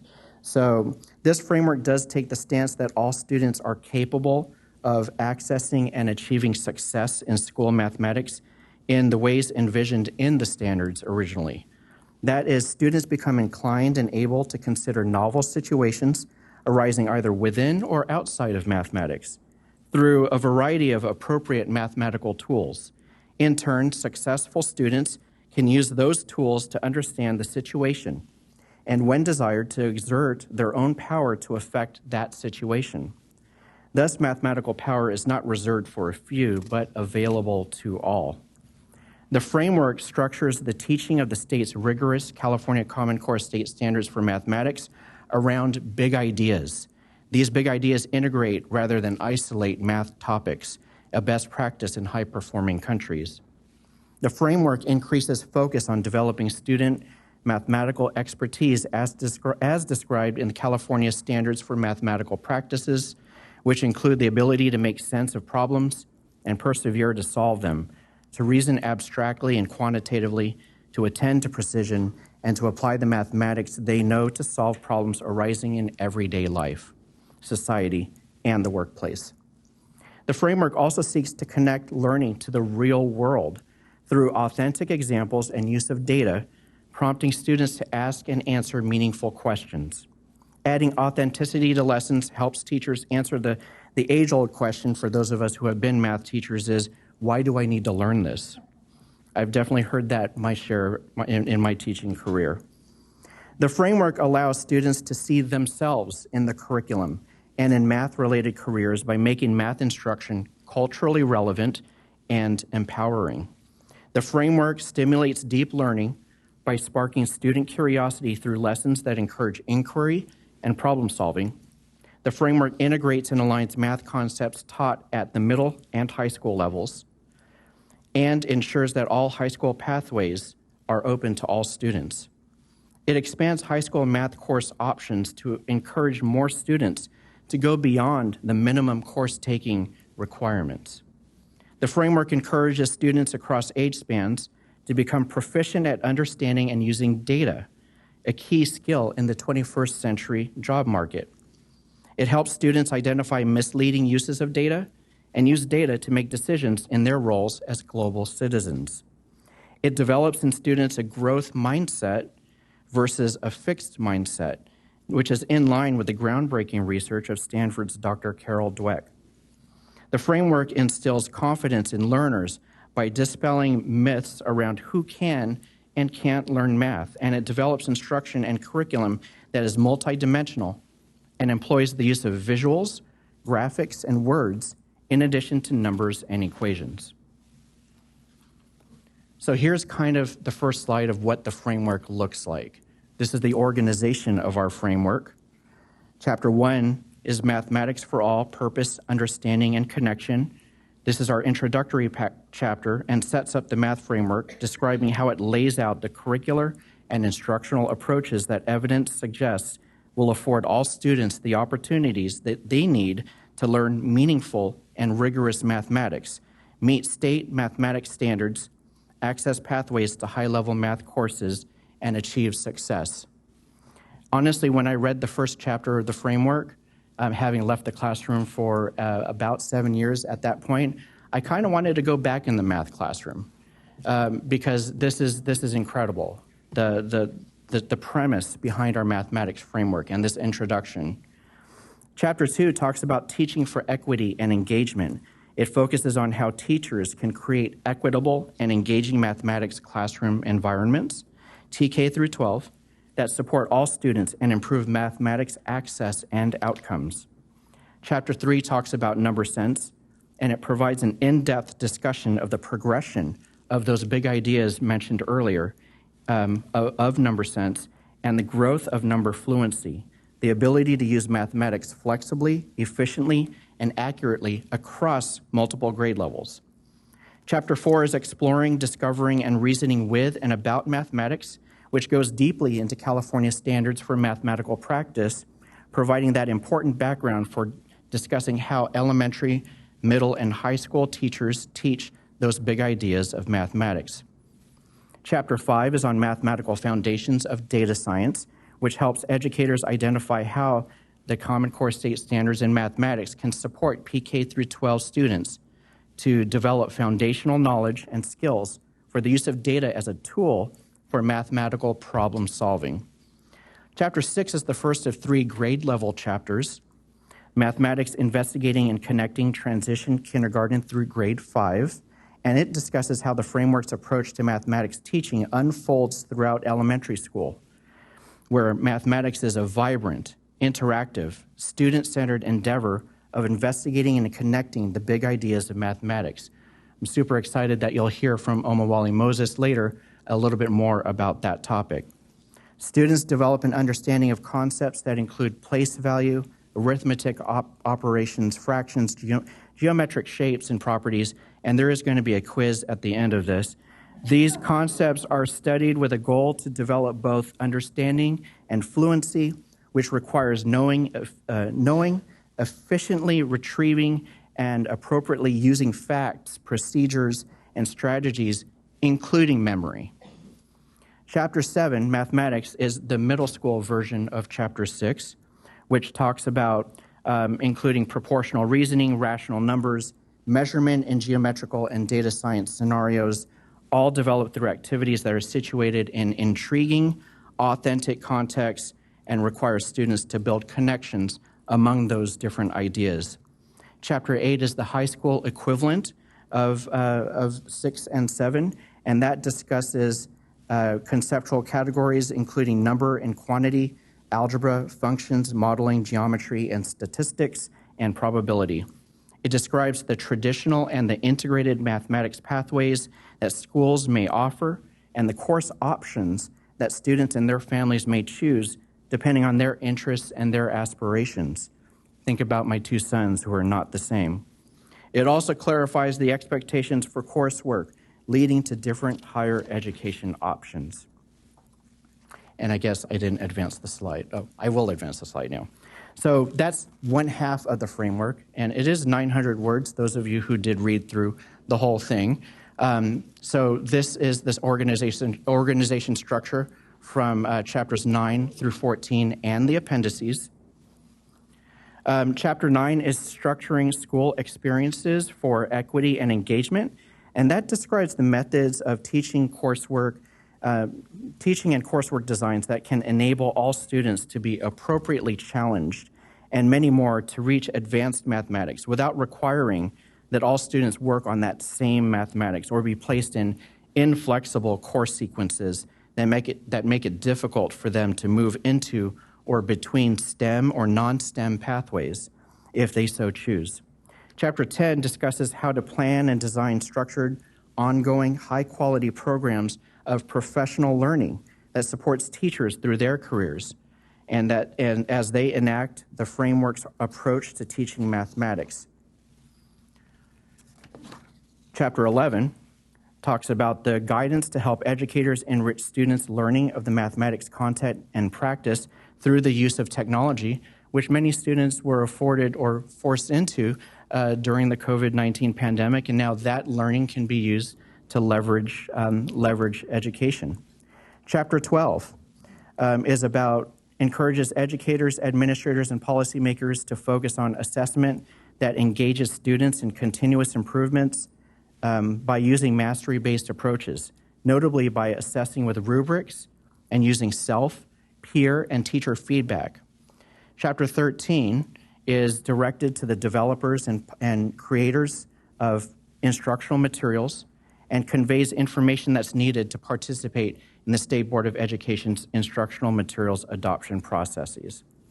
All of these chapters were edited after the second field review, with most of that significant content changes coming into chapters 1, 2, 5, 8, 9, and 13.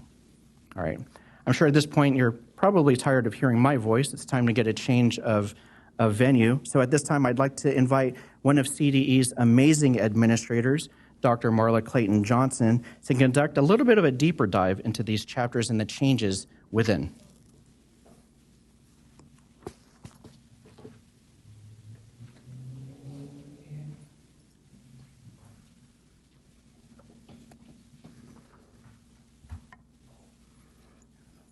Thank you, Dr. Torres, and good afternoon, all. You just heard a bit about the organization of the chapters, and now you'll hear a bit more detail about each of the chapters in the framework. Chapter 1 sets the tone for the entire framework and lays out the approaches that will ensure that students can meet state standards and access the high-level mathematics that they need for success in college and careers.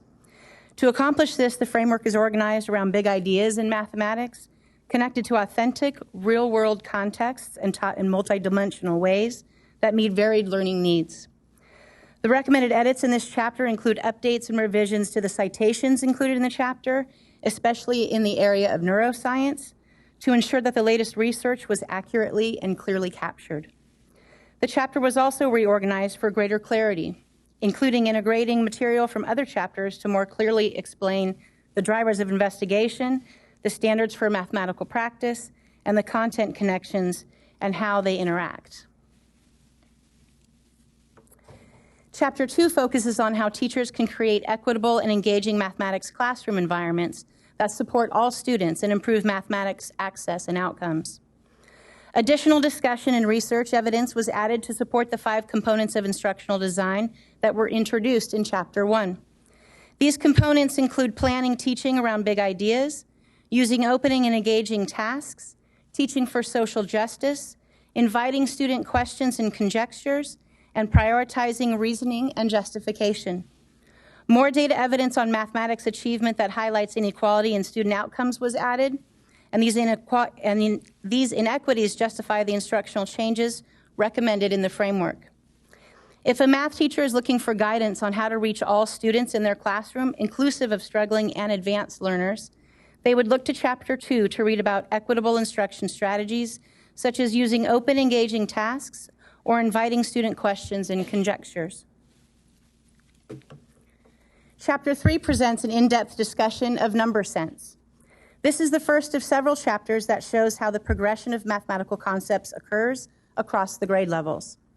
The chapter shows that number sense can be described as a progression of big ideas, such as organizing and counting with numbers in transitional kindergarten through grade 2, extending flexibility with numbers in grades 3 through 5, number line understanding in grades 6 through 8, and seeing parallels between numbers and functions in grades 9 through 12. The chapter also emphasizes the use of strategies that are flexible, efficient, and accurate in the growth of number fluency. The value of activities like math talks and games that encourage the students' mental problem solving and communication, as well as playful exploration and skill practice, are highlighted. The edits to this chapter were mainly for clarity and readability, including the addition of an introductory paragraph. Chapter 4 provides a deep delve into the standards for mathematical practice, which are an integral part of the state-adopted California Common Core state standards for mathematics. These practice standards are also connected to organizing instruction around the big ideas of mathematics, which will be developed in the grade span chapters later on. The chapter uses 3 interrelated practice standards to demonstrate how teachers can create powerful mathematical experiences centered on exploring, discovering, and reasoning, enabling students to develop and deepen their skills as they move through the grades. Edits to this chapter included light editing, as well as the movement of some text as suggested in the public comment. An introductory paragraph was added, and the why, how, and what of mathematics figure from Chapter 1 was included to provide a visual depiction for the reader of what the text describes. A high school teacher facing the challenge of designing student activities that develop both content standards and the habits of mind captured in the practice standards can find guidance in Chapter 4, including a link to a model activity that reinforces structural thinking about the real number system and also begins to establish a class culture of shared exploration, conjecture, noticing, justifying, and communicating. Chapter 5 is similar to Chapter 3 in that it shows how data science can be embedded through the grade levels, starting in kindergarten or even before. The chapter emphasizes the importance of data science for 21st century global citizens, including making sense of data, identifying misleading uses of data, and using data to make decisions. The chapter notes that students who wish to focus extra attention on data science should have an opportunity to pursue advanced courses in high school. The edits to this chapter are in response to public comments from the second field review, including structural changes to help readers understand how the foundations of data science currently reside within existing content standards across grade levels. While data literacy, the ability to understand and use data to answer questions, is part of data science, the field of data science also includes advanced mathematics and computational skills that build upon and go far beyond the content contained in the California Mathematics Standards. This chapter also contains a new content that highlights how the use of computational tools and bigger data sets can support students' understanding of statistics in middle school and high school. Chapter 6 is the first of the 3 grade span chapters dealing with mathematics instruction in the elementary grades. The chapter envisions mathematics in these grade levels as a vibrant, interactive, student-centered endeavor investigating and connecting the big ideas of mathematics. Students develop a deep understanding of mathematical concepts as well as fluency in the use of facts and procedures. Teachers are encouraged to use meaningful mathematics activities that nourish curiosity and develop reasoning skills, at the same time connecting content and mathematical practices within and across grade levels.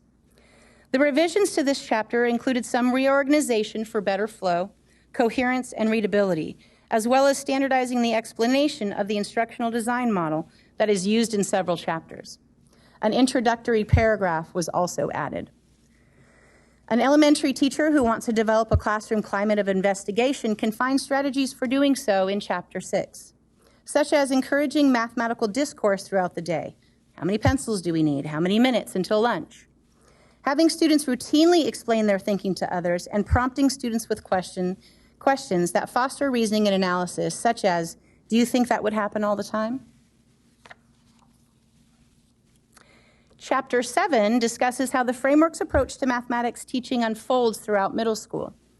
Building on the foundational understanding of mathematics concepts developed in transitional kindergarten through grade 5, middle school's major topics include proportional reasoning, rational numbers, measurement in geometrical and data science scenarios, all developed through activities that are situated in intriguing, authentic contexts and require students to build connections among ideas. The critical element of success continues to be piquing students' curiosity and interest through engagement with meaningful and relevant mathematics activities and experiences. Students' middle school experiences are pivotal in shaping their attitudes towards mathematics and self-perceptions as mathematics learners.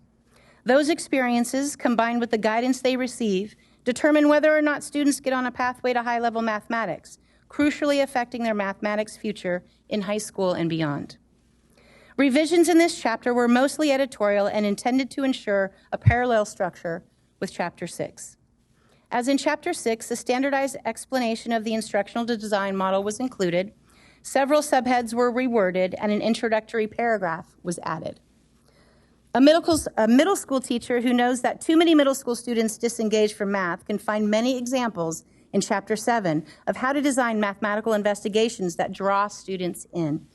One lesson, for example, gives students opportunities to wonder about the gathering of different kinds of birds at the students' eating area before and after lunchtimes. Students gather and analyze data to make sense of an intriguing phenomenon in their everyday lives. Chapter 8 discusses the framework's approach to mathematics teaching in the high school years. The content standards here are organized in conceptual categories, number and quantity, algebra functions, modeling, geometry, and statistics and probability. This chapter provides an overview of both the traditional and integrated mathematics pathways that schools can offer. It also describes third and fourth year high school options for students. These are intended to reflect their interests and future plans for college and career. This chapter also clarifies expectations for coursework that leads to various higher education options, including STEM careers. Chapter 8 also includes examples of pathways in which course content can support the standards for mathematical practice and enable students to hone their skills in mathematical reasoning and communication, as well as their ability to think critically and creatively as they problem solve. This kind of teaching requires consideration of many issues in addition to learning goals, including motivation, coherence, students and teachers' cultural and linguistic assets, access and equity, context, and sustainability. Revisions to this chapter were to address public comments in the second field review. All references to the mathematics, investigating, and connecting pathway, which had encouraged more intensive use of data science, were removed. The framework now encourages the greater use of data in all course pathways. Additionally, the revision pulled in parts of Appendix A to better explain the course content in each of the two pathways. The pathways graphic, figure 8.4, was updated to clarify that students should be able to choose from more course offerings during their third and fourth year mathematics classes. This graphic also clarifies which courses are needed to be ready to pursue a STEM pathway in college. Other edits removed redundancies and added research citations to support the discussion of several topics, including integration, algebra enrollment, and acceleration. Information about University of California mathematics course criteria was also checked and clarified. A high school algebra teacher working to design the kinds of lessons in this framework proposes lessons that engage students in exploring real-world problems before teaching methods for solving them. Can find resources in Chapter 8. For example, the problem of a cylindrical tank being filled from a hose at a constant rate. How long will it take to fill? Students make some estimates and an exploration that leads them to see the purposes and then developing the necessary mathematics. Chapter 9, I gotta expand the slide. There we go. Chapter 9 describes methods of teaching and course design that can help all students be challenged and gain access to advanced mathematics. This does not require that all students work on the same mathematics or be placed in inflexible course sequences that make it difficult to move between STEM or non-STEM pathways. The goal is to expand access to rigorous mathematics for all students, allowing each student to fully reach their potential. Based on the feedback received in public comment, the chapter was revised to clarify and ensure accuracy in the discussion of tracking. Additional explanation and research evidence was added relative to personalization of instruction, one-on-one tutoring, and technology integration. Some redundant information was also removed from this chapter.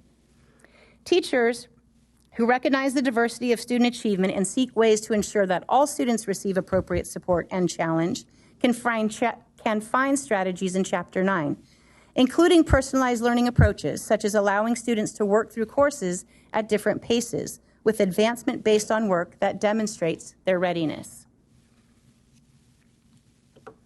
Chapter 10 talks about high-quality professional learning to support teachers as they implement the framework's approach to teaching mathematics. It is important that this professional learning be structured and ongoing, as teaching for equity and engagement can be quite complex. The recommendations in this chapter support the framework's emphasis on big ideas and connections and teaching mathematics through carefully designed, intriguing, student-directed investigations. Many teachers are going to need support to rethink their teaching to align to this approach, requiring new skills and strategies that result in the changes in practice that the framework is advocating. Similar to the others, this chapter received edits to improve flow and readability that included the relocation of one section for a better fit, some rewording of subheadings, and the insertion of an introductory paragraph. I'm almost done. Chapter 11 provides guidance to help teachers enrich students' learning of the mathematics content and practice standards through the use of technology. While there are many exciting technologies today that can support instruction and learning, the framework emphasizes that technology should support and not supplant deep student understanding of mathematical concepts. To accomplish this, the chapter recommends adopting technology along with changes to teaching that make the technology an integral and sustained component of the instruction. This will require high-quality, ongoing professional learning for teachers. The chapter also discusses the features of effective distance learning and offers some tips for success. The changes to this chapter were mostly light editing for clarity and readability, along with the addition of an introductory paragraph. Chapter 12 addresses assessment. The focus is on engaging students in continuous improvement efforts by using various forms of assessment to demonstrate mastery. Assessment should be used with the goal of achieving conceptual understanding, problem-solving capacity, and procedural fluency. This chapter discusses both formative and summative assessment and how they fit into California's comprehensive assessment system. The edits in this chapter focused on improving clarity and readability, as with the other chapters, an introductory paragraph was also added. Chapter 13 includes the evaluation criteria that will be used in the next statewide adoption of kindergarten through grade 8 instructional materials, along with the guidance for local districts on the adoption of high school materials, social content reviews, supplemental materials, and accessible materials. That guidance includes the provision for instructional materials to be consistent with the California English Language Development Standards. The edits made to the adoption criteria reflect the framework's emphasis on big ideas, equity, and the instructional shifts described in the other chapters. Chapter 4 was the glossary, which includes major acronyms and terms that were used in the framework, and minimal edits were made to this chapter. The appendices include content that supports the other chapters. Much of the content in Appendix A was moved into Chapter 8. What remains includes a description of the two high school pathways, traditional and integrated. This description shows how the content ideas progress from one course to the next in each pathway sequence, with a focus on identifying the math content needed for success in college. This appendix also contains a discussion of key mathematical ideas to promote student success in introductory university courses in quantitative fields. This section was originally submitted as public comment. Appendix B contains all of the references cited in the framework by chapter. These references were updated to reflect the changes made to the other chapters. Appendix C is new and contains all of the vignettes referenced in the framework that are no longer than 2 pages. They were relocated here to improve the narrative flow of the chapters. Hyperlinks were included in the chapters where each vignette is mentioned, which take the reader to this Appendix C. Now that you're familiar with the draft 2023 mathematics framework, I'd like to call upon some experts to share their excitement over the math framework and how the guidance intersects with the great work they do for students. Joining us virtually is Omowale Moses, the CEO of Math Talk, who has been doing amazing work on making discovering mathematics fun and enjoyable for young learners, involving families as well. Thank you.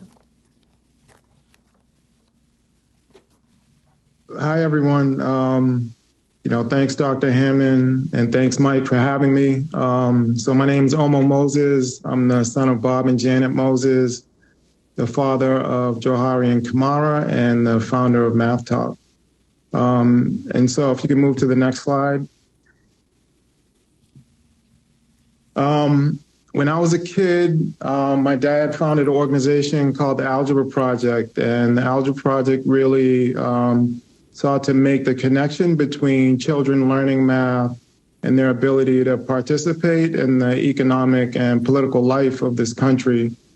And for me, what that meant as a kid was that I had to do a lot of math, sometimes on weekends, most of the times when I preferred to be out playing. And math wasn't the funnest thing that I did, but, I learned that I could be good at it. And I learned that it was important for my community. And so like many new dads, they want to do things a little differently with their kids than maybe their parents did with them. And so my goal as a dad was to actually enjoy learning math with my kids. And so, when my kids were born, we spent a lot of time doing math, doing the things that we actually love doing. And so we actually wrote a book about it. Sometimes we do. And so the book centers on my son and I at breakfast, making pancakes and counting stacks of pancakes and exploring kind of all the math that can come out of that experience. And so, one of the things that I felt was important through the creation of that content was creating something that my kids could see themselves in, and so that they could see themselves as math people. They can see themselves in the content that they're consuming. But I also wanted to begin to model for other parents how they could really have fun, doing math with their kids together. And so as the founder of Math Talk, we really looked at taking the work that began with that book, that began with my dad and the work with the Algebra Project out into the community and really thinking about, what are ways in which we can utilize our neighborhoods and our community to really engage and explore math in ways that are meaningful. Next slide, please. And so I was particularly excited to learn about the California math frameworks, and I think it provides a structure for many of the experiences that I've had with my kids, as a parent, and also experiences that I had with my dad as a product of the Algebra Project. And, one of the first things that really stands out to me is this idea that math is for everyone and for all communities. And so, my dad was really, one of the slogans for the Algebra Project was this idea of algebra for all. And he would really champion the idea that we needed to raise the mathematical floor for what kids get access to. And, I also experienced that with my kids. Every kid learns a little bit differently. And so when my son Johari was in daycare, we would drive to daycare and we'd begin to count. And I would say 1, he would say 2, I would say 3, he would say 4. And, we kept doing it. And soon we were up to 10 and 20 and 30 and then 100. And, every time we get in the car, he's like, Daddy, can we count to 300? Can we count to 400? Can we count to 500? And it was exhausting at times as a parent, counting up to 500 forward and backwards with your kid. But he enjoyed doing it, and we practiced it, and he became good at it. And I remember looking at the kindergarten standards, and the expectation was that, kids should enter kindergarten being able to count up to 30. And so I assumed that my daughter was going to be just like him, but she wasn't. She also loved math, was confident in it, but it took us a little more time to reach 30 and to exceed 30. But she did it. And part of the reason why, she did it was that she was also always confident in it and saw this as something that she could be good at. And so, I like the idea that this framework is trying to make sure that math is accessible and inclusive. Every kid is going to learn it at their own pace. But, we need to start with the belief that every kid can learn it, should learn it, and wants to learn it if we provide those opportunities. At Math Talk, we ask ourselves some guiding questions. And so our work really gets off the ground with, what if math was a visible, vibrant, and joyful part of our everyday lives? What would that look and feel like in your neighborhood and community? What would that mean for the kids that live there and the adults that care for them? And so, one of the things that I think this framework encourages is, a really broad and strategic approach to making math a visible and vibrant and joyful part of their kids' lives. And, we know when we do that, that kids are going to exceed our expectations of them. Another thing that stood out to me in the framework is this idea that math is practice and habits of mind can be developed.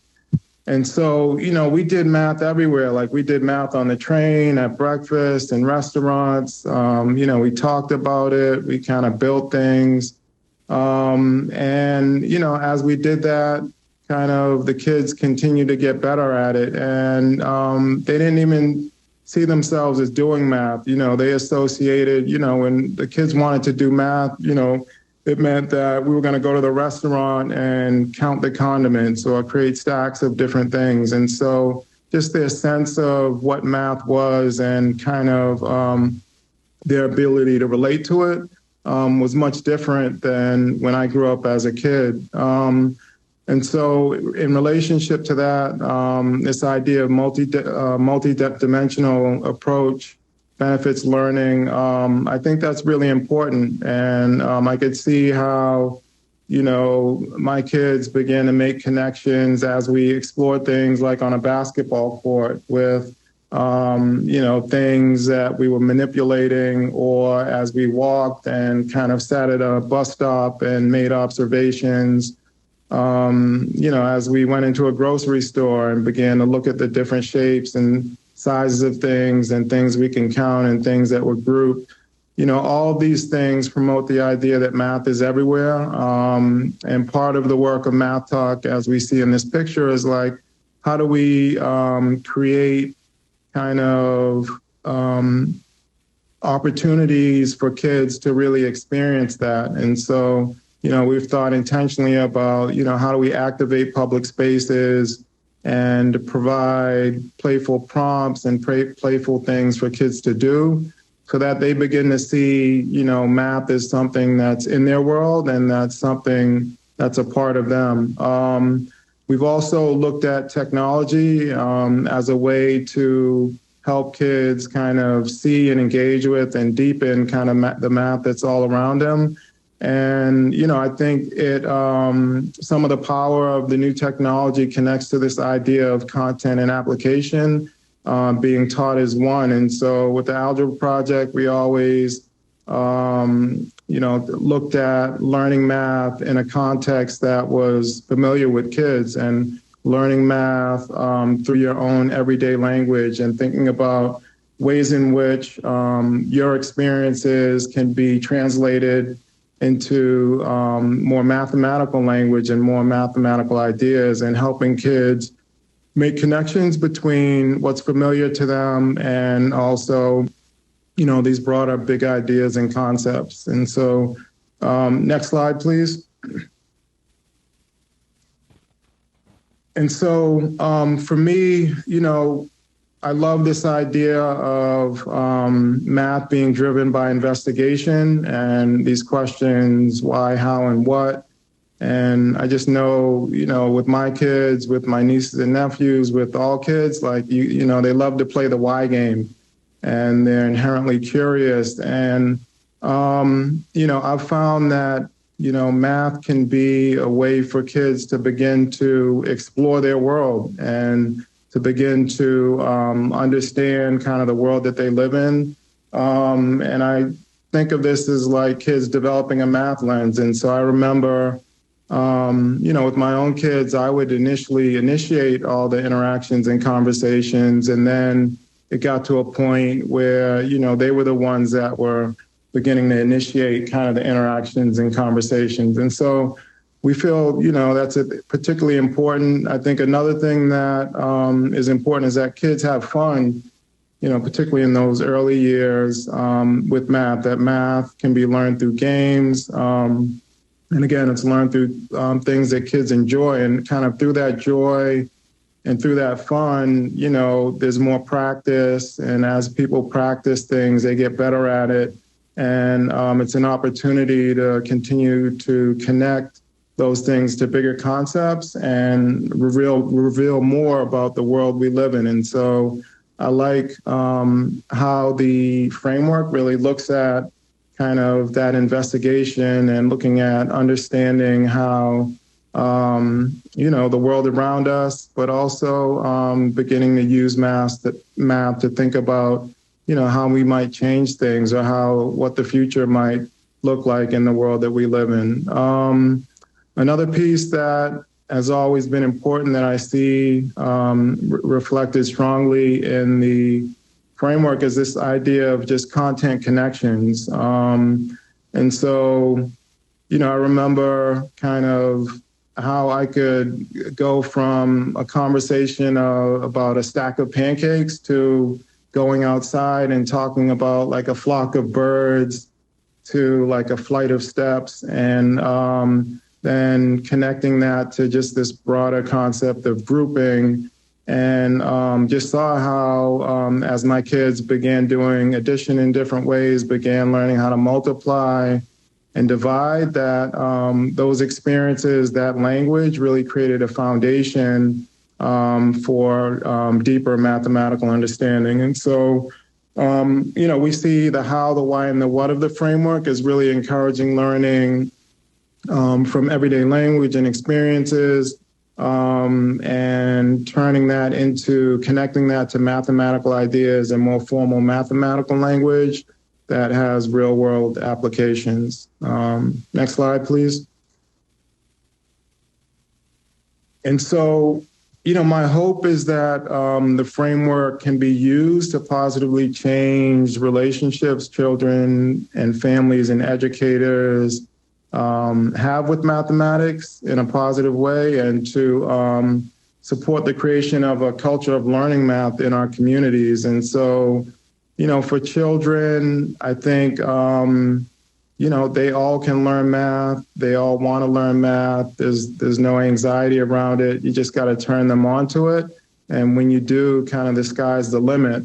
I think for families, what was important for me was that this became something that we can do together. And so it became a way for us as a family to have fun together and to also explore kind of the neighborhood and the community together. I think also, for educators, we see kind of the ideas in the framework, building kind of the confidence and the capacity for teachers to bring math to life in ways that are really meaningful to students and to communities. And so we've had experiences both in Cambridge and in Boston on a math trail that we created, bringing pre-service teachers kind of out into the neighborhoods and communities that their students live in. And it was really eye-opening for them to begin to see how the community that the kids live in and how the kids' lives can really be a resource for mathematics learning. And so, I think the framework encourages those types of experiences. Next slide, please.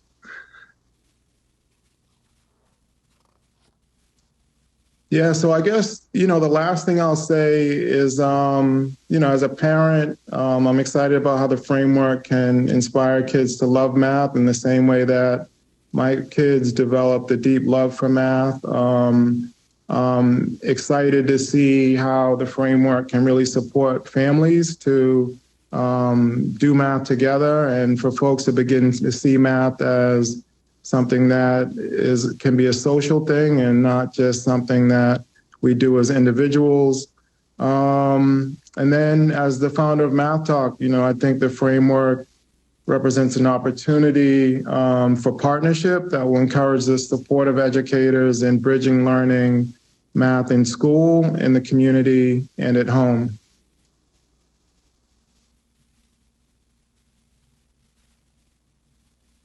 Thank you.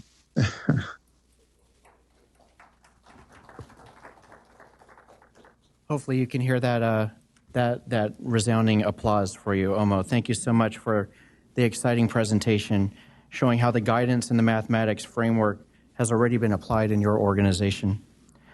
So far, we've started with the great value that the framework will provide to educators and students, discussed the framework's development process, and heard a demonstration of how educators may actively use this incredible piece of guidance. Now I'd like to invite Dr. Kendall Brown, Executive Director of the California Mathematics Project, to speak on key elements of the mathematics framework and why it's good for California students.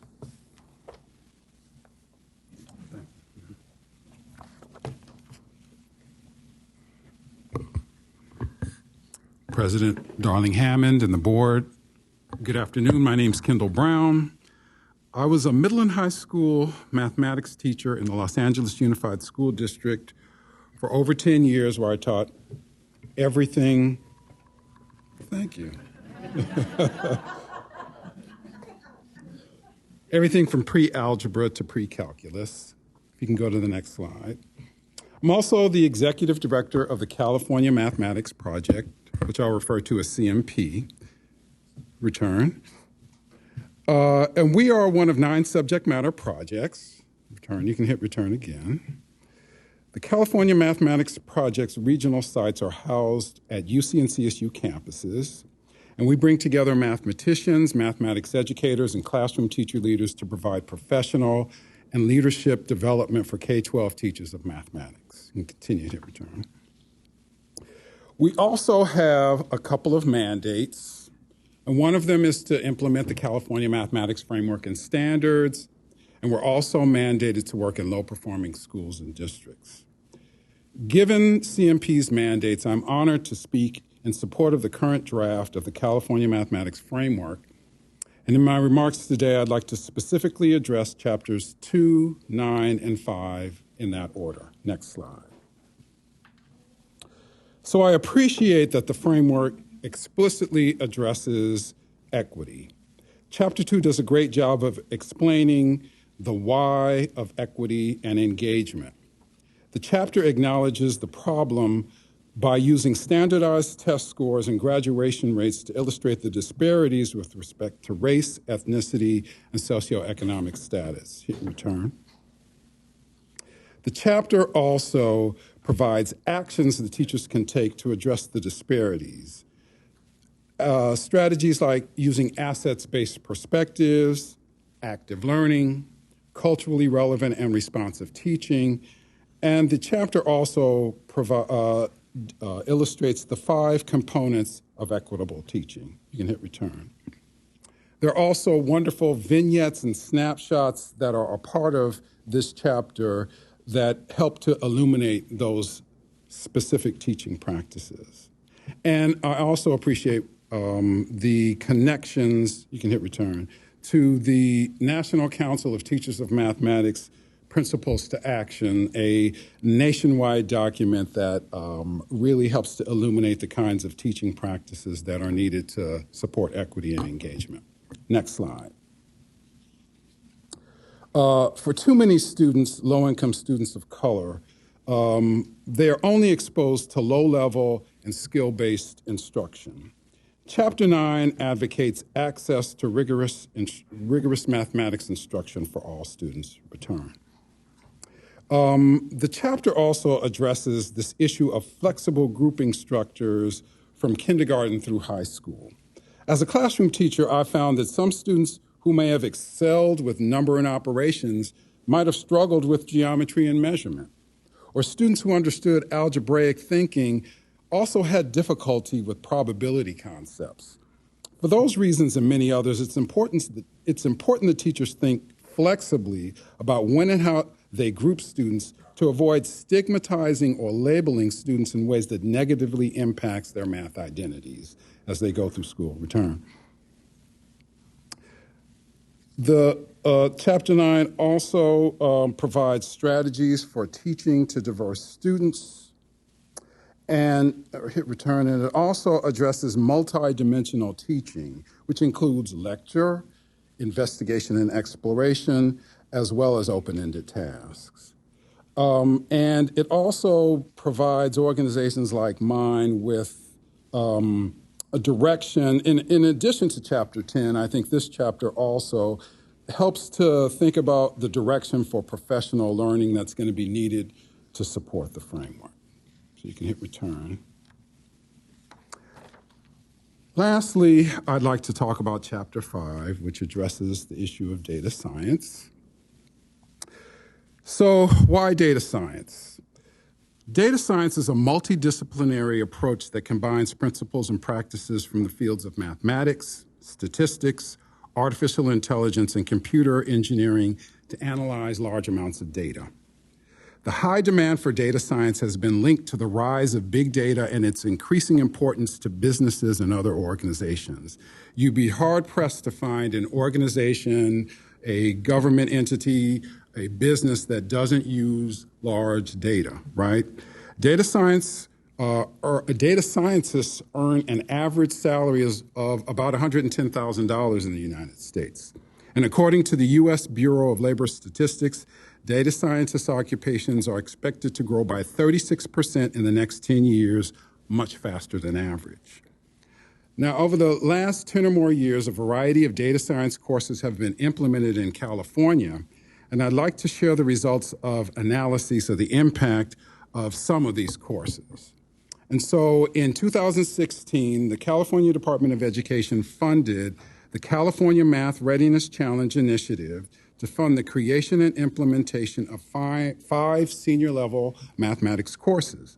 I worked with one of the funded projects to implement the Introduction to Data Science course, which I'll refer to as IDS, in a small high school district in Southern California. At least one section of IDS was taught at each of the 3 high schools in the district. Return. So the name of our grant was called the College Access Through Data Science, and the evaluators studied the relationship between participation in IDS and college readiness through examination of the extent to which math course grades of IDS students met district graduation and admission requirements to the California State University and the University of California. So what they found was that more than 2/3 of all students earned a grade of C or better in their IDS course. Students' GPAs for IDS courses were significantly higher than their GPAs for other math courses. Almost all students met district graduation requirements, and more than 3/4 of students additionally met UC and CSU admission requirements. For almost 1/4 of students, their participation in IDS is an essential component to their meeting the UC admission requirements. Return. Next, I'd like to share the results from a report by the Policy Analysis for California Education, or PACE. This report highlights the efforts of 6 partnerships, which included those funded by the California Math Readiness Challenge Initiative, to implement advanced, innovative mathematics courses designed for high school seniors. Quantitative analysis indicates that enrollment in advanced, innovative math courses increases the likelihoods that students will complete course requirements for California State University or University of California eligibility by 3 to 10 percentage points, and in some cases improves high school math grades. Return.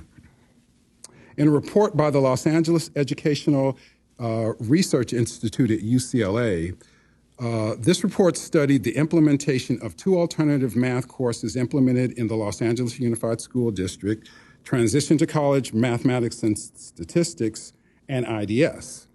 Compared to students who took pre-calculus, students who were otherwise similar at the end of 11th grade but took IDS earned slightly higher GPAs.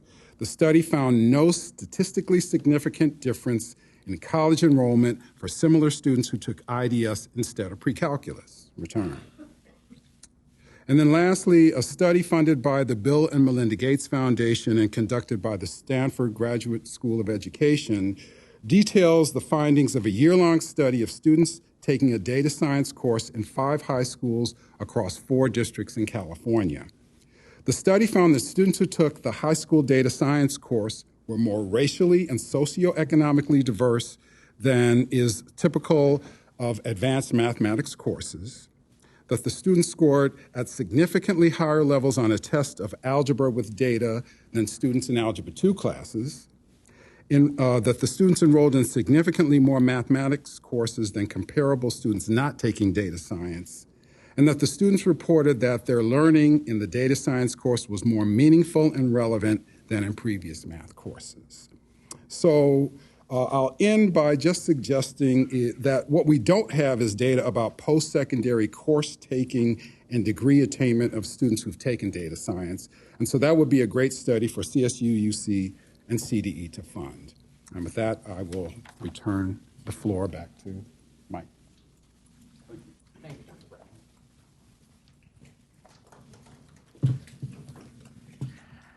All right, thank you so much, Dr. Brown, for sharing the emphasis on the good work of the framework related to equity for all students and data science. Our final guest speaker today is Dr. Adrian Mims, the founder of the Calculus Project, to share about the intersection of the math framework and the work that he does to benefit high school students. Dr. Adrian Mims will be joining us virtually today. Good afternoon, everyone. Thank you, Dr. Linda Darling-Hammond, for inviting me to speak to everyone today to talk about the work that's very dear to me, the Calculus Project, and how the components that we implement in school districts in Massachusetts and Florida and now Texas aligns with the framework that you have in California. First slide, please. I want to start by just talking about, how it is personal for me by telling you a little bit about myself. I grew up in South Carolina. I attended James F. Burns High School, and there were 3 tracks in my high school.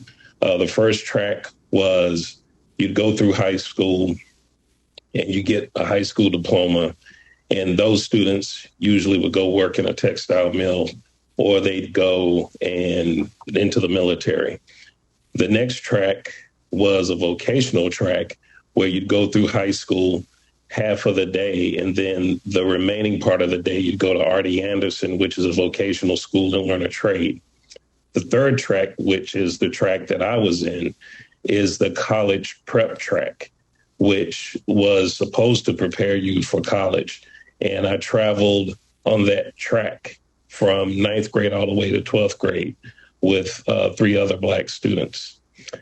Unfortunately for me, it didn't prepare me well for college. I went to the University of South Carolina, and I majored in electrical engineering. What I didn't do in high school that I wish I had done was take calculus. And so when I started at the University of South Carolina, my freshman year went okay. Second year, sophomore year, was a lot more difficult. And I learned 2 things. One, my high school didn't prepare me well, but 2, I didn't know how to study. So I was fortunate. Ended up changing my major from electrical engineering to mathematics. I found a gentleman there from Togo who was there getting his doctorate in mathematics, named Kofi Fademba, who's now a professor at University of South Carolina, Aiken, who saw me struggling in the study lounge and offered to tutor me. So I credit him for my graduating from the University of South Carolina with a degree in mathematics within 5 years because I changed my major so late. So I just wanted to share that because I think that story still exists for too many students. And the role of the Calculus Project is to really change that narrative. The other thing about the Calculus Project is my own children participate in it. And I know from personal experience with my son, who just graduated from Bridgewater State, I always say proof that God has a sense of humor. My son hates math, and I love it. But I made him begrudgingly, told him he had to participate in the Calculus Project, and he did. But he thanked me later because the first thing that he had to do when he went to Bridgewater State was take a test called the AccuPlacer that would determine whether he'd have to take a remedial math course or not. And I definitely credit, and he does too, the fact that he took calculus, that he successfully passed that class, unlike so many other students, and did not have to take a remedial math course, which, by the way, students usually have to pay for out of pocket, and those credits do not go towards their graduation. So with the Calculus Project, one of the things that we prepare students for access and overcoming the barriers that unfortunately still exist today. The Calculus Project was born out of my dissertation, Improving African American Achievement in Geometry Honors. I worked at Brookline High School for 19 years in various roles. I was a math teacher, summer school director, associate dean, and dean of students. And after writing my dissertation that created the Calculus Project, I left in 2013 to expand the program nationally. And so what I'm going to do in the next couple of slides is just to talk about the components of the Calculus Project, which are all supported by research. The first 5 components are student-facing components, and the last 2 components are components that we added to the Calculus Project for our relaunch this year to really address the drop in scores due to summer learning loss, but more importantly, the impact that COVID had on student learning over the past couple of years. We needed to find ways to make sure that the program and the components were implemented with fidelity, and that we were engaging all the 3 major stakeholder groups in earnest in a way that can promote student achievement. Next slide, please. I really define the Calculus Project as grassroots because it's really all about engaging the 3 major stakeholder groups that are vital for student success in mathematics. And the 3 major stakeholder groups are the students, the parents, and the educators. And with the Calculus Project, what we do when we work with districts, we help districts identify a Calculus Project coordinator, a person who's internal. This person doesn't necessarily have to have a degree in mathematics. This person is someone who needs to be respected in the district and someone who has great leadership skills. For us, closing the achievement gap is just as much about leadership as it is about math curriculum. And so once that person is identified, we then build a math team around that person. We also conduct a needs assessment of the district to identify the strengths of the district, but also identify the areas that need greater support. And from those findings, we actually develop a strategic plan collaboratively with leaders in the district. And then we roll the program out gradually. And it usually takes about 5 to 6 years for full implementation, depending on if we start with rising 7th graders or rising 8th graders. So with the first component of the Calculus Project, that is the Summer Academy. So with the Summer Academy, the purpose of that is to make sure that we mitigate summer learning loss. So now we have to deal with not only summer learning loss, but also the impact that the pandemic has had on student learning. And so what we do, we make sure that students have a minimum of 60 hours of learning during the summer. And it's not all just seat time. We show students how the math is applied in the real world. Here in Boston, we have multiple partnerships at MIT and Harvard. We take students to Harvard Medical School. They get these really cool lab coats, and they can, and they take them home too, and they get to see how math is applied in the real world. And we also take them to MIT, where they learn about the work of Dr. Larry Sass and what he does with 3D printing. And in addition to that, there is seat time. And when students are in the classroom, we teach them the math ahead of time. It's pre-teaching to accelerate their learning, but also teaching the students how to work collaboratively in groups and so that they can support one another. Our sequence of courses is pre-teaching rising 8th graders algebra, rising 9th graders geometry and algebra 2, rising 10th graders algebra 2 and trigonometry, rising 11th graders pre-calculus, and rising 12th graders AP calculus. And so what we want to do is retain those students, and we retain a significant percentage of those students and have them come year after year after year. I will say that one of the challenges of doing this is that a lot of the students that participate in the program are middle class to low income students. So when they become old enough to work, now they have to make the decision between participating in our program and working. So we've addressed that a couple of ways. One way, we've developed a virtual model of the program so that students can continue to work, but we can still accelerate their learning during the summer. But also, we've partnered with companies like John Hancock Financial Services and the mayor's office to use funds to pay students to learn math and to teach younger students math. And that's part of the peer teaching component, which I will discuss in a few minutes. But the Summer Academy, once students complete the Summer Academy, the goal is to make sure that those students remain in an advanced and honors level course together as a cohort.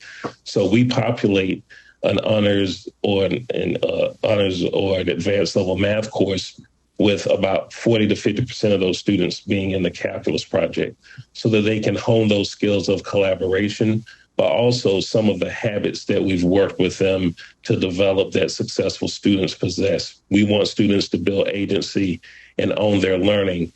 And the best way to do that is to make sure that they have a community and a cohort, and they have a great sense of belonging. The academic center is another opportunity for students to hone those skills of collaboration. The academic center is staffed by teachers in the high school to help facilitate the tutoring and the learning. It's not one-to-one tutoring.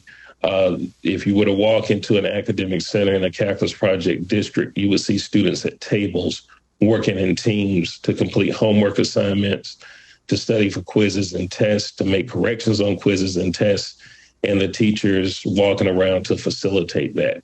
And so we plant that seed during the summer, and that's our goal, to make sure that that is nurtured during the school year in the academic center, and by putting the students in cohorts in these honor and advanced level courses. And as the framework states, for the Summer Academy, about summer sessions, about the importance of that, but also with the academic center deploying one-on-one or small group tutoring. Here, students are working together to support one another. This isn't really rocket science. Time is a precious commodity, so we're extending that into the summer. And when you think about the reason why the school year is 180 days, it's based off of the agrarian calendar. And when was the last time you ever saw a kid harvest anything, right? I can't even get my son to cut the grass.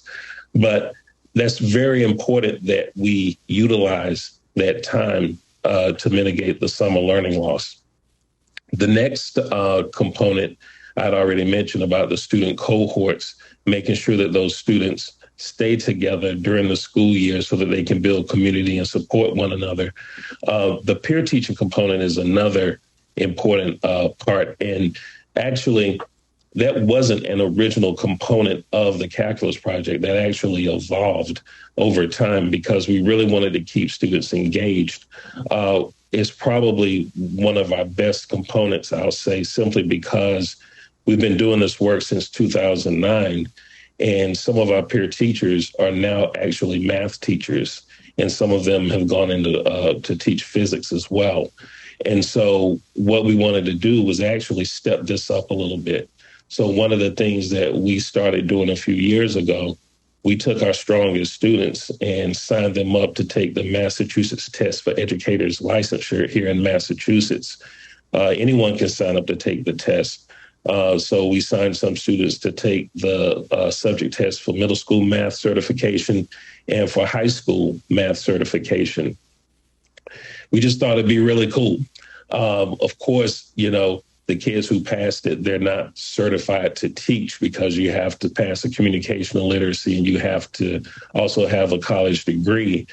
But it's a very tough test. And so to be able to pass that test while you're in high school, it looks good on your college application, and it really shows that you know math really well.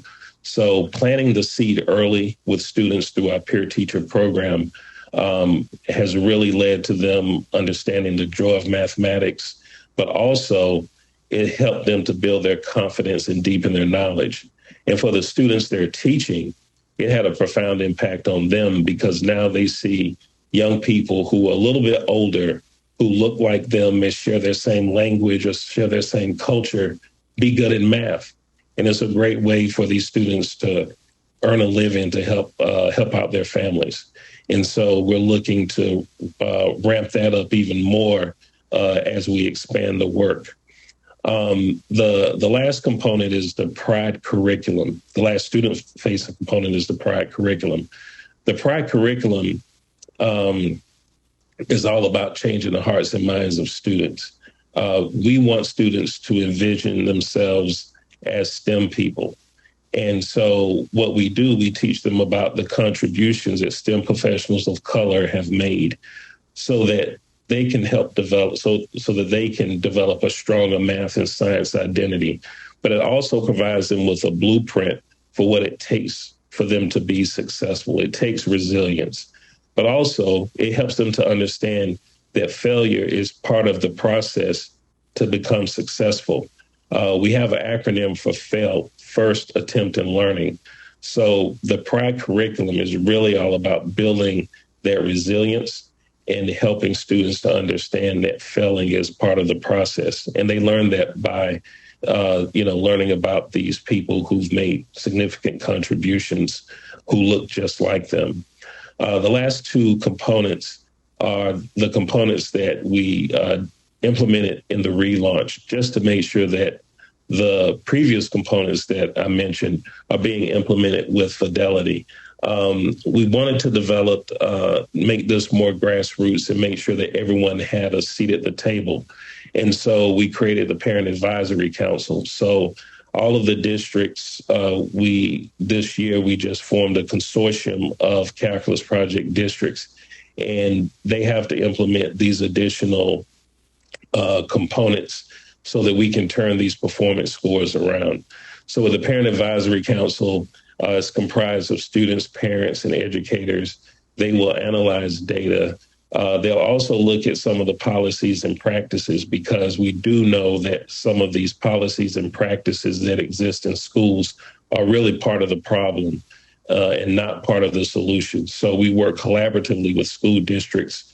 We provide coaching, professional development, so that we can look at some of these policies and practices, such as tracking, doubling kids up on math courses, and course recommendation criteria to really create more flexibility so that we can have upward mobility so students can access these honor and advanced level courses. And so making sure that parents know what course their child is supposed to be in what particular grade, and enlisting them as allies is very, very important. It's vital to student success. And the Parent Advisory Council is there to ensure that that happens. And the last component is we recognize that teachers, they need professional development it needs to be ongoing. Not only just professional development, but really breaking it down to curriculum development. Ever since the adoption of Common Core, one of the things that has happened is that a lot of districts have interpreted what Common Core means in their own way. And by doing so, a lot of districts have struggled with vertical alignment of their courses. What's most important to teach to make sure that, we're maximizing the time. So that's one of the things we do. We help districts with their vertical alignment of their courses, but also just with professional development, because we recognize that we have to change the hearts and minds of teachers too. They need to know that every student who is in front of them is a mathematician, and they need to think about ways of differentiating instruction as well as differentiating assessment. And so that's one of the, that's actually the last component. And if you look at the slide, we have 3 columns. We have the framework, parts of the framework that aligns with our components. And then the last column outlines our impact. And so I will stop my presentation at this time. I think I'm the last one, so I don't want to be in between anyone else in their dinner. So thank you for allowing me to share with you the calculus project and how the components that we implement in school districts align with the framework. Thank you so much, Dr. Mims, for your presentation on the calculus project and that intersection of the framework related to the work that you do with the calculus project. So we're going to move on in the presentation. Just a couple more slides, I promise, and then you'll get that exit ticket. So the public comment received since we've posted the math framework is the math framework posted on June 26th of 2023. The State Board of Education had received more than 500 public comments from posting up to noon of July 7th. And as a result, there are some additional recommended edits that staff have to help improve the mathematics framework. As Ellen mentioned, it's California's process to post something, receive public comment, and make an even better product. It's an iterative process. A review of those public comments yielded some of these recommended edits. You've received an addendum to this particular item, and the addendum to this item includes those recommended edits for State Board of Education to consider and to take action on the mathematics framework. These recommended edits are based on public comments received on this latest posted draft. You'll note that on the attachment to the addendum, it uses differential markup. You'll note that that the differential markup means that addition gives those symbols begin, add, underline, end, add, while a deletion, a proposed deletion, are marked as begin, delete, a strike through, and then end delete. And the purpose of that is for when it's since it is posted, it is 508 accessible. I have a few categorizations of those edits.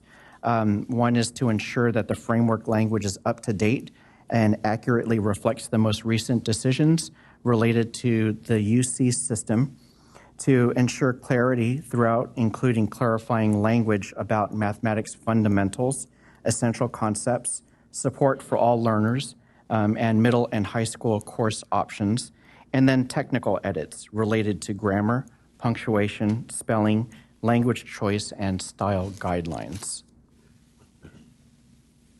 So what's next for the mathematics framework? So should you approve the recommendations that CD has put forth before you, we've begun planning for a rollout of the mathematics framework. While I do not have specific dates or events to report to you at this time, we'll be working with our organizational partners, including my co-presenters here today, to develop orientation sessions and professional development activities related to the new framework. We will share more information about these events through our partners and our various listservs when we have more details. Preparatory work is also underway on the next statewide adoption of kindergarten through grade 8 instructional materials in mathematics. The evaluation criteria for that adoption is included in the framework and is part of your action today. A detailed schedule of events for the adoption will come to you for approval sometime early next year. Once the framework is adopted, the CDE will initiate the professional editing and design process through the CDE Press. The end result will be a PDF document that will be posted on the CDE's website. However, as soon as the board acts today, we will work to make any revisions that are requested and post updated Word files with those changes that will remain available until the PDF is ready. And due to the size of the framework, there are no plans to publish a hard copy version of the framework at this time. So to conclude, the recommended action, once again, we're asking that the board adopt the draft mathematics framework that includes the recommended revisions proposed in response to public feedback. Any additional edits that you would like to see made should be included in your motion today. And we also ask that you delegate authority to State Board of Education and CDE staff to make any necessary revisions, including any needed for clarity and accuracy, as the document is professionally edited and prepared for publication. So that concludes this marathon of a presentation. I'm happy to answer any questions at the appropriate time. Thank you so much, Dr. Torres, not only for this marathon presentation, but for all the marathon work to get us here. I want to be respectful of the time of our commenters who are in the room and getting ready to be on the phone. I think we should go ahead and put up the public comment slide. But I also want to give them our full attention, and we've been sitting for over a couple of hours, so I think we should take just a 5-minute stretch break if you need to get a cup of coffee or whatever, move your body. We will start, promptly if we can in 5 minutes, and we will start with the people who are here for public comment in the room.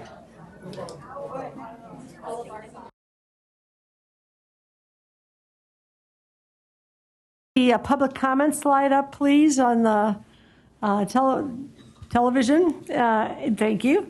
And before public comment, we always turn to our liaisons for a brief comment, and we will do that. Then we will take public comment in the room. Then we'll take public comment on the phone. Those who want to call in on the phone should use the dial-in number and the participant access codes shown on this slide.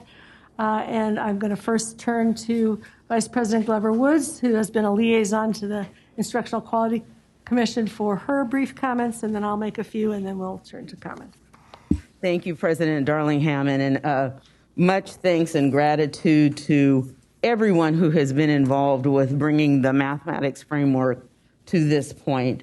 The IQC commissioners and CDE staff, as well as the public, that has been so instrumental in helping to shape this framework over a 4-year period, 2 of those years which has been public comment. So I want to start my comments with just a huge thank you to all of you. And one of the things that I do realize, and as I share with the board, is that at the heart of every comment and at the heart of every piece of feedback that has been received throughout this process, and I would say even that we will receive today, children are at the heart of that matter.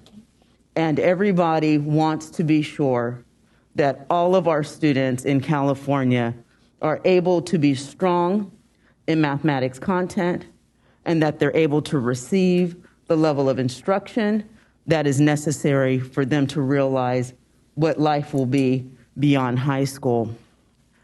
This particular framework strikes to do that. And let me say, in our framework, what we see is support for students who might have challenges in mathematics and may need additional support, scaffolding, extended instruction. We also see for our students who are the highest achievers in mathematics, who don't meet with some of those same challenges, that their schools and districts can ensure and should ensure that they have courses that allow for them to excel, to those highest levels of advanced mathematics through high school. The document we have is guidance, and every local school district has and should take that opportunity to design the coursework, instruction, and pathways that are most relevant to the students they serve in their community. And my encouragement today and beyond is for everyone at that local level to take a look at the data, lead with your data, not just the aggregate data, but the disaggregated data, to determine what mathematics instruction, what courses, and what pathways need to be available to students. One last statement I'll make, and then again, we'll turn it back over to you, President Darling-Hammond. We have heard multiple times the percentage of students that have met or exceeded math proficiency standards based on the 2022 assessment. I believe that number might be 33%. And as we look at the data, we even see our most highest performing student group in the state of California, less than 70% have met or exceeded mathematics proficiency per that assessment. So what that is telling us is that we need to ensure that our teachers have the information in front of them to be able to support this diverse group of learners they are indeed going to have in their classroom. And what's most important beyond this framework is going to be the professional development, the determination of the instructional materials that will support instruction. That's where the rubber is really going to meet the road. And I'm encouraged to hear our public comment today and our board discussion as we move forward on this very, very important item. Thank you. Thank you so much. We've waited a long time for this framework to reach us, and I also want to thank the CDE staff, IQC, state board staff, especially Dr. Mike Torres, for getting us along this path, and all of those who were involved in the writing, advising, reviewing of the document, and all the people who took time to make comments along the way, and we'll make time this afternoon to do that. I think it's been more than a couple thousand people altogether. As we prepared for this meeting, I've had the opportunity to review the new document more than once, and the formal comments as well as the informal comments and statements that are being made about it. It is great to see how much passion many people have about math.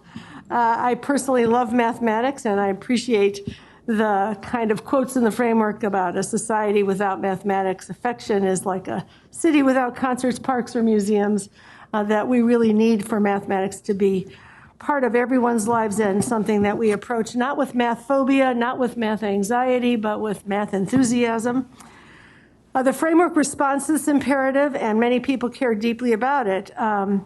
But we also know that the United States has not been teaching math effectively or equitably. We are one of the lower achieving countries on PISA, below 30 other nations and well below the international average on PISA, and it's declined since 2000. And California is below the national average in its achievement in mathematics. So this is an area of great need, and change is imperative. The same old will not get us to a new place.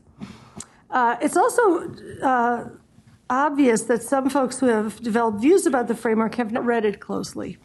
And there are many kinds of misinformation that I've seen circulating, and I want to just address three areas where those of you who have not read all 900 pages twice or three times may have missed something.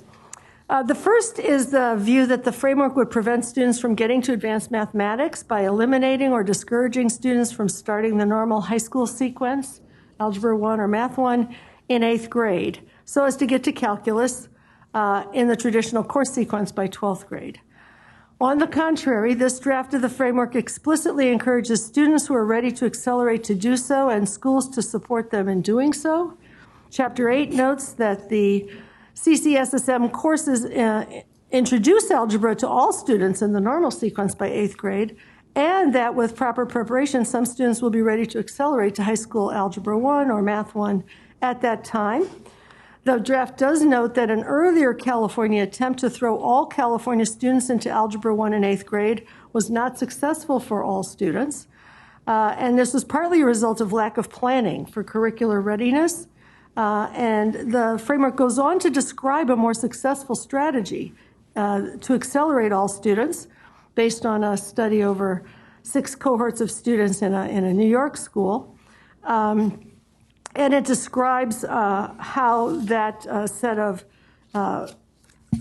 practices, including designing a coherent curriculum from 6th to 8th grade for those students, providing alternate day support classes, workshops to assist students who needed extra help, giving teachers professional development, giving them common planning periods so that they could develop the course together, allowed an entire large, diverse high school to accelerate everyone successfully.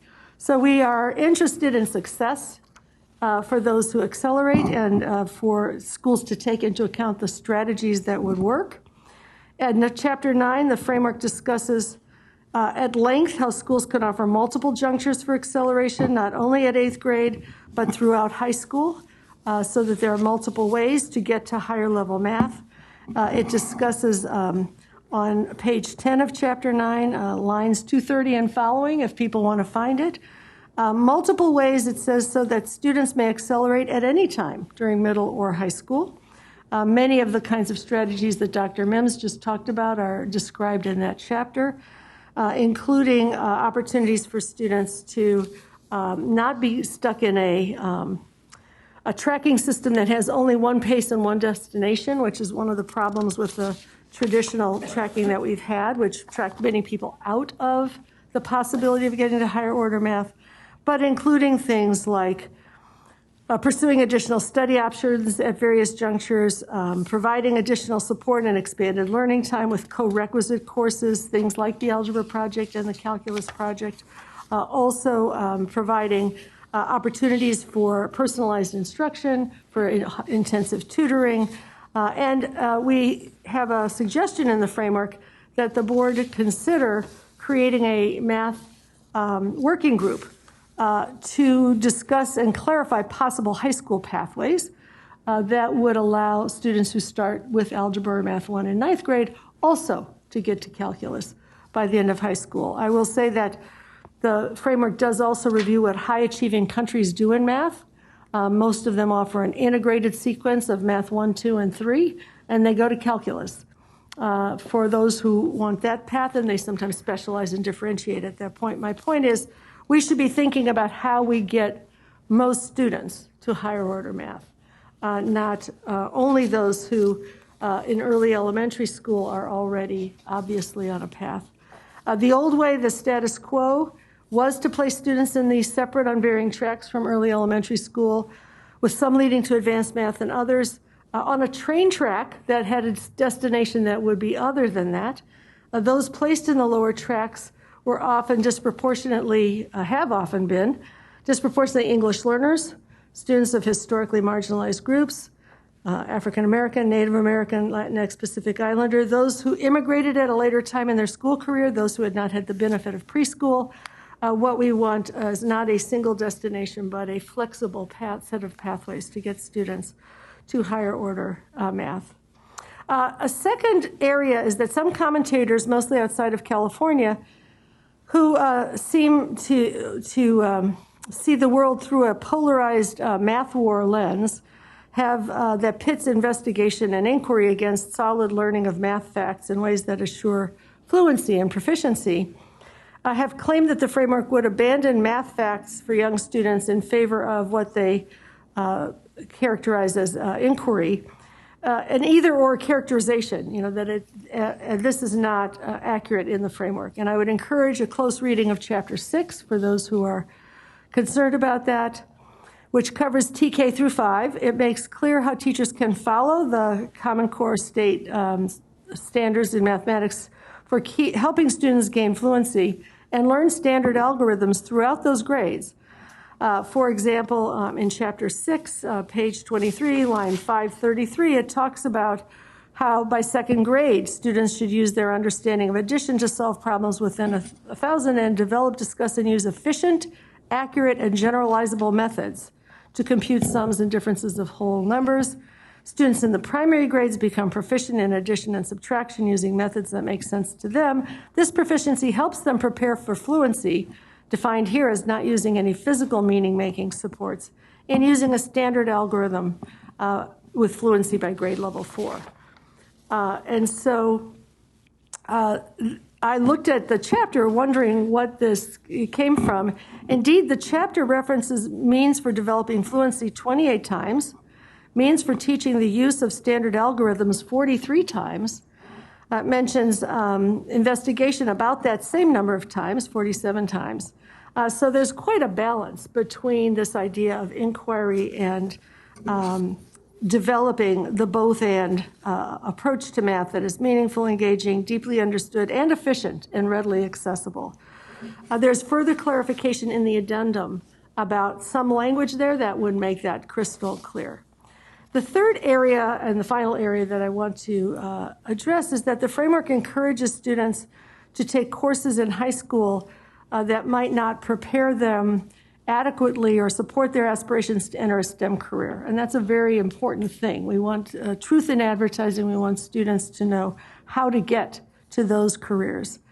In particular, there were concerns about students should be clear that the pathway to majors in STEM should continue to include preparation for calculus.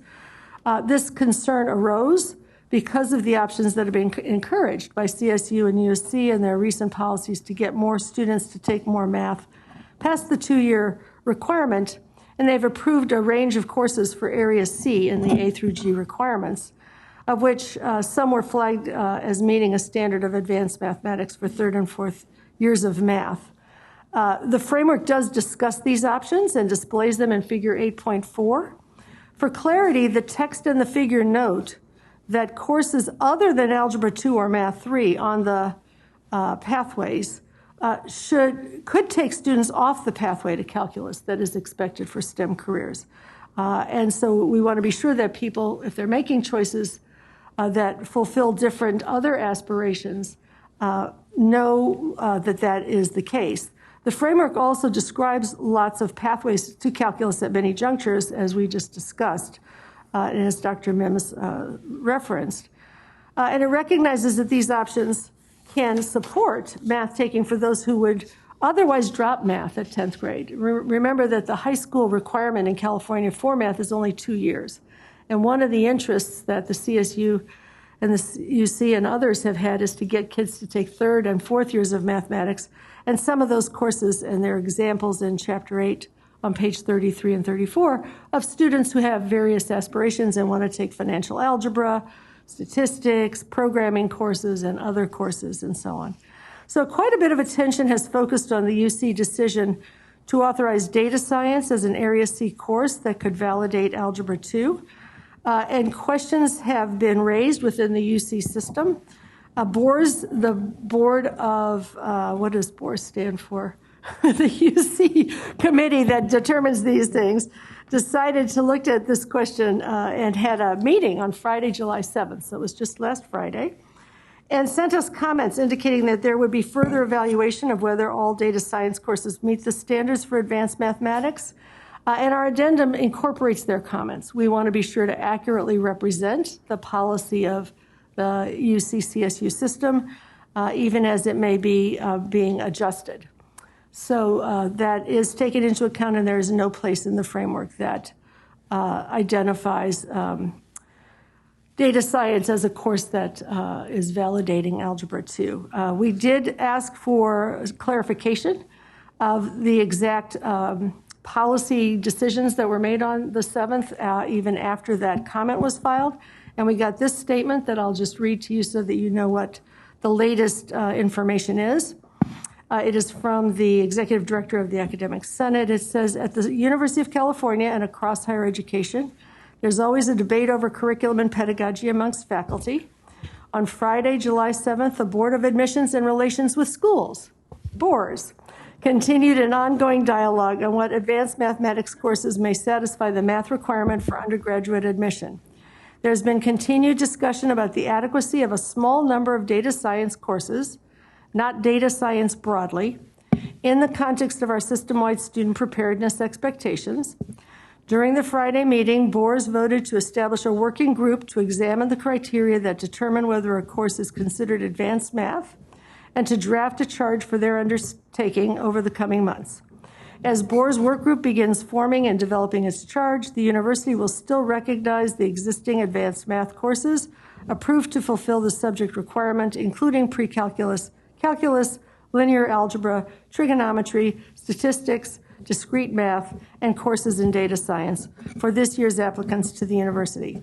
We are grateful to boards, the Academic Senate, and all of our faculty for their continued commitment to our students' academic preparedness and intellectual growth.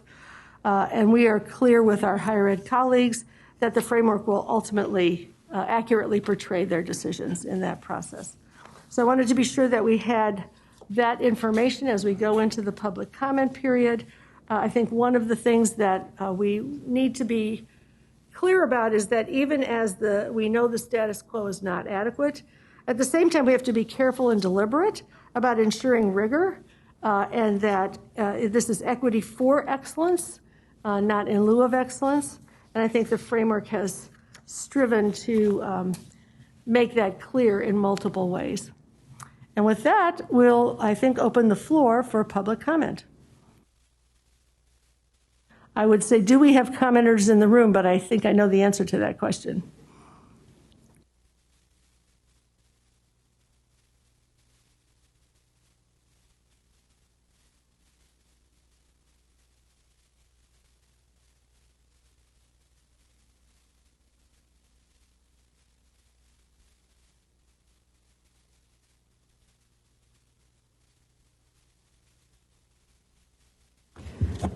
Sorry about that. We have 11 people in the room signed up for public comment. I'll call the first 6, and we would appreciate it if you would line up in the order you're called in the back of the room for the microphone. So, Yolanda Beckles, Jelani Nelson, Gabriella Mitchell, Bethel Astashweshu, and Ido Mayas Fikra, and Will Parrish. Please line up. You each have 1 minute. My name is Yolanda Beckles. I'm Executive Director of The Knowledge Shop, a non-profit based in South Los Angeles, working with over 200 Black and brown families in STEM and STREAM proficiency for over 8 years. I'm also the chair of the Family Math Advisory Committee, which has 14 leading math experts across the state of California who join me on a monthly basis. The revisions to the framework offer a better way to teach math to the students mentioned before. This framework has taken 4 years to get to this stage. Because of the work we do with students after school and during vacation, we understand and see why there must be a robust way to teach particularly Black children in mathematics. The framework authors have listened to the voices of family and engagement experts like myself and others and have incorporated our recommendations. They have also worked closely with math-respected organizations across the state. As a Black mother of 5 children, of which 2 are high-achieving children in STEM, my daughter's an astrophysicist, and my son, who's here filming me right now, is my tech director, both graduated from LAUSD. Well, everyone's promoting their children, why not me? Both graduated from LAUSD and have masters and degrees in STEM. We want to see other Black children have this opportunity, and we support the board in approving the math framework. Thank you.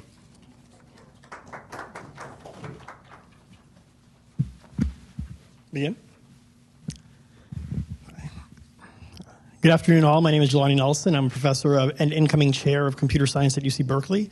I'm also founder and president of a nonprofit that does high school outreach and computer science education, for which I was awarded this year's Eugene Lawler Award, the highest international award for humanitarian contributions in computer science. And I only mention that to highlight that equity and diversity are central to what I'm about. As State Board Vice President Dr. Glover Wood said in her confirmation hearing last year, which I watched, quote, "Our mathematics standards are very clear on what children need to be able to know and be able to do as they matriculate through various grades," end quote. And standards are important for equity because without them, it will be the kids without good counseling. For example, the kids whose parents don't have college degrees who get derailed into course pathways that don't provide adequate preparation. And I want to mention, Dr. Brown mentioned half an hour ago, IDS. For example, Cal State system passed the resolution just in March saying that, for example, IDS doesn't align with standards or prepare kids for college. So these standards are very important. In version 3, even after today's addendum, the framework retains advocacy for flawed data science courses. For example, with its mentions of Yacine and Inez in Chapter 8, as national media are now reporting. This was based on flawed course approvals by the UC for its admissions requirements, for which it was reported that UC just reversed course, revoking approvals only days ago. This morning's addendum is an improvement, but Chapter 5 on data science and all mentions of data science in Chapter 8 must be removed. Okay, thank you.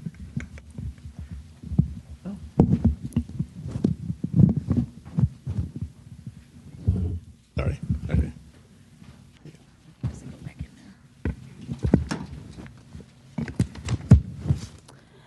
Gabriella Mitchell, The Knowledge Shop. Racism is indelible to the black body and the spirit, and the physical and spiritual murdering of black bodies is unfortunately part and parcel of America's history. As a result, black children are steered into detention centers, jails, and prisons from the hallways of school buildings. James Baldwin explained, if one managed to change the curriculum in all the schools so Negroes learned more about themselves and their contributions to this culture, you would be liberating not only Negroes, you'd be liberating white people who know nothing about their own history. If they're compelled to lie about one aspect of anybody's history, you must lie about it all. If you have to pretend that I hold all the cotton just because I loved you, you have done something to yourself. Africa is home to the world's earliest known use of measuring and calculation, confirming the continent as the birthplace to basic mathematics and advanced mathematics. In 1958, after the Soviet Union successfully launched Sputnik, U.S. authorities pushed... Your time is up. Oh, sorry.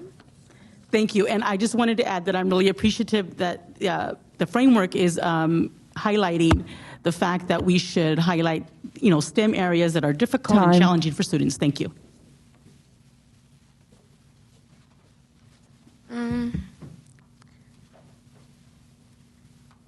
Good afternoon, everyone. Today I wanted to share with you why I love math so much.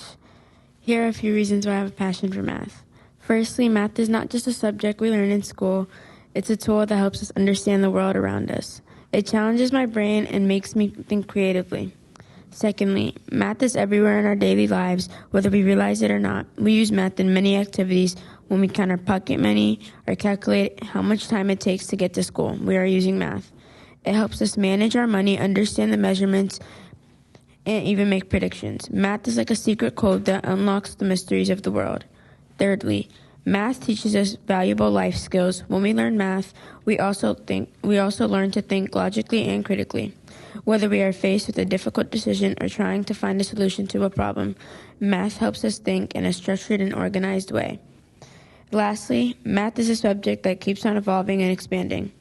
In conclusion, I love math because it challenges me, teaches me important skills, and offers me endless opportunities for growth. Thank you for listening.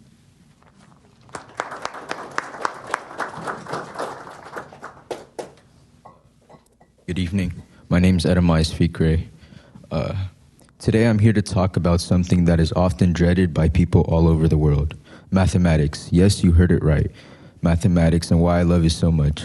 To begin with, let me tell you that I was not always a math enthusiast. In fact, my relationship with math was quite opposite growing up. I remember sitting in math class, avoiding eye contact with my teacher, praying for her not to call me to solve a problem on the board. But as I grew older and my understanding of math deepened, I came to almost love the subject. Now, why do I love math so much, you ask? Firstly, math is the foundation of all scientific and technological advancements. Every breakthrough in science and technology has relied on some form of mathematical understanding. From the simplest circuit in your phone to the most complex space mission, math is an integral part of it all. Without math, it would be impossible to make sense of the world around us. What I admire most about math is its beauty and its complexity. Mathematical concepts can be abstract and sometimes difficult. Thank you.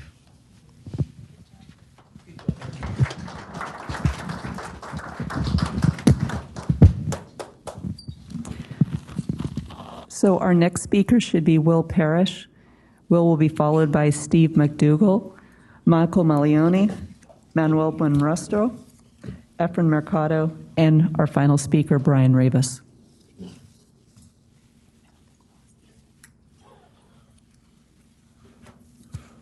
If Will Parrish is not here, then we'd like to hear from Steve McDougall. Members of the board, CD staff, and the public at large, I'm Steve McDougall with the California Federation of Teachers. Nice work on the frameworks. Thank you for your efforts. But it doesn't matter how you roll this out and what you do with the frameworks unless you have the number one resource ready to go in front of the students, and that's the teacher. We've got a lot of work to do to find teachers who not only know their stuff, but are relatable to the audience, the students. Although in recent times we have funding that we're going to go out and find these teachers, we don't have them now. We didn't have solid math teachers in 2019 BC before COVID. We were short then, and we're even more short now. We got to find them, we got to train them up, we got to scale them up, and we got to get them out there. Teachers of color, teachers from underserved communities, working in those communities with those students so that they're relatable. Let's get that work done before, no matter what we do, no textbook, no framework, or special desks are going to work. We got to get the folks in front of the students ready to go. Thank you.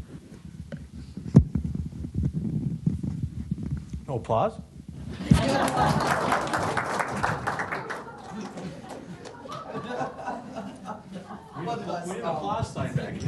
All right, let's see.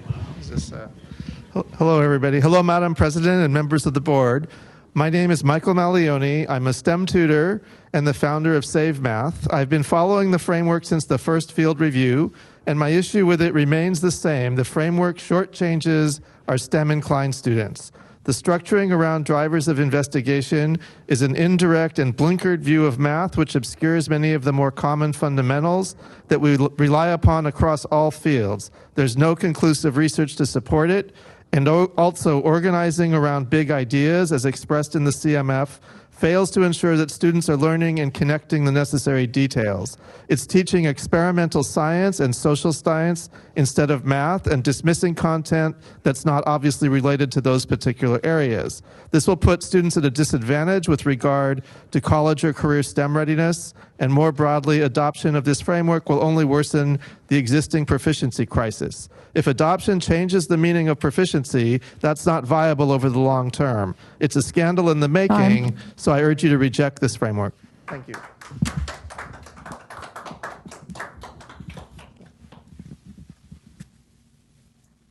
Thank you.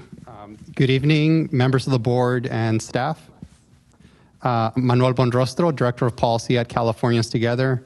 And we are proud to have been working in close collaboration with Education Trust West and many other advocacy organizations and education organizations over the past 2 years to advocate on behalf of the framework to be assets-based, culturally responsive, and to have strong guidance to ensure access to our highest need students, including English learners. We believe that this framework is strong in all of these areas, and we applaud you for that. However, we are requesting an addition to Chapter 13 that would clarify the expectations for instructional materials to be aligned to both math and ELD standards. We submitted a letter on July 6th, which was signed by 6 organizations that make this recommendation. Given its strengths, we support approval of the 2023 math framework with the requested edit to Chapter 13. Thank you.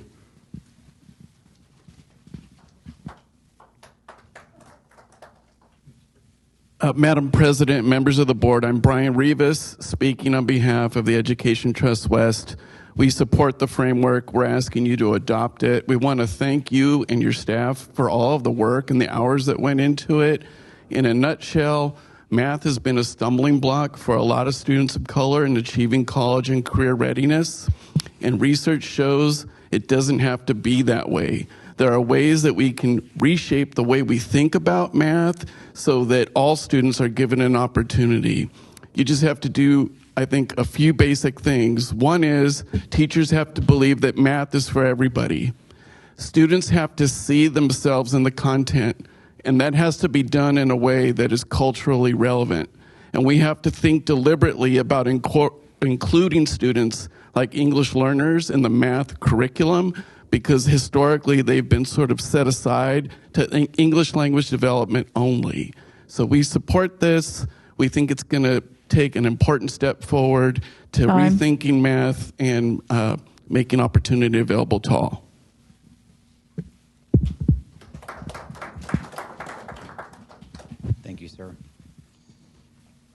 Good afternoon. I'm Efraim Mercado from the California Teacher Association. We support the math framework and its adoption, and we look forward to working with the state board and the IQC and everyone regarding the rollout as it moves forward. We believe that the equity and social justice components of the framework are really powerful, and it will help our teachers to now to enhance math in our state, and we look forward to that.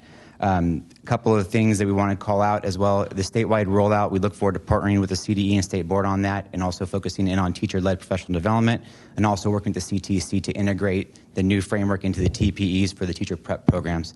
Thank you. Thank you. Okay, it looks like we currently have, let's just say 60 people in the callers in the queue. I will open the phone line up now. Caller with the last 4 digits, 9951. You are now live. Please start your public comment. Hi, this is Susan Kolowick. I'm a parent in Palo Alto Unified, and I also work in atmospheric science and do volunteer tutoring.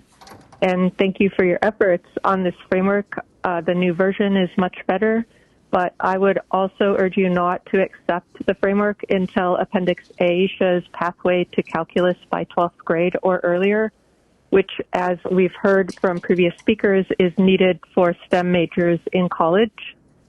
And if Appendix A is not currently accurate, please update it to show a pathway to calculus by 12th grade. Thank you. Bye. Thank you. Next caller with the last 4 digits, 5499. You are now live. Please start your public comment.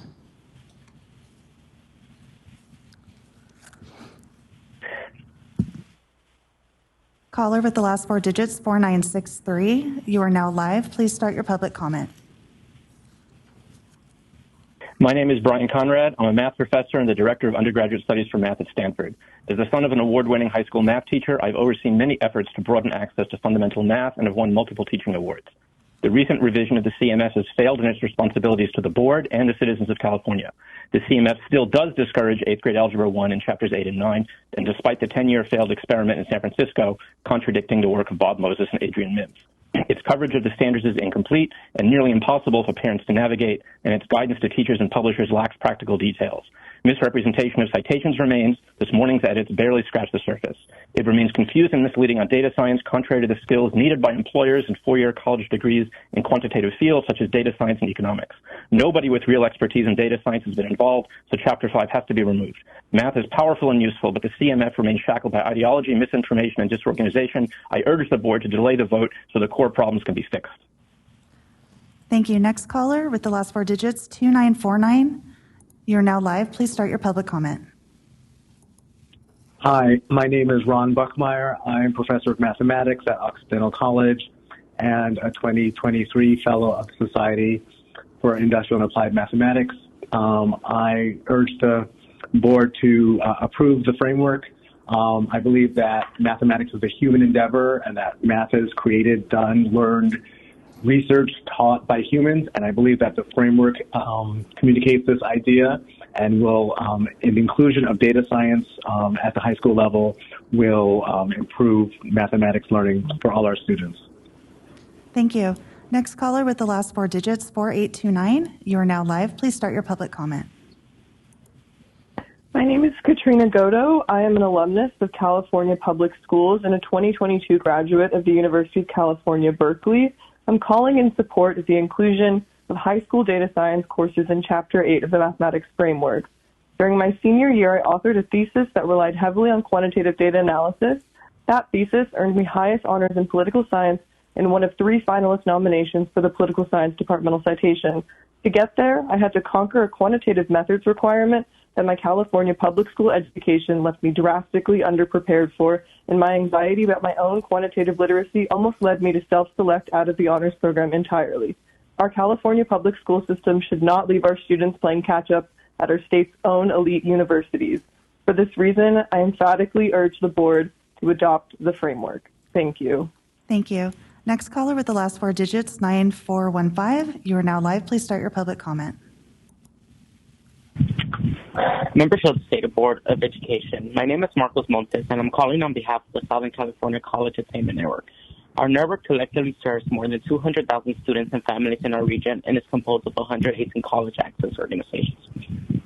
We understand that math courses can be college gatekeepers for thousands of underrepresented students. Our team partnered with Just Equations to conduct a survey about the perception students have of high school math courses and college. Many students perceive calculus as the golden ticket to college. Our survey found that calculus is not widely available for students, and even if it is, many students do not take it or are advised not to take it, hindering their chances of going to college. A way to combat this in an era of decreased college enrollment is to have more options available for students. Our state needs to ensure that data science courses are available to students, especially in the 11th and 12th grade. Early evidence of data science courses suggests that they contribute positively to student outcomes, they offer alternatives to traditional math pathways, and they increase four-year college eligibility. Please ensure that data science courses are available to students. Thank you. Thank you. Next caller with the last four digits, 4466. You are now live. Please start your public comment. Good afternoon. I'm Daryl Young, professor of math at Harvey Mudd College and a former high school math teacher in LAUSD, and I'd like to speak in favor of the new math framework. One polarizing issue has been the framework's guidance that schools should develop a range of advanced math courses, including but not limited to data science, as flexible pathways to college and careers. At least 5 major U.S. professional math organizations agree with the sentiment because we have an unhealthy preoccupation with calculus. Too many students majoring in STEM fields end up repeating calculus in college. A pathway to calculus should be available to students, but other pathways should be available and valorized. I have grave concerns about equitable access to these math pathways and that these pathways not become de facto tracks for marginalized students. But I hope that we can attend to issues of equity as we innovate beyond the conventional calculus track. I appreciate that the framework is pushing us in that direction. Thank you. Thank you. Next caller with the last four digits, 1460. You are now live. Please start your public comment. My name is Eric Droza. I'm the Director of Data Science for Everyone, a national initiative and bipartisan coalition now representing nearly 3,000 education leaders across the country. In 2020, our coalition recommended the incoming administration help support K-12 data science courses and programs become universally offered everywhere, reflecting both current and future data-driven technologies like AI affecting all careers, academic disciplines, and livelihoods for every high school graduate. This call included President Emeritus Richard Atkinson of the University of California System, Jennifer Shays, the Associate Provost of UC Berkeley's Computer Data Sciences Society, countless data science, stats, mathematics faculty from around the country, including several other UC and CSU faculty members, the entire leadership of the American Statistical Association, and multiple math associations. We are supported by Chapter 5 and Chapter 8 guidelines for data science course opportunities, consistent with 16 other U.S. states that have launched statewide data science programs. As a category, we believe data science education programs will contribute to a strong STEM experience in high school, in college, and for the 21st century broadly. Thank you. Thank you. Next caller with the last four digits, 3678. You are now live. Please start your public comment. Good afternoon. My name is Dr. Melissa Gilbert. I have been a teacher, professional development provider, and teacher educator in California for over 2 decades. When I was in college in the early 1990s, I was astounded at the number of my classmates whose K-12 experience with mathematics had been so negative that they hoped to never take another math class. As someone who loved my math and science courses, I was dismayed. This led me to a career pathway focused on studying student motivation and how classroom environments could support diverse students' engagement with and achievement in math courses. I enthusiastically endorse the 2023 Draft Mathematics Framework that provides guidance regarding research-based instructional practices and detailed vignettes to support teachers' implementation of these practices with all students, not only those who have been well served by past instructional practices, but also the many who have not. Even more than when I was in college, today we need to implement this framework that will support many more students to graduate from high school with both the mathematical competence and the motivation to engage with mathematical concepts in deep and flexible ways for many 21st century jobs and careers. Thank you. In addition to adopting the framework, thank you very much. Thank you. Next caller with the last four digits, 8738. You are now live. Please start your public comment.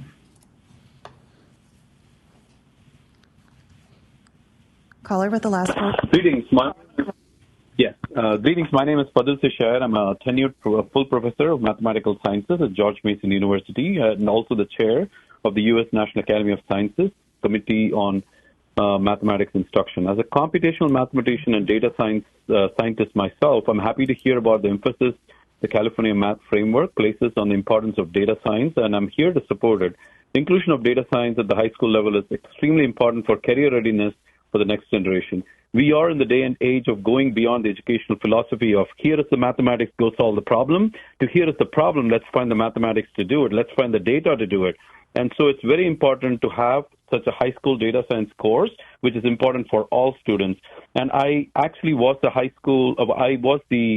higher education member that participated in the development of the first ever high school data science standards and curriculum for the Commonwealth of Virginia. And this has now been implemented over 20 schools, and we are now going for the second round of this program, which is already bringing exciting. Thank you. Thank you. Next caller with the last four digits, 6614. You are now live. Please start your public comment. David Margulies. This framework guides for a common 9th and 10th grade experience in their math pathway diagram with Algebra 1 in 9th grade. With a common experience, this means for all students, one size fits all. This has been an utter failure in San Francisco. You have San Francisco elected officials writing you, telling you this.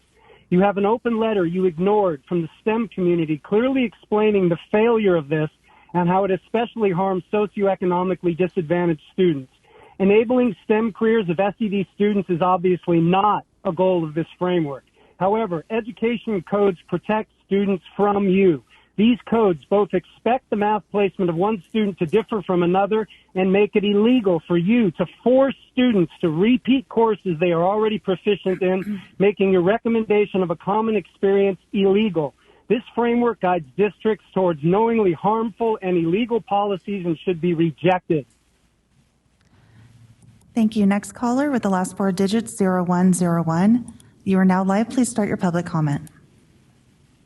Hi, Joyce Straub. I just retired in June after 35 years as a California math teacher. And for the last 6 years, I had the amazing opportunity to teach a full high school data science course.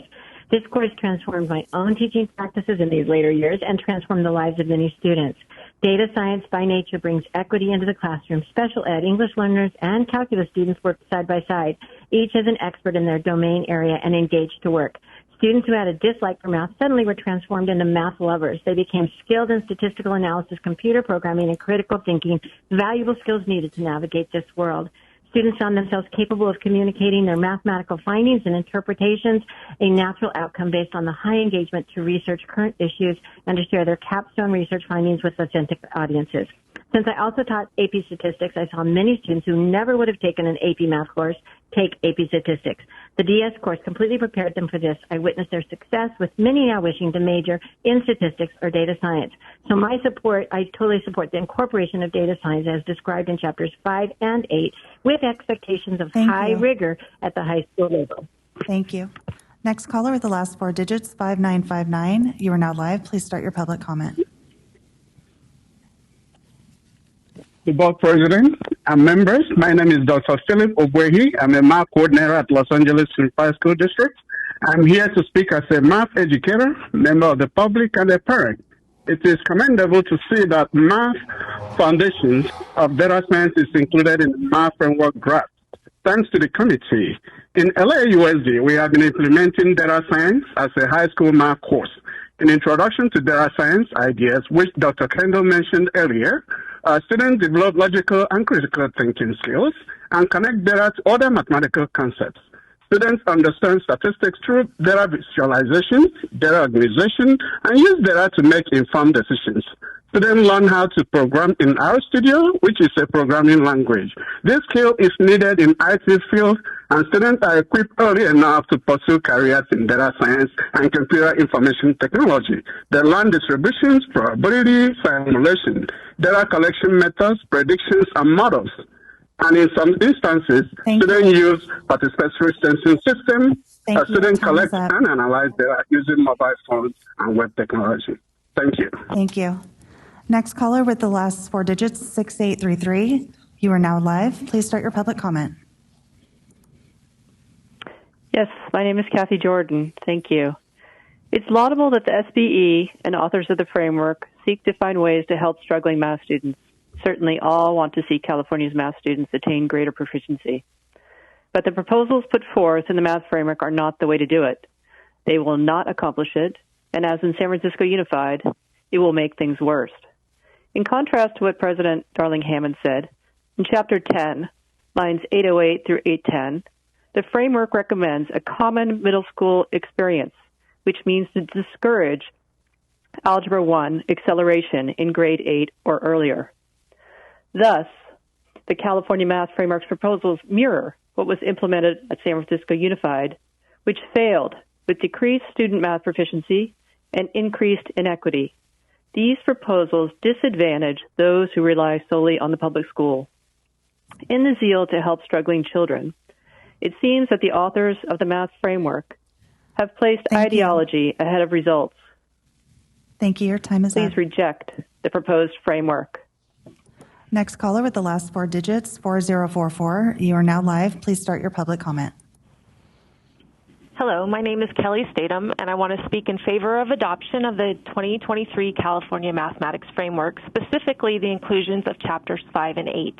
As a content specialist at the Fresno County Superintendent of Schools, I work with schools throughout our county to build powerful mathematics programs. Some of my work with high schools is developing secondary math pathways that offer all students increased access and opportunities to study a variety of advanced math topics. The math pathways are designed based on students' interests and support their future career aspirations.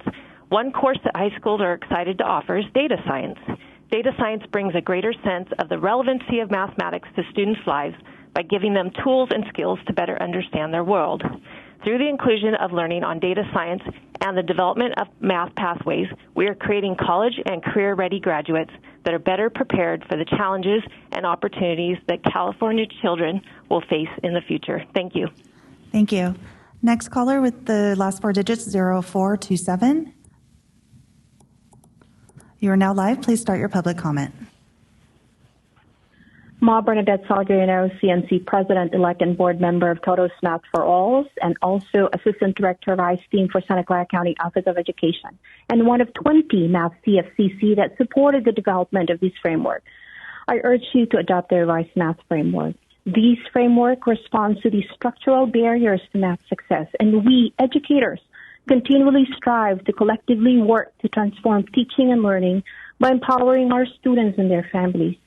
This framework stands that all students can access and achieve success in mathematics, as envisioned in the standards, is a testament to our commitment for every student to experience school mathematics in a joyful, relevant, and enriching way. As Naomi Porter said earlier, she's been blessed to work alongside you who prioritize on students' well-being, success, and inclusivity. This framework is strongly and boldly for inclusion and belonging in the mathematics community. Thank you. Thank you. Next caller with the last four digits, 4596. You are now live. Please start your public comment. Hello, I'm Pamela Birdman, Executive Director of Just Equations, a policy institute focused on ensuring that math education advances educational equity. 7 years ago, the CDE launched an effort supporting development of innovative senior year math courses. These included offerings in data science, statistics, and discrete math, as well as more traditional content leading to calculus, all in collaboration with UC and CSU faculty. These new options, especially data science, are now expanding the range of courses and instructional strategies available to students, preparing those interested in STEM as well as non-STEM futures, and opening up new worlds to students who otherwise might disengage from mathematical pursuits. It's important that Chapter 5 and 8 of the California Math Framework support and reinforce the inclusion of multiple options in the 11th and 12th grades. Thank you so much. Thank you. Caller with the last four digits, 4369. You are now live. Please start your public comment. Good afternoon. This is Sally Fox on behalf of CABE.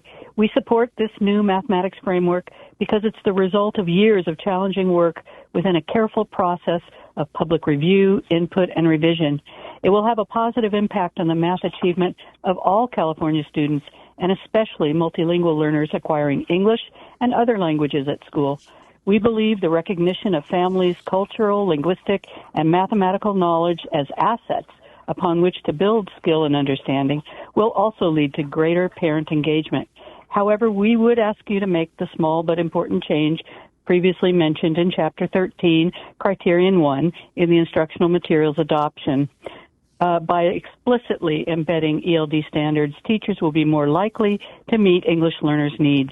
scaffolded literacy instruction across the curriculum will then be integrated into math lessons with opportunities for designated ELD lessons connected to content. Thank you very much. Thank you. Next caller with the last four digits, 5332. You're now live. Please start your public comment. I'm Charles Steinhorn, for Identification Director of the Conference Board of the Mathematical Sciences and an Emeritus and Research Professor of Mathematics and Statistics at Vassar College, but I'm speaking on behalf of myself today. The mathematical sciences have always evolved over time based on new knowledge and deep new applications, and the instructional canon, of course, evolves with it. The emerging field of data science will play a critical role in preparing students at all levels to thrive in our digital world. Data science thus has an important place in the mathematical experience of students in our schools and aligns with future workforce needs. I want to point to the new data science course for high school students that's been developed and piloted with great success in Virginia. Such a course, appropriately to my mind, has 3 years of high school mathematics as a prerequisite and thus ensures that students are well prepared before taking the course for any of the pathways they might pursue. The California framework indeed should have a place for such an advanced course. Thank you. Thank you. Next caller with the last four digits, 6299. You are now live. Please start your public comment. Hello, I'm Michael Evans. I'm a former math major. I did a data science program and worked as a public health researcher. The framework, as currently written, is confused about the details of data science and grouping. The data science doesn't require advanced statistics and calculus, which are necessary for success in advanced education. Taking this track as an alternative to those advanced classes may make it a de facto track for marginalized students who will get left behind compared to students who do take them. Every student should be educated to their greatest potential, which means they should have the option to take algebra in 8th grade and calculus in high school. I also left a written comment with citations with more detail. Thank you. Thank you. Next caller with the last four digits, 4046. You are now live. Please start your public comment. Andrew Fox, math education professional. The development of this framework has been an exercise in how misaligned incentives create systemic policies which negatively impact underserved communities. Just one example among many. The framework advocates for the creation of a cross-disciplinary course that has been mislabeled data science. We've just heard here that the UC committee has determined that this data science course does not satisfy UC math requirements. Data science is effectively a lower track of education. What does that tell you? It tells you that the framework was designed to create a system of tracking by another name. Today, we also heard that data science celebrated as a high-level math class, which attracted students that are more diverse than typical math students. What does that tell you? It tells you that this framework enshrines systems that actually track diverse students to a lower pathway, thus limiting their potential. Think about this for a minute. The framework has a built-in multi-track pathway that routes underserved communities to a lower track. What we are seeing today is a de facto codification of systemic racism into policy. Time. Next caller with the last four digits, 9685. You are now live. Please start your public comment. My name is Lu. I'm a mother of two kids. 10 years ago, the California public math already disappointed me. And 10 years later, it's even wasted time of the kids who have learn real math in their middle school and high school. The new framework will put my kids below the international standard, put a lot of California kids cannot compete in the future. So this is a strong waste dollar of 4 years of public taxpayers' money and put our kids backward. I strongly against this new framework. Thank you. Next caller with the last four digits, 3120. You are now live. Please start your public comment. Yeah, hi, my name is Marty Hoyt. I've been a high school math teacher for over 17 years, and I've taught every level of math from pre-algebra to AP calculus. I've had the pleasure of teaching data science, and it's been transformative not only for myself, but for my students. They've been engaged and excited about important STEM content in ways that that they haven't experienced in math classrooms prior.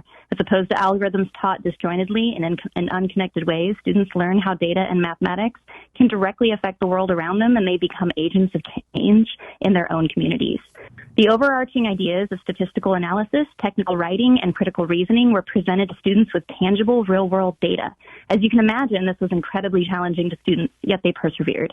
Throughout today's meetings, from 8:30 until now, you've looked at and discussed raw data visualizations, in ways that inform and promote policy change.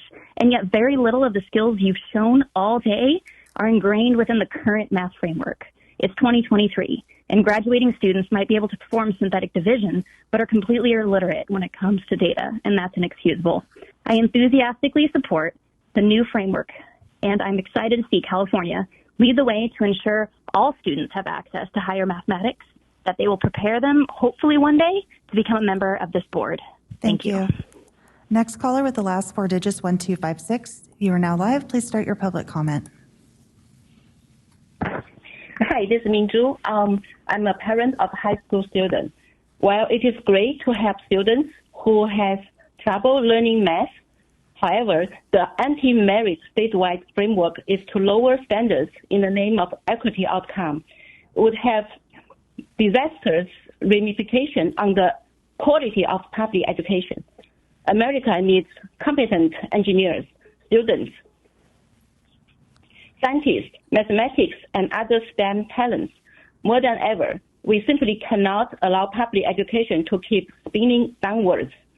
At the end of the day, when you need to get surgery in hospital, you wouldn't want equity hired or diversity hired doctors to do surgery for you. You want to have the most competent doctors. Think about your own future and your own kids' future.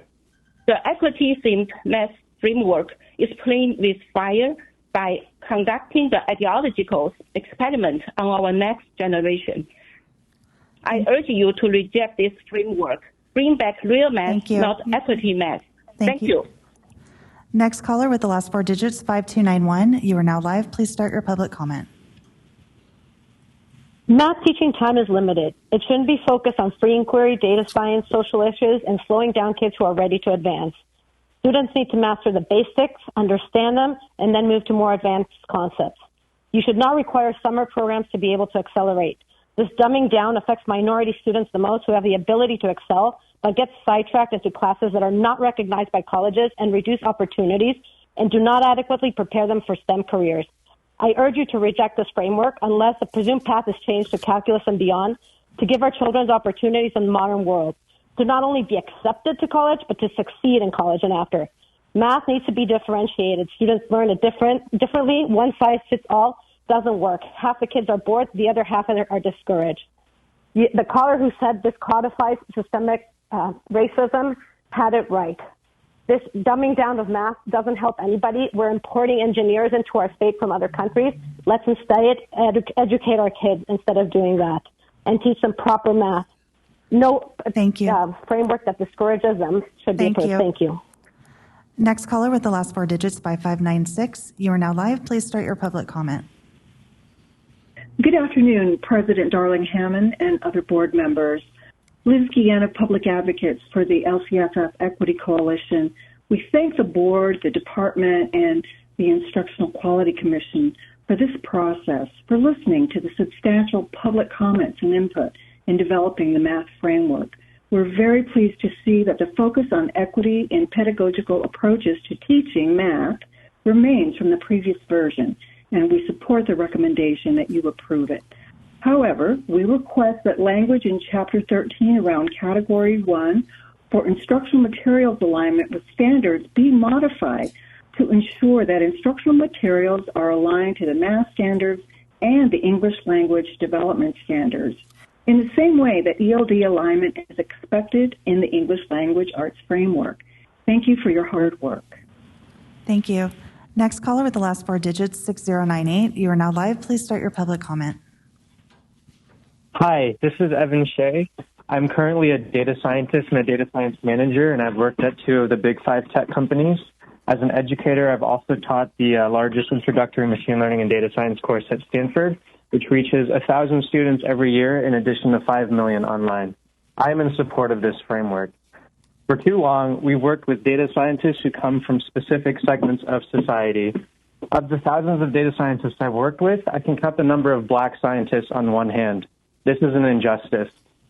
Of the hundreds of data scientists I've interviewed, nearly all of them can regurgitate theorems, and they can tell you about the calculus and theory behind these data science algorithms, but very few are actually prepared to implement these algorithms in the real world.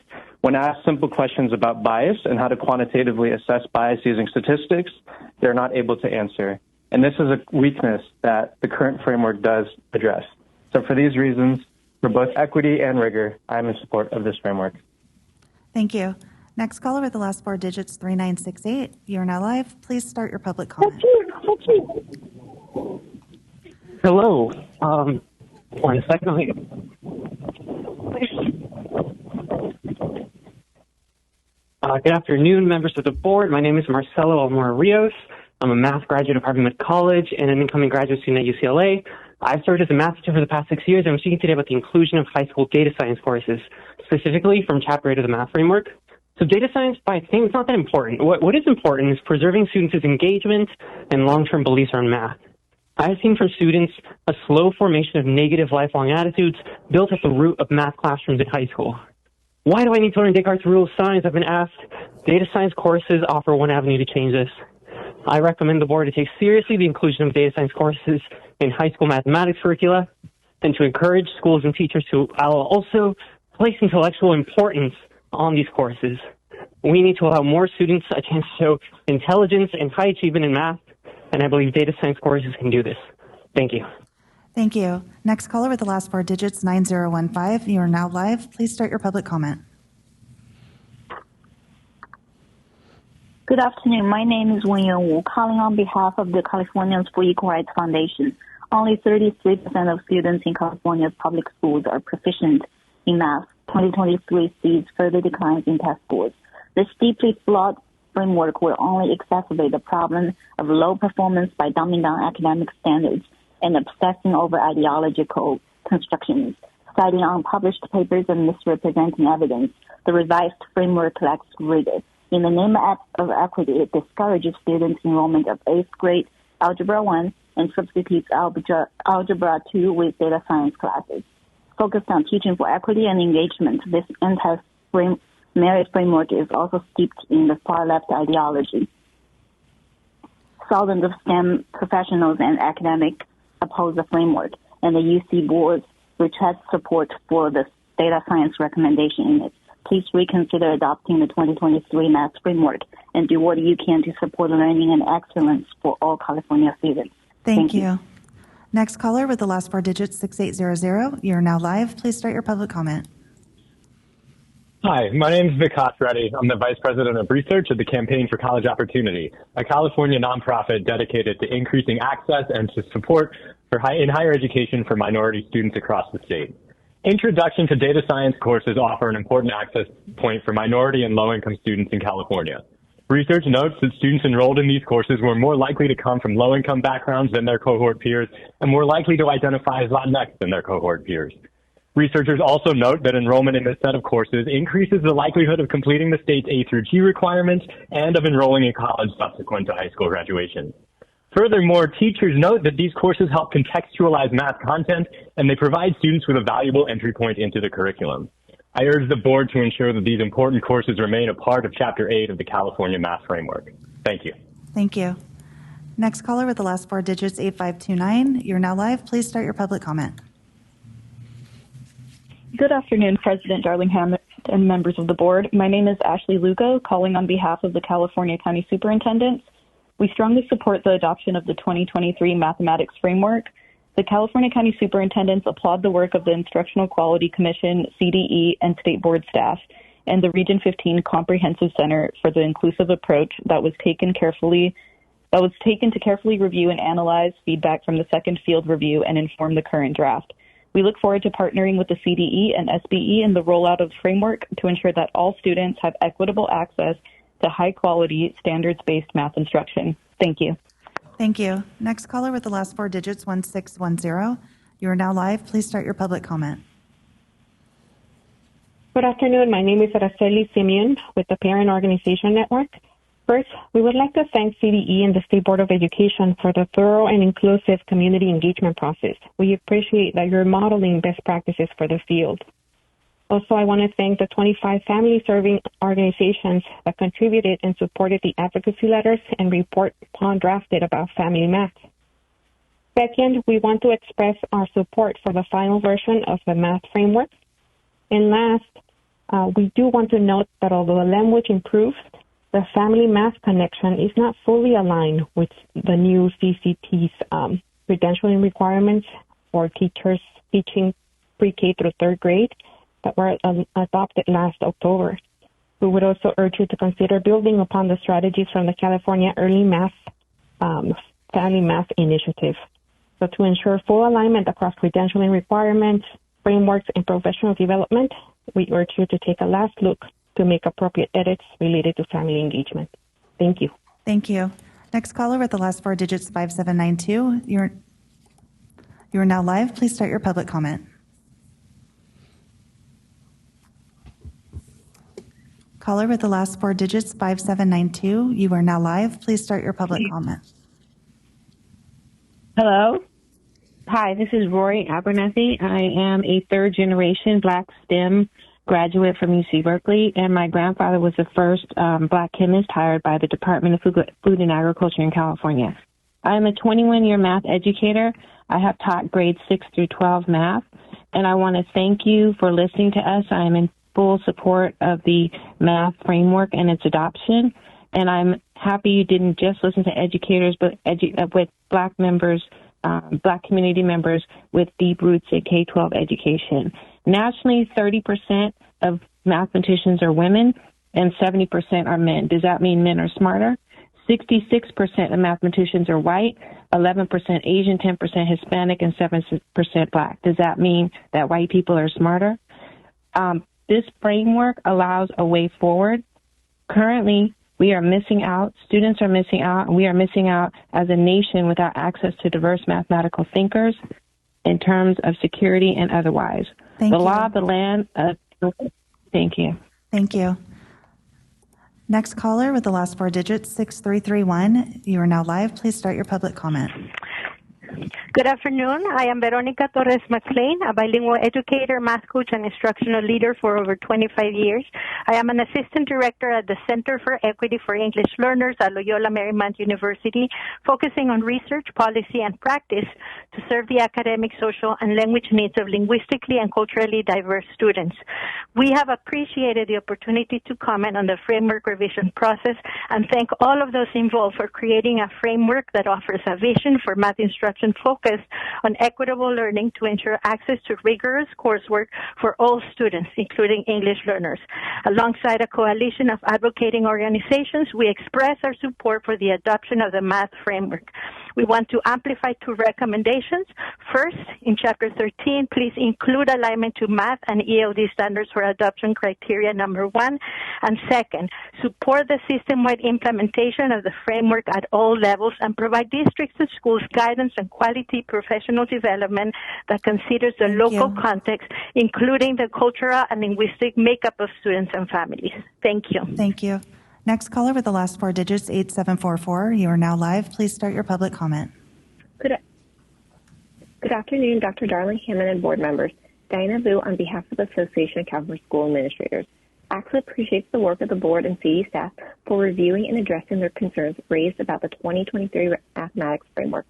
In order to successfully implement the mathematics framework, it is crucial that statewide support and resources are provided to teachers and school site leaders at the district level. This will allow educators to effectively differentiate instruction because districts may vary in their capacity to provide these resources, and ultimately ensure that every student is given the opportunity to thrive. Additionally, ACLA appreciates the mathematics framework's retention of local discretion and control, allowing districts to meet the students' unique needs. As such, it is important to retain standards-aligned textbook options that support the new framework and current frameworks LEAs may choose to retain. Thank you. Thank you. Next caller with the last four digits, 0530. You are now live. Please start your public comment. Hello, my name is Lee Spivey, and I am a math teacher in Merced County, California. And I've taught explorations in data science for the last 2 years, full-year courses going into my third. The course has been rich with both rigor and real-world context. I've watched students wrestle with creating and manipulating formulas to solve open-ended problems, but doing so through equity-connected topics such as skin tone representation in media, community water usage, and other topics that are genuine and engaging. They've developed their critical thinking skills, analytical skills, as they endeavor to make sense of their calculations and results from large databases like the CDC 500 Cities list, sample sets from the American Community Survey. And it's just been a pleasure to hear or have an absence of hearing, how am I going to use this, or why do I need to learn this from these students. Earlier, an analogy was made to banking about how we do not go into a financial institution. We can do stuff from the seat in the audience, and our students' world is changing just like that exponentially. Thank you. Next caller with the last four digits, 5116. You're now live. Please start your public comment. Good afternoon, Board. This is Jessica Sacco, Statewide Director of the California STEM Network, a project of Children Now. Through policy, advocacy, communications, and outreach, we strive to ensure that all students, but especially those who have historically been underserved and underrepresented in STEM education, have access to the highest quality STEM education possible.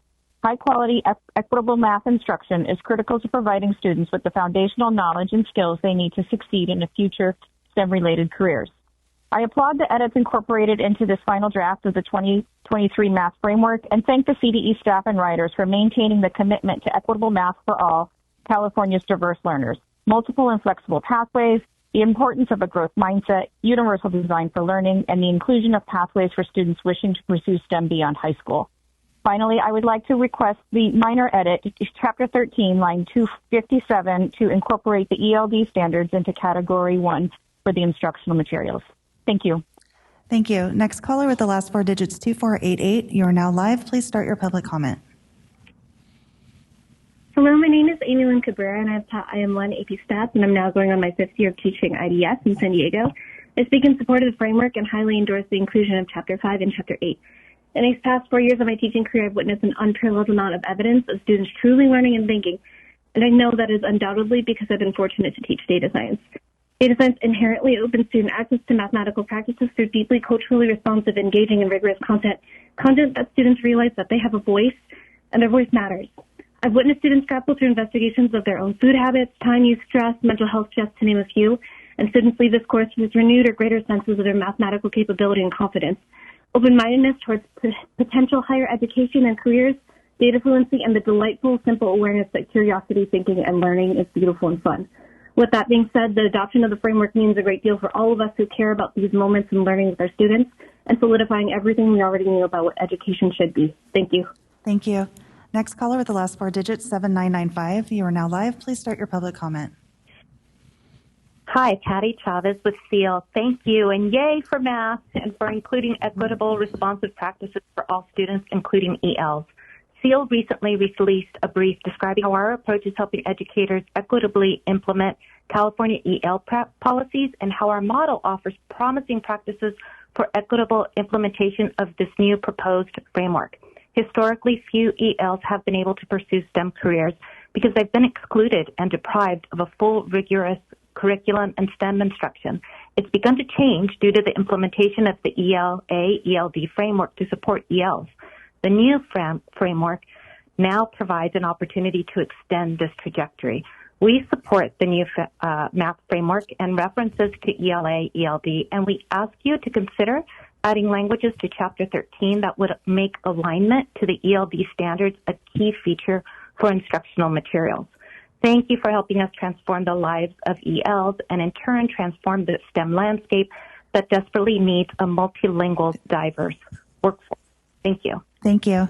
Next caller with the last four digits, 4479. You are now live. Please start your public comment.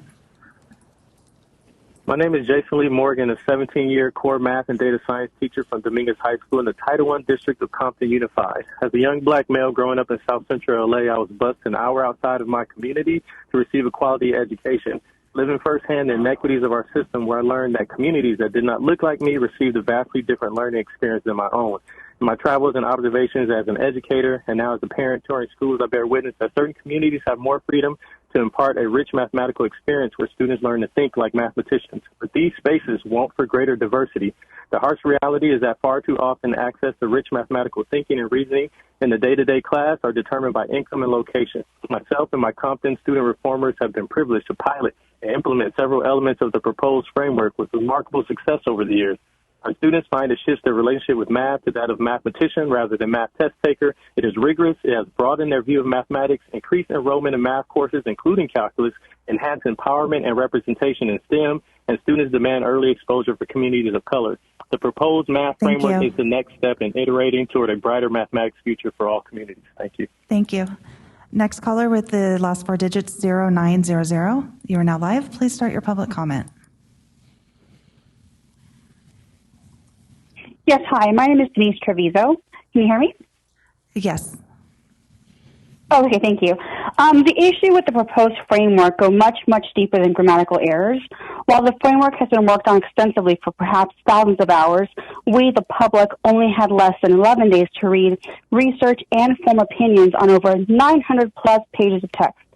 In order for us to all have a seat at the table, as the previous speaker suggested, we need to have more time to review the framework. This has been in the works for 4+ years, but most of us, the public, have only had a very small fraction of that time to review what's been presented. Please do not rush this through, and let's ensure that we have all the time we need to review the framework and to let us all have a voice. Thank you. Thank you. Next caller with the last four digits, 2225. You are now live. Please start your public comment. Good afternoon. My name is Amy Basoli, and I'll be speaking specifically to Chapter 5 and Chapter 8 for high school data science education. I've taught in California for 25 years. In the last 4 years, I've had the pleasure of teaching Intro to Data Science at our comprehensive high school.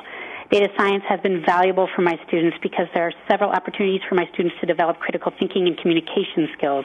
Every day in class, we're discussing and analyzing large data sets that are current and relevant, and we're using the data cycle paired with learning how to code to answer our statistical investigative questions. Sometimes we even collect data about our own class and analyze that. One thing that I've noticed in my data science class that is different than my traditional math classes is that more students are becoming curious about the data, and I hear things like, I wonder, or what if I tried this? And the students are excited about exploring the data in a creative way that is all their own. In addition, the students are seeing connections in their other classes, such as history, science, psychology, and overall the data science has transformed my classroom and my students and the conversations that happen in that space. As Cindy Kazanis requested earlier, thank you. Thank you. Next caller with the last four digits, 5970. You are now live. Please start your public comment. Hi, I'm Raheem Naswani. I'm a parent. I live in San Francisco. My local school district is one of the experiments that led to the CMS. The district spends about $24,000 per student per year. Only about half of SFUSD students meet state standards in math. And for black and brown students, this percentage is much lower.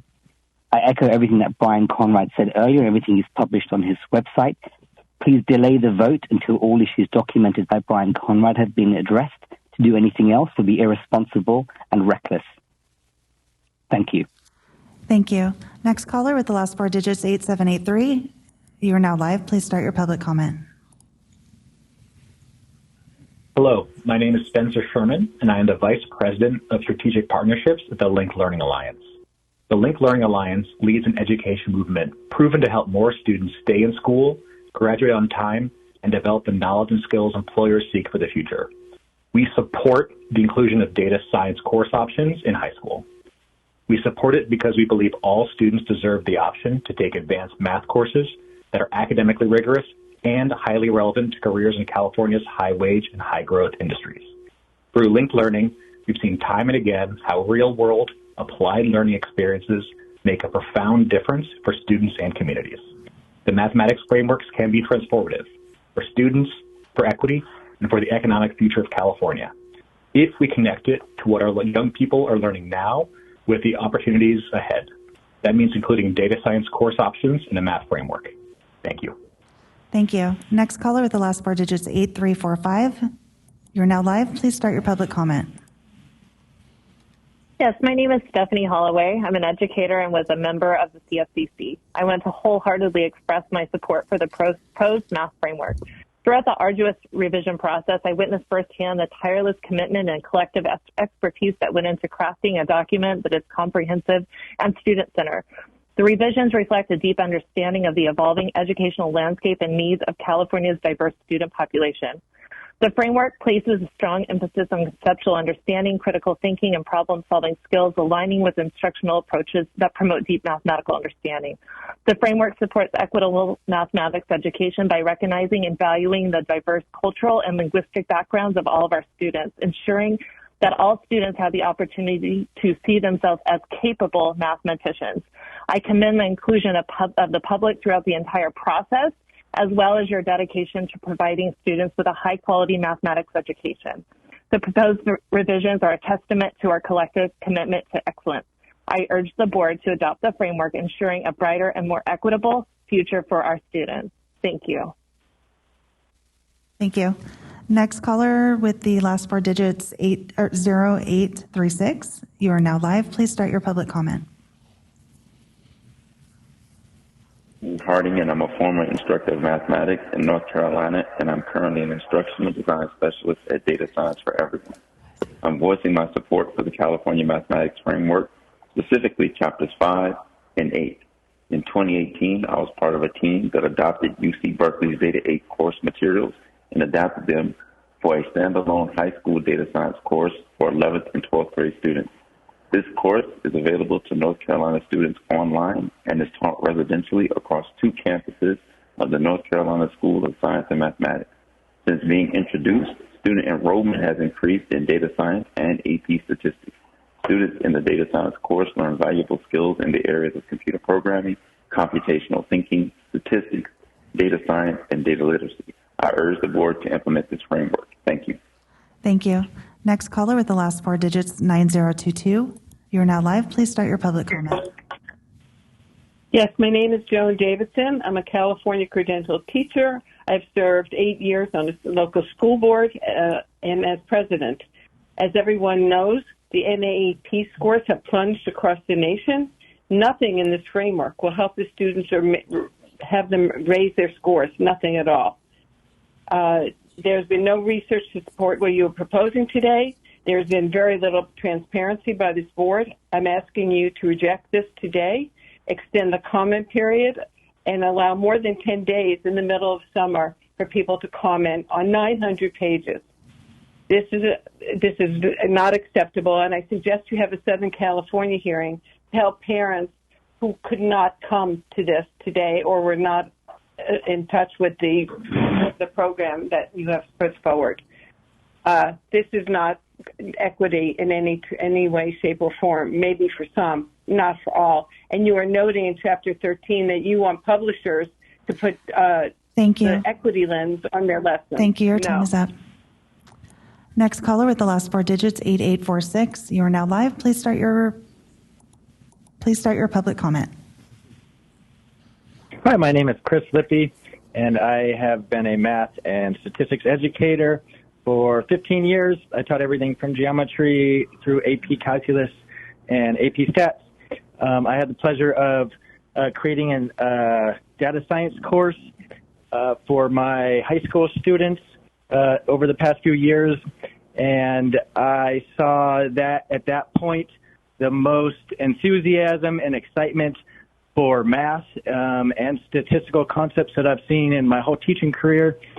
So I am throwing my support behind this math framework, and especially the chapters for data science. And I hope you choose to accept them. Thank you. Thank you.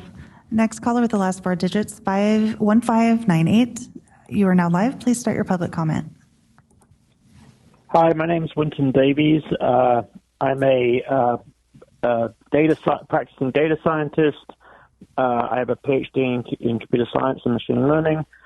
My main comment would be that I support the proposal, but I'd just like to point out to people that currently California only requires 2 years of high school math to graduate high school, whereas UC requires 3 or 4 years worth of math.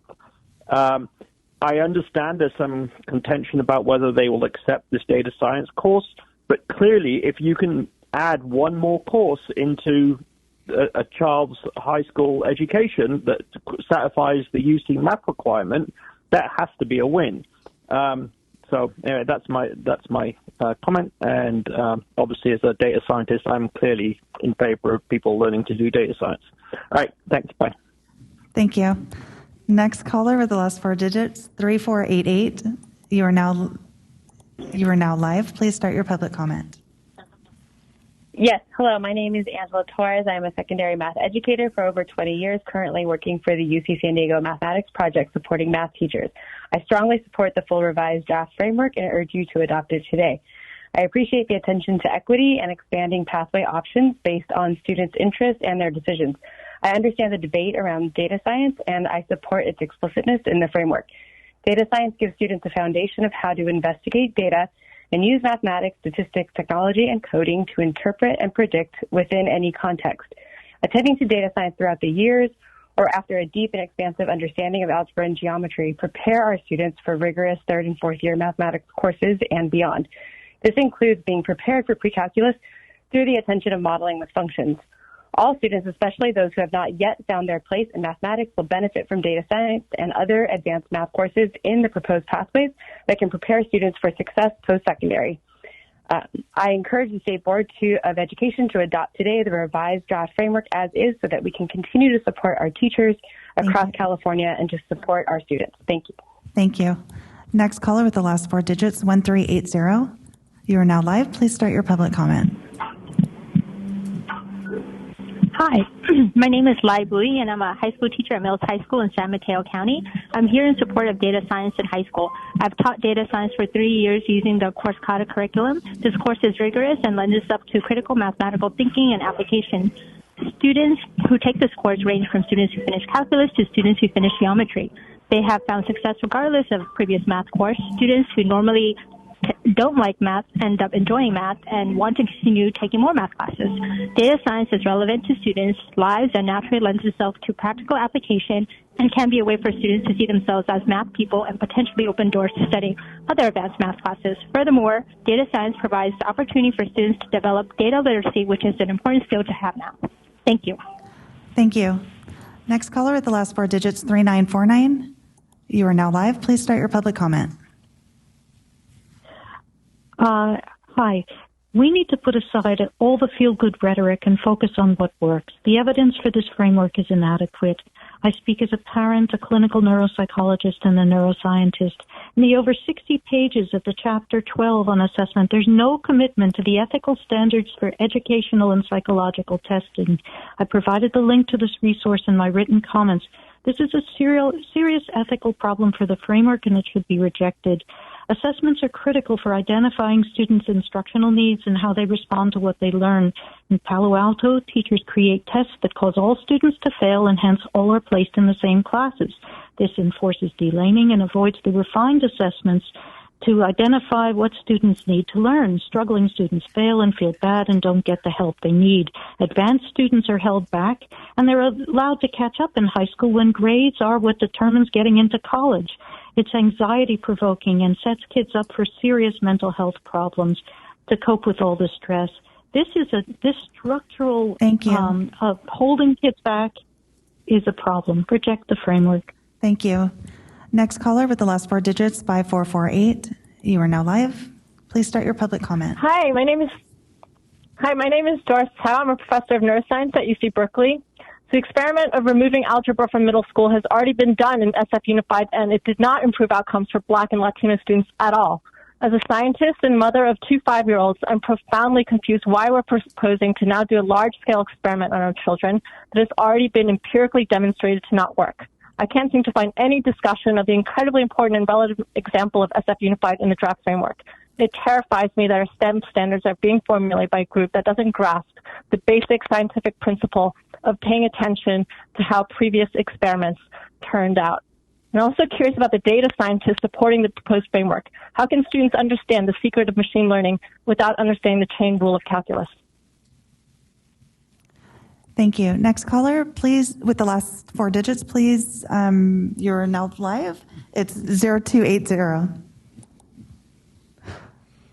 Will Vance, fourth grade teacher, Monterey County. From our California Common Core math standards, quote, by end of grade 2, know from memory all sums of two one-digit numbers. Quote, by the end of grade 3, know from memory all products of two one-digit numbers. During Dr. Darling-Hammond's earlier comments, she touted the framework suggested means to build fact fluency. Well, flag page 80 of chapter 6, it says timed activities are counterproductive. Then check out the What Works Clearinghouse's teacher guide for assisting students struggling with math. And the one recommendation they have listed for building fluency is timed activities. That dog whistling within the framework of saying it's okay if students don't firmly know their math facts violates the aforementioned state standards. To be blunt here, not teaching the standards violates students' equal opportunity to an education, a violation courts have shown to hold school districts accountable for. The framework's dog whistling is actually very audible, and it's trickling down quickly. Just last year, a co-author of this framework presented about it to my district, and part of the day was an article denigrating teachers who have students learning their math facts. Then some of my colleagues want to ask our district to not have expectations of ground grade level math facts. Reading the framework with an elementary lens, this thing immediately felt like a California U-cubed framework. The edits since haven't changed that and won't achieve the equity that people think. Next caller with the last four digits, 9734. You are now live. Please start your public comment. Thank you to the board for accepting public comment at this time. I would like to encourage the rejection of this framework as well. It is very disturbing that the evidence base is not there, that there's not a single reference to retrieval practice, there's not a single reference to other evidence-based practices in learning science that will help our children to learn. And the comments of Dr. Conrad need to be addressed. We need to delay the approval of this framework. Thank you. Thank you. Next caller with the last four digits, 9685. You are now live. Please start your public comment.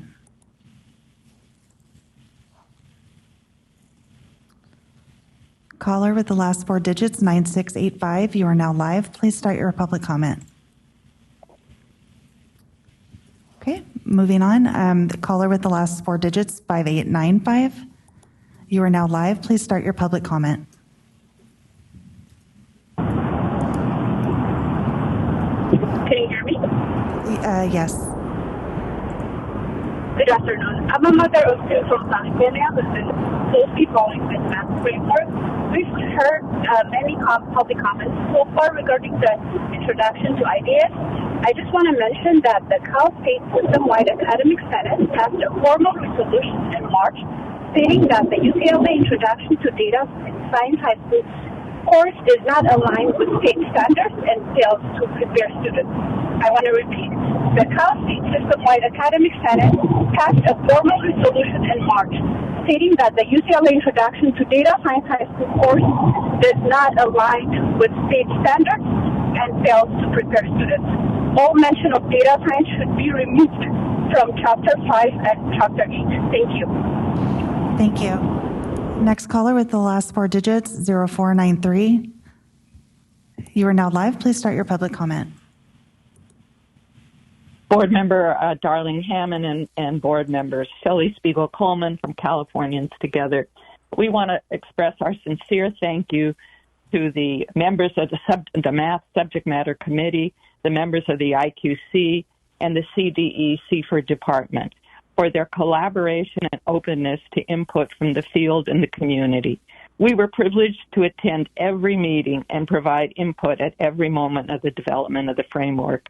We endorse the adoption with its consistent inclusion of making math accessible for English learners, and especially the references and the description of integrated math instruction.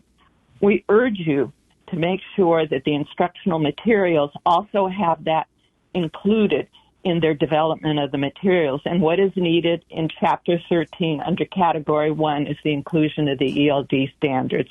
Thank you so much for the hard work and for our ability to be a part of the development.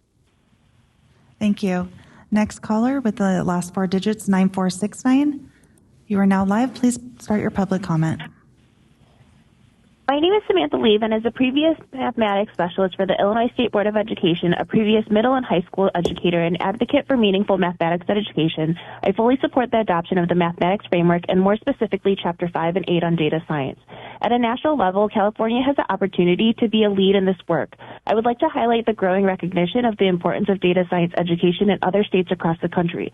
Virginia has taken a significant step by creating and improving standalone data science standards, acknowledging the skill set required to navigate and analyze data. Utah is actively conducting a pilot program that includes standalone data science courses accompanied by cohorts of professional development for teachers. These initiatives, along with the widespread adoption of the data science courses code created by the National School Courses for the Exchange of Data, demonstrates the increasing nationwide recognition of the need to equip students with data science skills. Almost half the country has either implemented this data science course or developed their own. California can join these leading efforts and ensure that its students are prepared for the data-driven world they will encounter in their academic and professional lives. Thank you. Next caller with the last four digits, 0324. You are now live. Please start your public comment.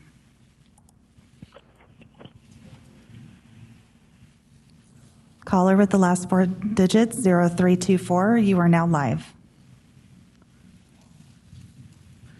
Hi, I'm calling in support of the Math Pathways Chapters 5 and 8. I strongly support the expansion of high school math courses and also, in particular, data science. This is an effort that is ongoing, as the previous caller just mentioned, in multiple states, including Oregon, Washington, Ohio, Virginia, and California should be on the forefront. So my support is strongly in the inclusion of Chapter 5 and 8. Thank you. Thank you. Caller with the last four digits, 6561. You are now live. Please start your public comment. Thank you. Today, I urge you to reject the proposed California math framework. We must consider the parallels between the science of reading and the way we approach mathematics education. The lack of citation of meaningful research around the science of learning and direct instruction in this framework is alarming. Just as the science of reading has revealed the importance of explicit instruction in phonics, we must recognize the significance of evidence-based direct instruction in mathematics.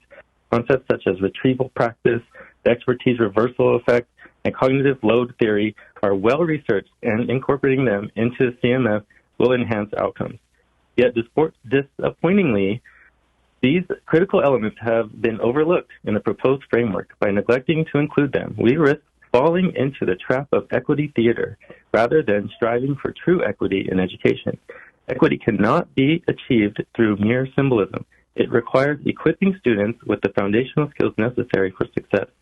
Math fluency, including a strong understanding of times tables, is a fundamental building block for mathematical proficiency. Thank you. Your time is up. Thank you. Direct instruction. We have one more in-person public comment. Would Will Parrish please line up at the back of the room? You have 1 minute for public comment.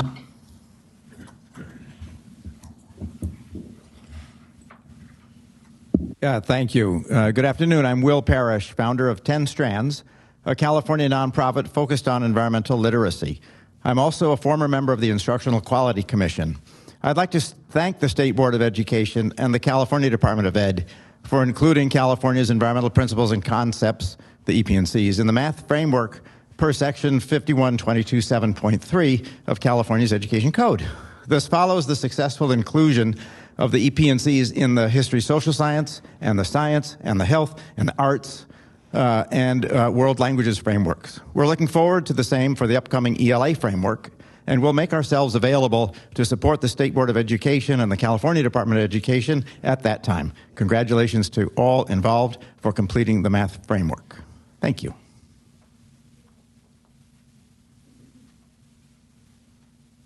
I take it this concludes public comment? Yes.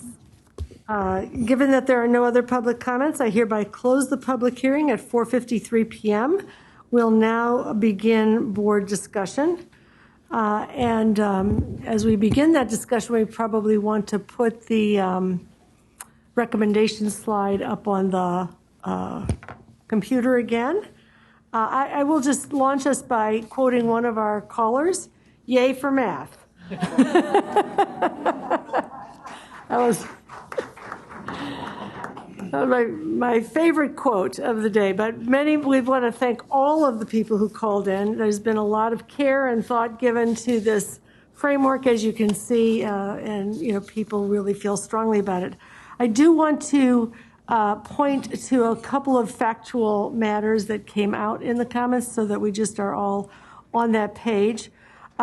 One is that there was a comment about Appendix A and a concern about the first 8 pages of Appendix A not showing the path to calculus.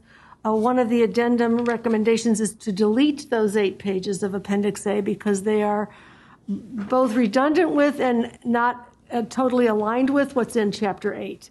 And so we got that comment from a number of commenters, so those 8 pages are now deleted, and Chapter 8 does discuss and show the path to calculus. One other just point of information about the addendum. There is the concern that not everyone has seen where in the framework the ability to start the high school pathway, Algebra 1, Math 1, in 8th grade is stated. And to be sure that that is clear everywhere, the addendum also points to figure 8.4 and asks that we have a sort of an asterisk caption that says that the high school pathway can be begun, and many students will begin it in 8th grade. So that even though it's known as high school courses, that does not mean that they have to be started in 9th grade. There is concern about the San Francisco plan. It is not what this framework is based on. That's why it's not mentioned in the framework. I did look at Chapter 10, as one of the callers asked about reference to a common pathway there that seemed to suggest that you could not accelerate. I could not find that set of words in Chapter 10, but if we do have places in the framework that are not aligned with each other, we can ask the CDE and State Board staff as part of the technical edits to be sure that that clarity and alignment is there. Finally, a lot of conversation about data science, and it's wonderful that some people have had a good experience in it and appreciate that. The decision about how data science will be taken up by college admissions is not our decision. So while a lot of people have a lot of views about that, they should definitely be speaking to the BORS committee and to the UCCSU governance around that.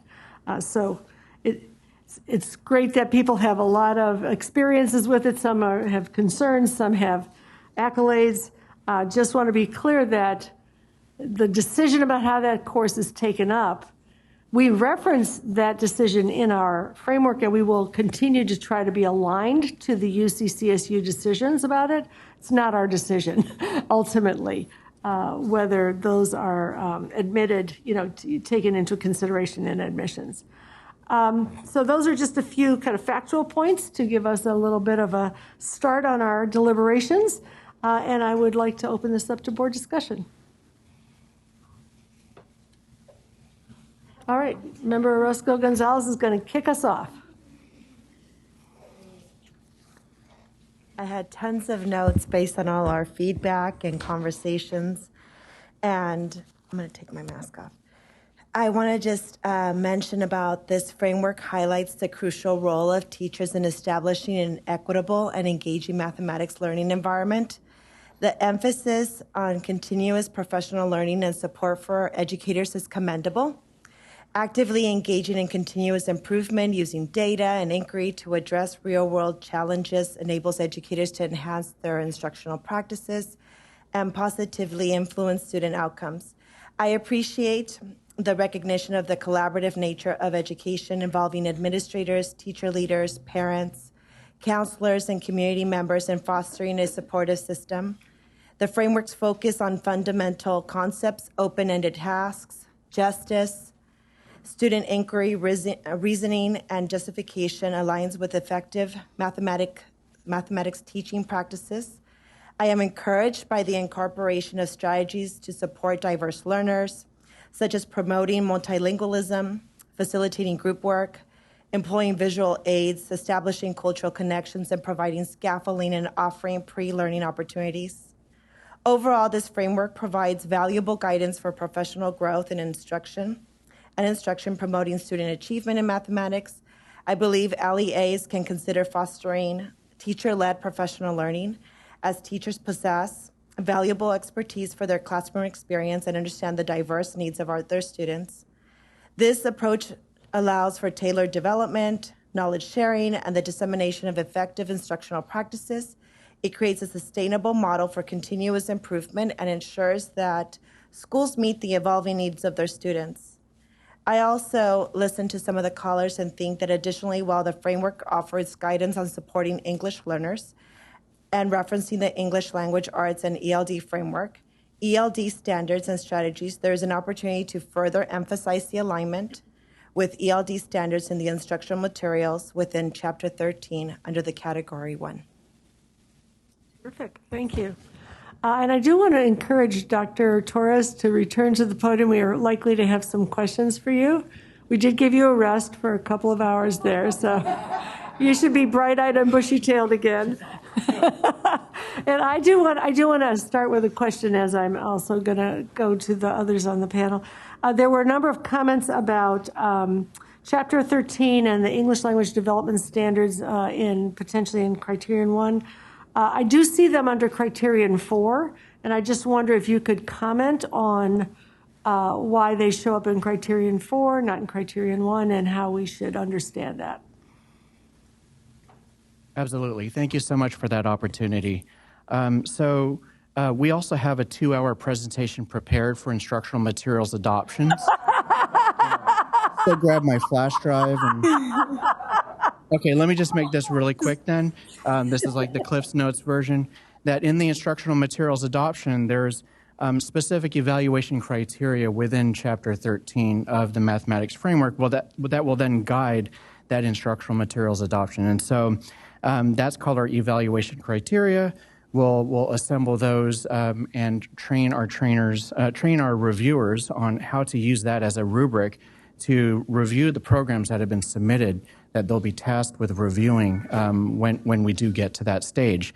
But the important thing to note here is that of those 5 different categories, the first category is alignment to the standards related to that content area. And so in Category 1, it's alignment to the mathematics standards because first and foremost, they're reviewing a mathematics program. Now, it is great. Awesome. We want to make sure everyone has access to the instructional materials. Everybody has the support that they need. That's why we have Category 4 in the instructional materials evaluation criteria. Category 4 is related to ensuring that the instructional materials are accessible to all students, that there are the appropriate support for students. It's a different question.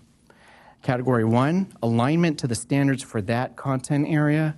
Category 4, ability to support all students. And so in Category 4, you'll notice in the mathematics framework in Chapter 13, there's multiple references to the English language development standards, as well as meeting the needs of other populations of students, like students with disabilities. So there are provisions within the evaluation criteria that the reviewers will use to ensure that the materials are highly vetted. And I do have to throw out there, and I would be remiss if our CD publisher liaison, who's probably listening right now, will mention that all the publishers that he's worked with over the past, and I can't quote exactly how long he's been working for CDE, have always said that California's instructional materials adoption has always been the most rigorous. It's been the gold standard of publishers who do instructional materials adoptions across the country. And so being the gold standard, we have an amazing setup where we do have the multiple ways to be able to evaluate material. The one important thing to also note about alignment to the content standard is that it is a pass-fail. And so in Category 1, if a content developer or a publisher were to submit materials and there's standards missing, then that program will fail.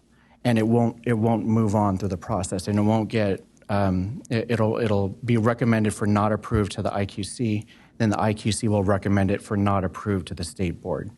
you have to think about what is that program being evaluated for in that specific category, and it really is alignment to the content area that it's designed to teach to, and that's mathematics. Just a little anecdote is that in the ELA ELD adoption that we held, even in that adoption, it was alignment to English language arts standards for all programs, with the exception for programs that were designated specifically for ELD. And those were the only programs in which the ELD standards were applied for in Category 1. So I'm hoping that provides a little bit of background to instructional materials adoption. Thank you. Thank you for boiling it down to that succinct description and foregoing the 2-hour presentation. I appreciate that. I think I see Member Yoshimoto Tari's hand up. Are there others who should put in the queue? Member Rodriguez, Member Escobedo, Vice President Glover Woods. I just offered my hand because I had a follow-up to that question. Dr. Torres, so I did a cursory review of the different frameworks as those questions kept coming up in public comment. And it looks like true to what you said, it's about the alignment to the content standard. In the science framework, however, there is a mention. So on page 1561, number 12 does mention that student assignments, this is criteria 1, student assignments make linkages, and it mentions various frameworks, including the ELD standards. So it might be some language that we might want to revisit, possibly if the board decides to delegate some clarity in the future. That might be a way to do it. So my comment really, again, with thank you to all of the people who worked so hard on this. I wanted to bring up, Ms. Darling-Hammond, what you said, Board President, at the beginning about having a working group for mathematics. And I just wanted to say I wholeheartedly support that idea of having a statewide mathematics working group. The mathematics framework, in my opinion, is going to require all hands on deck. And I wanted to give just a couple of examples from my experience. When we think about the accelerated math pathways, it's administrators and counselors that are really creating the scheduling for students. And so they're using data provided by the data systems to do that. They're also using class size norms and budget to help decide how many sections of each class they can have. And sometimes well-intended policy can lead to exclusion. If we do like traditional policy and say these students who fit these criteria are eligible for this sort of pathway, it might not result in the kinds of numbers and the kinds of equity that we want. So I think that this working group can really help explore some of those really nuanced pieces that are going to be important to the implementation of the framework. And in addition, I think communication is also critical. So families understanding the options that are available, because sometimes a student's willing to try for a pathway that might be a little harder than what they get scheduled for, but they're willing to put in the effort and take acceleration or after-school courses to accelerate. And then also I wanted to say that the STEM partners and the CTE kind of coursework where the students are applying the real-life math is super critical. So I hope in the working group we can have people that have this range of experience that can help guide the work that's happening in LEAs, in addition to the teacher professional development that's going to happen as part of the rollout. And just in closing, I wanted to just, again, I'm grateful to everybody who spoke today and who had so much work to do with the framework, but I did want to give special recognition to the young people who spoke earlier. They drove 6 hours to be with us today to share in public comment. And I thought having the voice of young people here sets a compelling vision for us for equity. So thank you. Thank you. Member Rodriguez. Thank you so much. And thank you, Member Yoshimoto Tari, for acknowledging the young people. That was also great to hear from them. Yes, you deserve a round of applause because you love math. And, you know, I want to say that this item before us represents a major change in the goal of math education and the goal of our state education. And it's a very necessary change. And I think that, all of the callers who took the time to call in, who have gone through this process reviewing the different iterations of the work that's been done here. I commend everyone that has worked on this for hanging in there, because I'm sure that there were times where you were like, this just doesn't add up. Just trying to get that in there, huh? However, we're going to have bathtubs for the next hour. However, I, as I'm going through here, and there's a particular, in the beginning when we're talking about UDL principles and the way we make math accessible to our students, I think about, I live on a border town in a border community, and I have students who tell me that they're not good in math. And then I watch them as they convert huge amounts of dollars into pesos, and they do it mentally.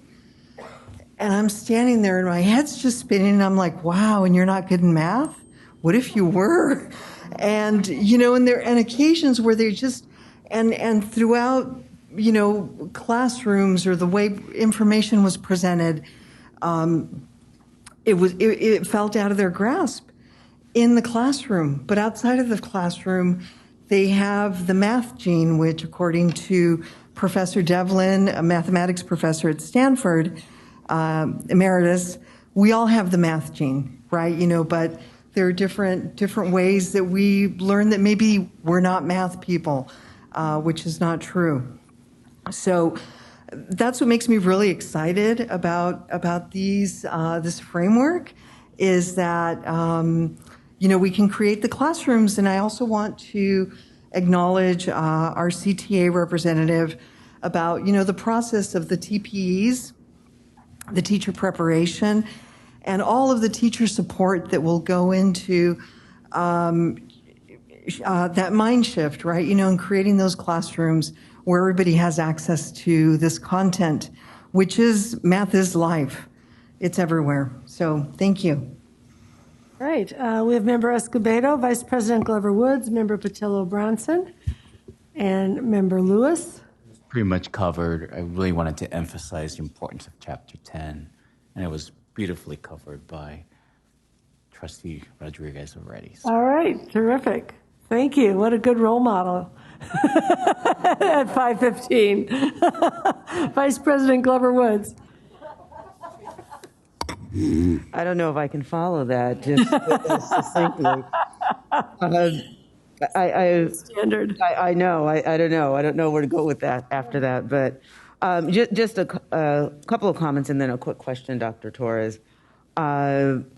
One in relation to the instructional materials review, which I know was very robust, and the process that the Instructional Quality Commission utilizes is one that makes sure that all stones are turned and that we are ensured that it does align and meet the needs of students. So my concern and question was related to ensuring that the math materials are aligning to the ELD standards and actually making sure that our English learners are having the access necessary through the content. But you answered that question, and I look forward to the instructional materials review process through the IQC, which is also coupled with a public comment period as well.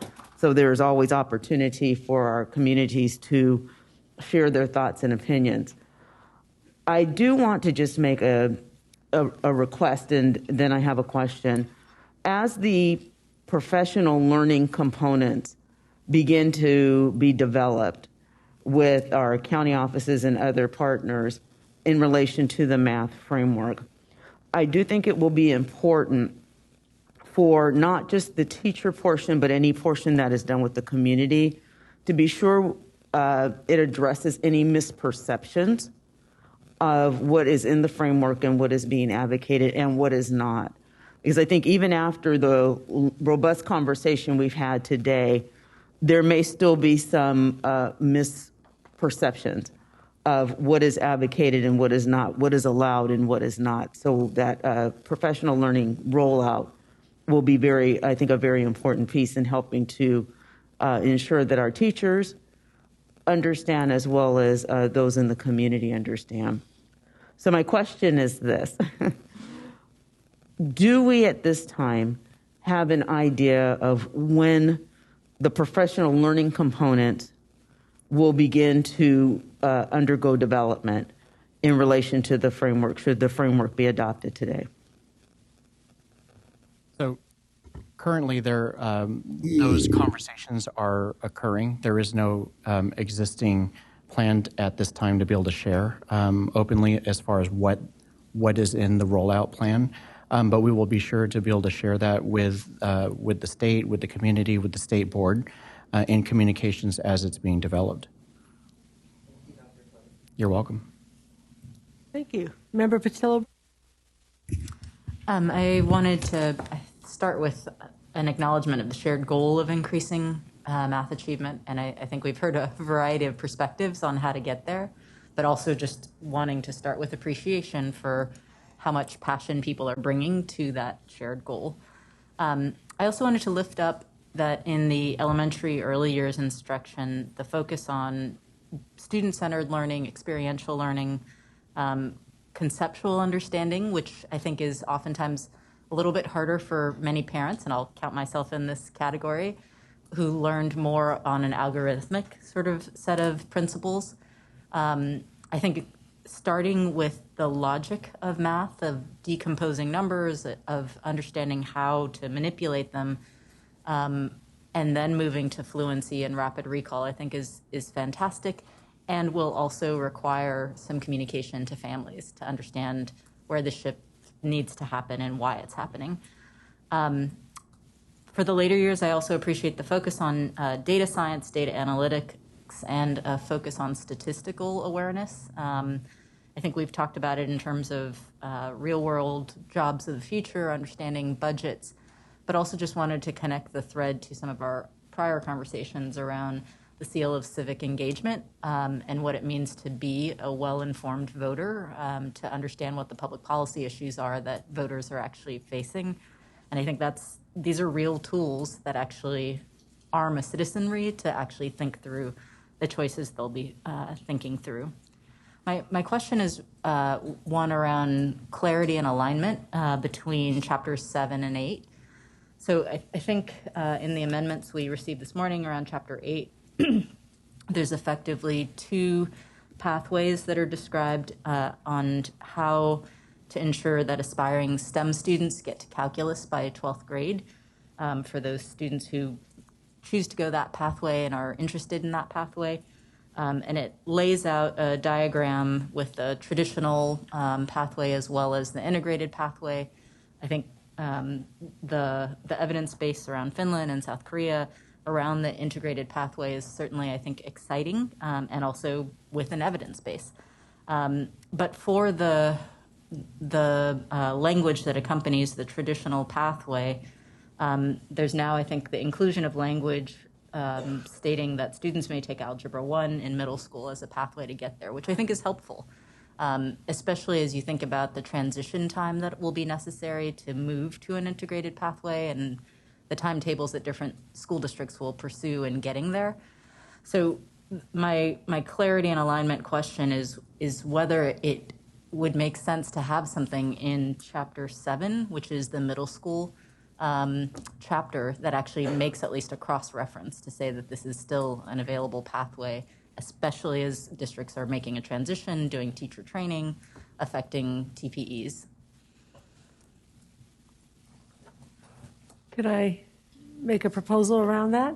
Absolutely. Yeah, I was just going to say that I think that falls under the category of what I was also saying earlier about making sure that our chapters are aligned to the same motion, to the same set of notions, and that we can designate that to CDE staff and SBE staff as they do the cleanup of the document. So I think it's a similar comment. That when we see the I think you've probably all looked at the motion, the proposed motion, which does both suggest the adoption of the addendum and designate to the CDE and SBE staff the opportunity to make necessary revisions for the publication. If there's anything that's outside the bounds of what's already in the framework, we'd need another amendment for it, but this is inside the bounds. Okay, next on the list, we have Member Lewis. Is there anybody else who's trying to get my attention? Which is flagging, I know. We're all hanging in there. Member Lewis.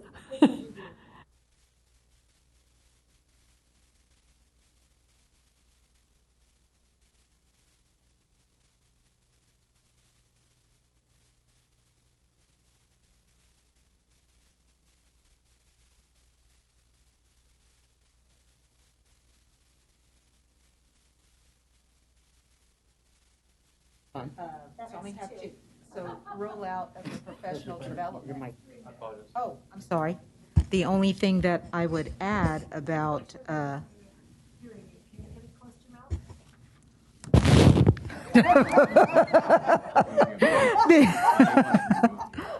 I'll just a little humor to wake everybody up. Okay. So I first wanted to acknowledge and thank all of the staff members, the different staff, and everybody who's been involved in this process over the last 4 years in developing this framework and getting us to this point. And I also added that 3 of my 5 comments have already been covered or questions by other board members, but the only thing I will add about the rollout of the professional development is to really emphasize the assistance that may be needed by LEAs and districts as they do awareness campaigns and inform the public and inform teachers, because even though this has been out for 4 years, it's still going to be very new information to a lot of different people in the communities. And I remember being responsible for the awareness campaigns when the Common Core came out, and how important and how many misconceptions there were about Common Core and what that meant. So I think districts will really appreciate when that professional development plan and assistance is provided to them. And also I just wanted to mention to any callers that might be listening and some of the concerns about pathways and acceleration. Really, what the framework does is give autonomy to districts to work that out. And so the community still has the opportunity to have input with their local districts when it comes to talking about pathways, talking about acceleration. So that's the beauty of the framework. And I'll end with that. Thank you. I think we are potentially ready at this point for a motion. We have the recommended action before us on the screen. Vice President Glover Woods.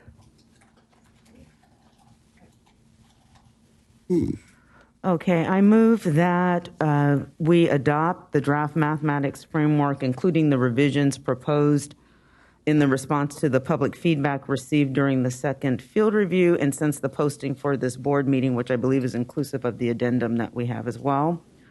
Also, as part of the motion, I recommend that we delegate authority to the SBE and CDE staff to make any necessary revisions, including those revisions that are needed for clarity and accuracy, as the document is professionally edited and prepared for publication. Thank you very much. Second, Member Rodriguez. Any further discussion? I would like to just add the thought that one of the things that came up in the comments were some questions about citations, and I would just like to add that as part of the potential necessary revisions for clarity and accuracy. So just to be sure that that's all bundled in there. Any further discussion? All in favor? Member Yoshimoto Tari, are you trying to have further discussion? Add that to the last comment by Board Member Patil Bronson, that whatever we also put in for integrated, that also get translated to Chapter 13 around the curricular resources available for districts who decide to take that integrated pathway. Because sometimes there are not equal resources offered for both pathways. Great point. All right, all in favor, say aye and raise your hand. Aye. Any opposed? Any abstentions? Motion carries. Congratulations, we have a new math framework.